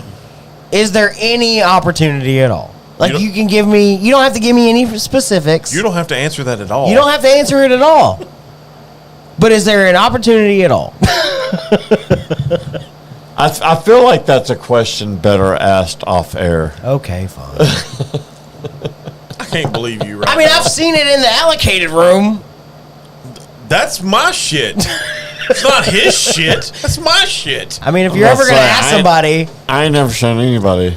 I'm just allocate saying, there are customers that walk into Longhorn Liquor every single day. They go, "Y'all got any Blantons?" Yeah, and they're called You got it. taters. Yeah. And, You got- and- I and know you you look ha- at them and be like, get the fuck out. I know you have it in the back, and then they walk out. I hate that guy. That guy has his own Halloween costume. If I'm asking for one thing, I'm just kidding. We can have a conversation later. Jake, stay tuned. This guy. I've been told the horror stories of the y'all got any Blantons in the back, But and then yes. turn around and walk Yes. out. But we, yes. we have those conversations. Yes, we can get it. Ah! Yes. I can get the juice that you request. Gosh. Can we get him a Darth Vader suit or something? Come to the dark side. Dark Mizzou. I can get the nectar that you seek. Jesus Christ, this has gotten weird. But only if you buy a Wheatley vodka. Available now at Longhorn Liquor. Only if you buy weekly. Fireball 12-pack Yeah. shots. Mango shada. Mango shota. I hope Jeff's not watching. God Yeah. dang it. He said I didn't even ask. I hope Jeff's not watching. Hey, if anybody's gonna ask, I don't mind. Because even if I don't ask him tonight, I like mango shada. I'm just gonna text Eric or Mike or somebody, and I'm gonna be like, "Hey, y'all got any of this? Do you? Have you tried it? Of course he's tried it. Have you tried it, mango shada? Don't lie to us. No, I wasn't there the day that no. There's only one of that- us at the table that's tried it. Yeah, Mike Williams has tried it, Mike's Okay. tried it. but I have not. You have not. Non-whiskey, off the wall, flavored like vodka, mango shada, Fireball, of those weird off the wall crap. What's your favorite that you've tried? I've never tried Dragnum. any of it. Really? Never. You sell it? Dragnum. No, never. Dragnum. I drink whiskey. Okay. I You mean, win. I've had This is a why we have couple you on the different show. You win. tequilas that they're fine. I just don't understand the craze about tequila when whiskey is so much more flavorful. Yeah, I don't get that. That's and I'm just being dead honest. Like you're talking about proof, whiskey Yeah. wins. You talk about flavor, whiskey wins. Right. People are like, oh, all whiskey tastes better than like the most mid whiskey you can think of. That's is better than the best Teenage tequila girl. Mid. ever. Yeah, mid. Mid. I watch Barstool. Yeah. That's so mid. It's so mid. The most mid whiskey is better than the best tequila I would agree with that. ever. There's Okay. so much more flavor. I'm not This- a tequila guy. This will though. go back to, I feel like a little bit of you, the most mid whiskey versus a really good craft beer. Ooh. Oh boy, I like craft I was beer. fixing to say that. I know you do. Yeah, that's a tough. Man, One.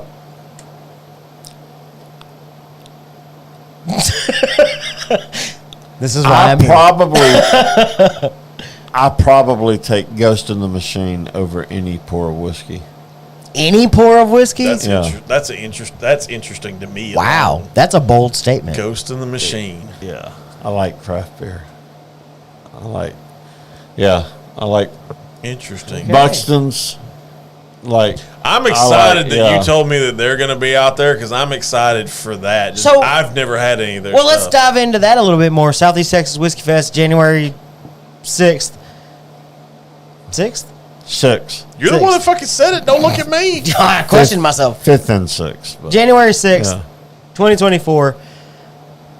So, Buxton Brewing Company will be out there. Mm-hmm. What's the plan for them out there? Are they going to have like a whole? Are they going to be serving pizza? Are they going to just have some beer? Are they going to be outside, inside? Yeah, outside. The only food we'll have it catered again this year. I'm assuming the same Same. company that did last year. Yeah, we had such a success last year. That, I wish we would have gotten food last year. I heard it was really good. We didn't have a chance to try. Yeah, it. we got a lot of. I'll tell you what I compliments. stumbled up upon at Oktoberfest this year. 1701 makes a mean ass turkey leg. I can't imagine. Like, it was good. Man, I've been to. There's a new place in Port Neches, Redbird. Dude, Okay. it's insane. It's good, really, really Red good. Bear Barbecue, right? Yeah, Redbird Barbecue. Let's yeah. say that one 5 times. Me and fast. Jamie, Don't worry, I'll wait. God, I think it was like we both $150. Damn. Yeah, it was pricey, but we got a little bit of everything.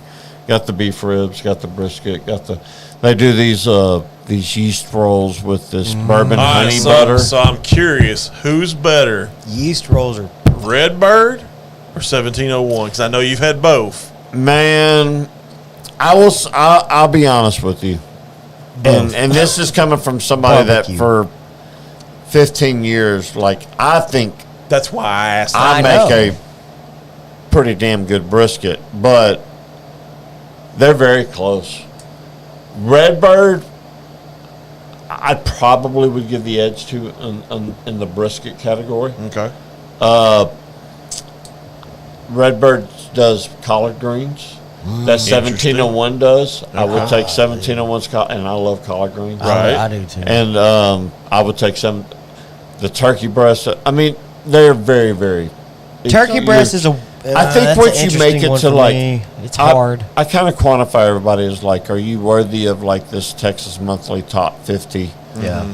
Recognition with 1701's already made it. Yep. Redbird is on that level. Okay. Really? For sure. And I've been to many of those throughout the state. Right. And the representation we have for Central Texas style barbecue in this area is Two things now he with checks Redbird. out when he goes out of town: liquor stores, Yeah, and barbecue joints. Yeah.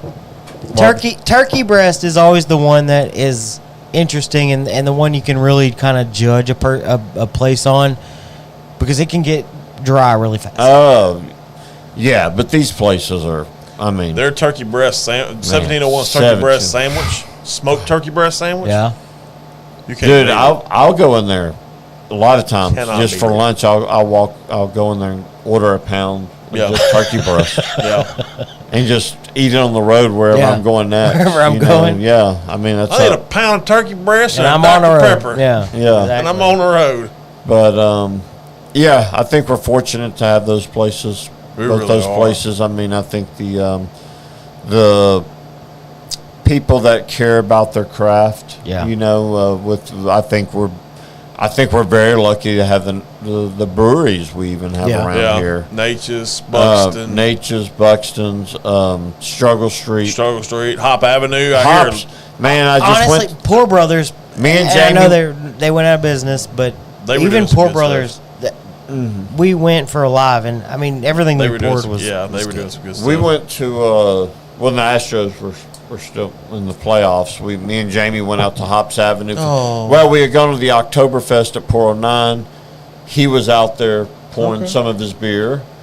We struck up a conversation. I'm like, man, I'm gonna come. We were looking for somewhere to watch a game tomorrow. We're gonna come see you tomorrow. And so we walked up there the next day and ordered some of their pizza, which is fantastic. By the way, the beer was fantastic. The atmosphere was fantastic. Yeah, so a little. I don't know if you know this about their pizza ever or not. That thing was flown in from Italy.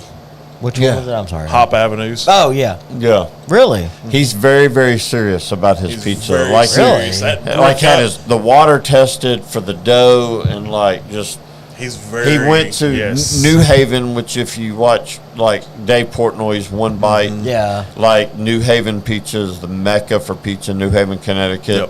Yep. And this guy in Bridge City went out there and like they toured the kitchen and talked to him about what they think makes their pizza so special, and he tried to bring that back here, and he's doing Like, I like Buxton's pizza, but Yeah. it's kind of, like, Maybe This we is need to do like- a pizza off. dude. Pizza off? No, yeah, I think Pizza that's Hop Avenue versus Buxton. I was I'm not supposed gonna to. lie, dude. I reached out to the guy before he even opened with Hop Avenue, trying to do a live, and then he got delayed because of mainly that oven coming Yeah. from Italy is what. Well, I mean, I delayed know it. you do work over in.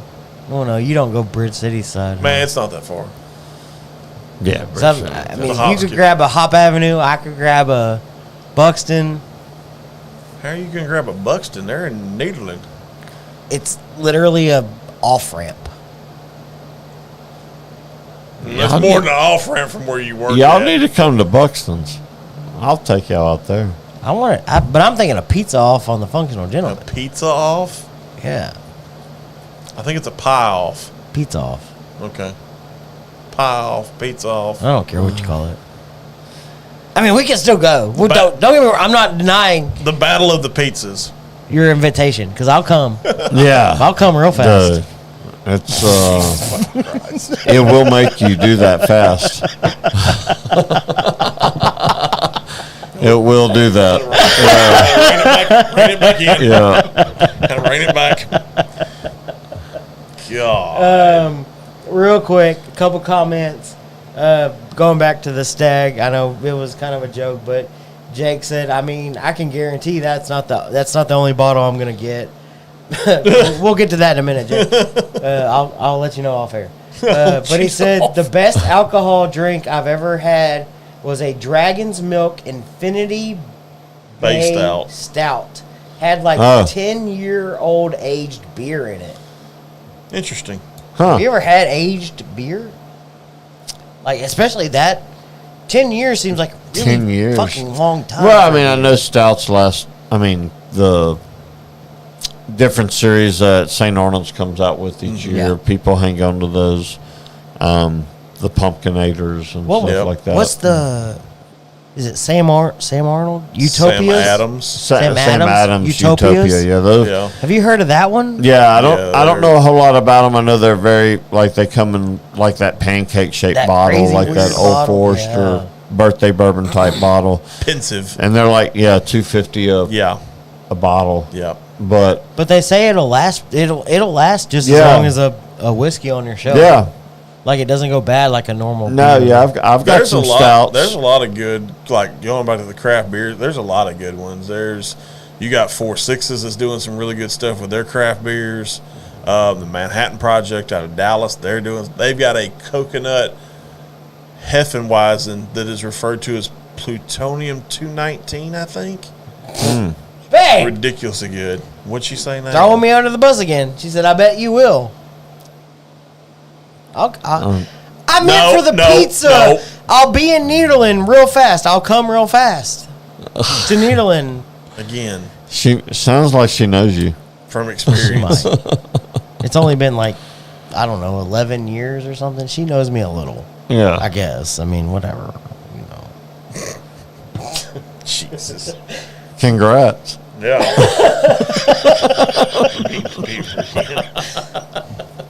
Jay, you are not supposed to be on my wife's side. We're besties. For the resties. What? Quit hanging out with your kids. Just stop. I can't. Yeah, you can. It's called a man cave. We're contemplating buying my part-time child. Oh, God. Christmas presents at this point. God. That's how much she's at our house. Oh, wow. You ever had a part-time child like that? That you would contemplate He's like, "Mm-mm." buying Christmas Nuh-uh, presents for Coach. her? Nope. What You know about You boys. understand, though. I mean, No, she's there. I get y'all's relationship. I do. And don't get me wrong. I've said this numerous times. Oh, for sure. I told, yeah. 100%. Me too. All Yeah. day long. But I got a text message yesterday, and she's like,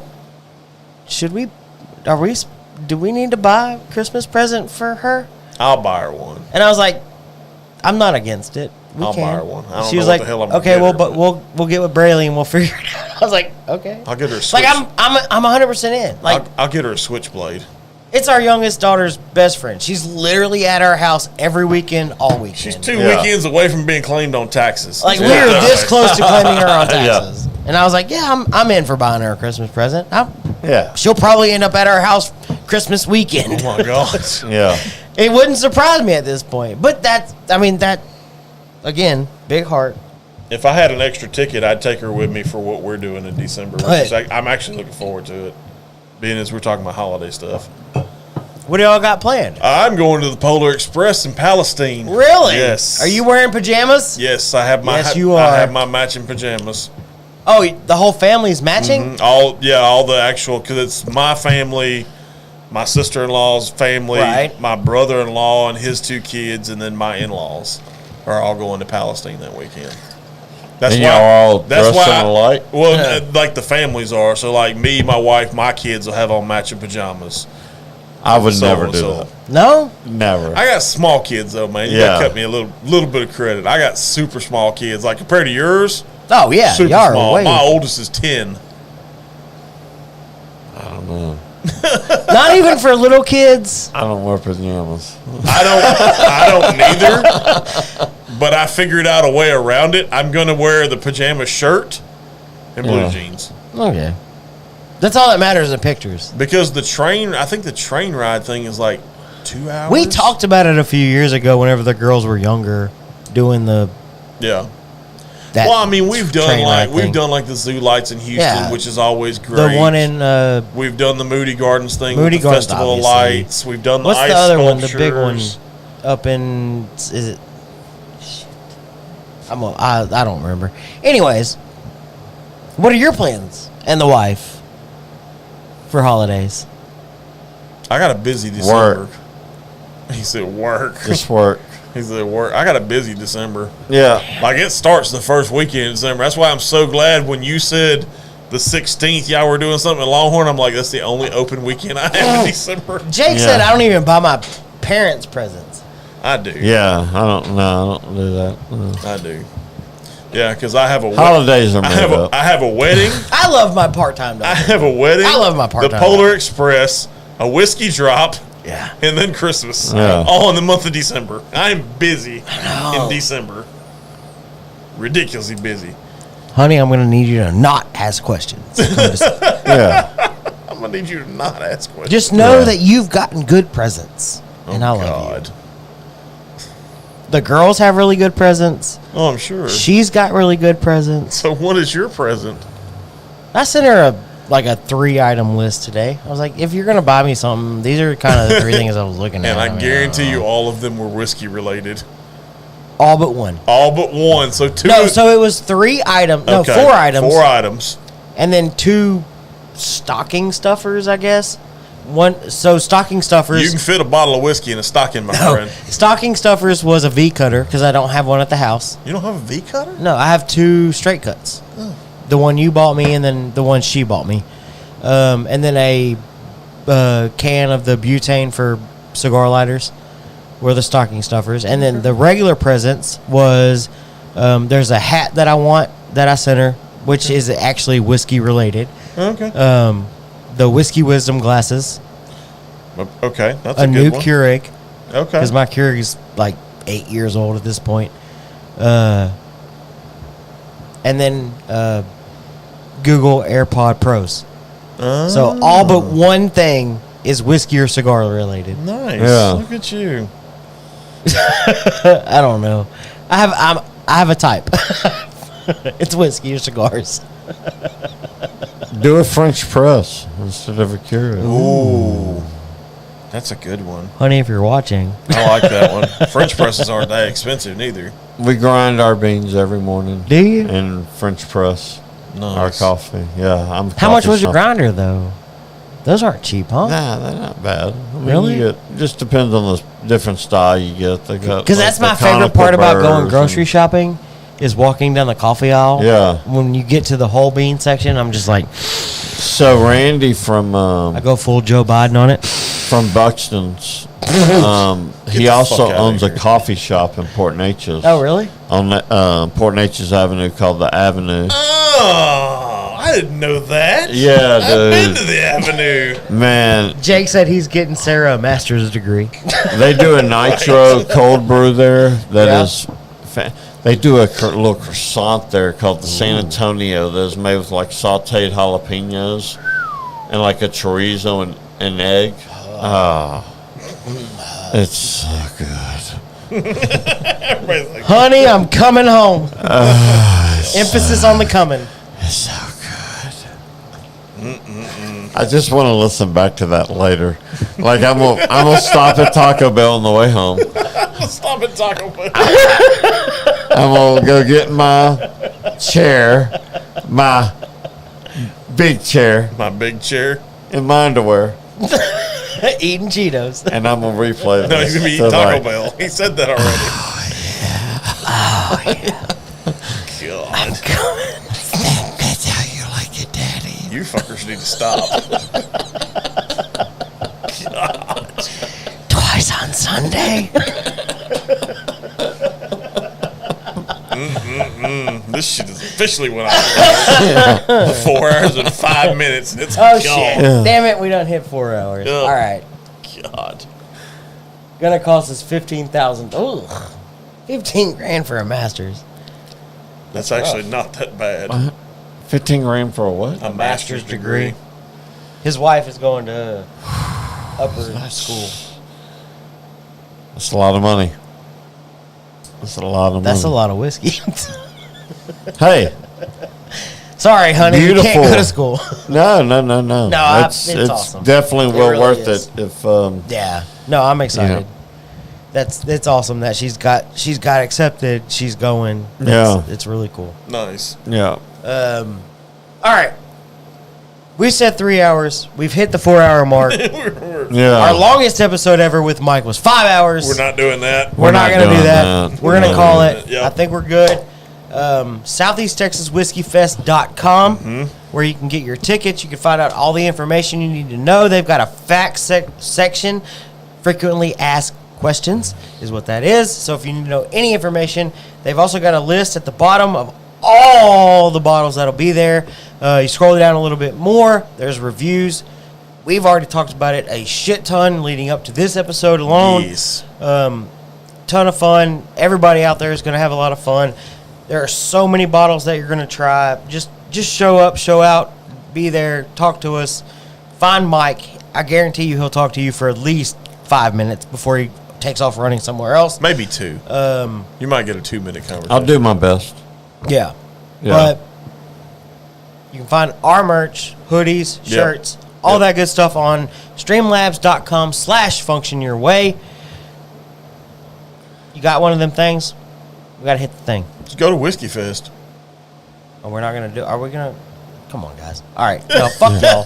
No. He's like- no. We haven't had Mike in studio for 5 months. I'm confused. What are we doing? Last Last call. call. Oh, last call. You want the honey? Last call. Yeah. All right. We can do the honey. Does the Pope wear a funny hat? It's a really weird hat. Yeah, that is funny. You got something in your glass? I do. All right. I need you to. You got a thing? I need you to have a thing. I always have a thing. Hey, visit Longhorn Facebook, like Instagram. I think that's out there. Cool things. I tag y'all on That's Instagram. yeah. That's all the cool things that we'll be having coming up between now and Whiskey Fest. We'll be on there. We don't want anybody to miss out. Yeah. If not, if you can follow them at Longhorn Liquor. If you don't, stay tuned to the at Function Your Way Facebook, Instagram, wherever else you can find me at Undrafted Free Agent. As we lead up to Southeast Texas Whiskey Fest on January 6th, I will continuously tag them in things. You can follow them via me, via our Facebook, via our Instagram. I promise you there will be a lot more content coming out that includes Southeast Texas Whiskey Fest. There's a lot of things y'all are going to want to be there for. So follow Longhorn Liquor, follow me, follow our page, and I promise you we're going to lead you to the promised lands. But yeah, be there or be square. That gave me goosebumps. Yeah. He's like, it gave me goosebumps. But I'm going to do the thing. You got a thing? I do have a thing. And then we're on a cheers, and we're going to get the fuck up out of here. Let's call for alcohol! Share your drinks. Drink with your friends. Have fun wherever you're at. and show up to Whiskey Fest.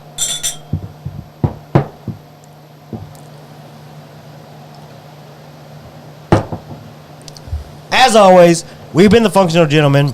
That's Mike Wright from Longhorn Liquor. Function your way.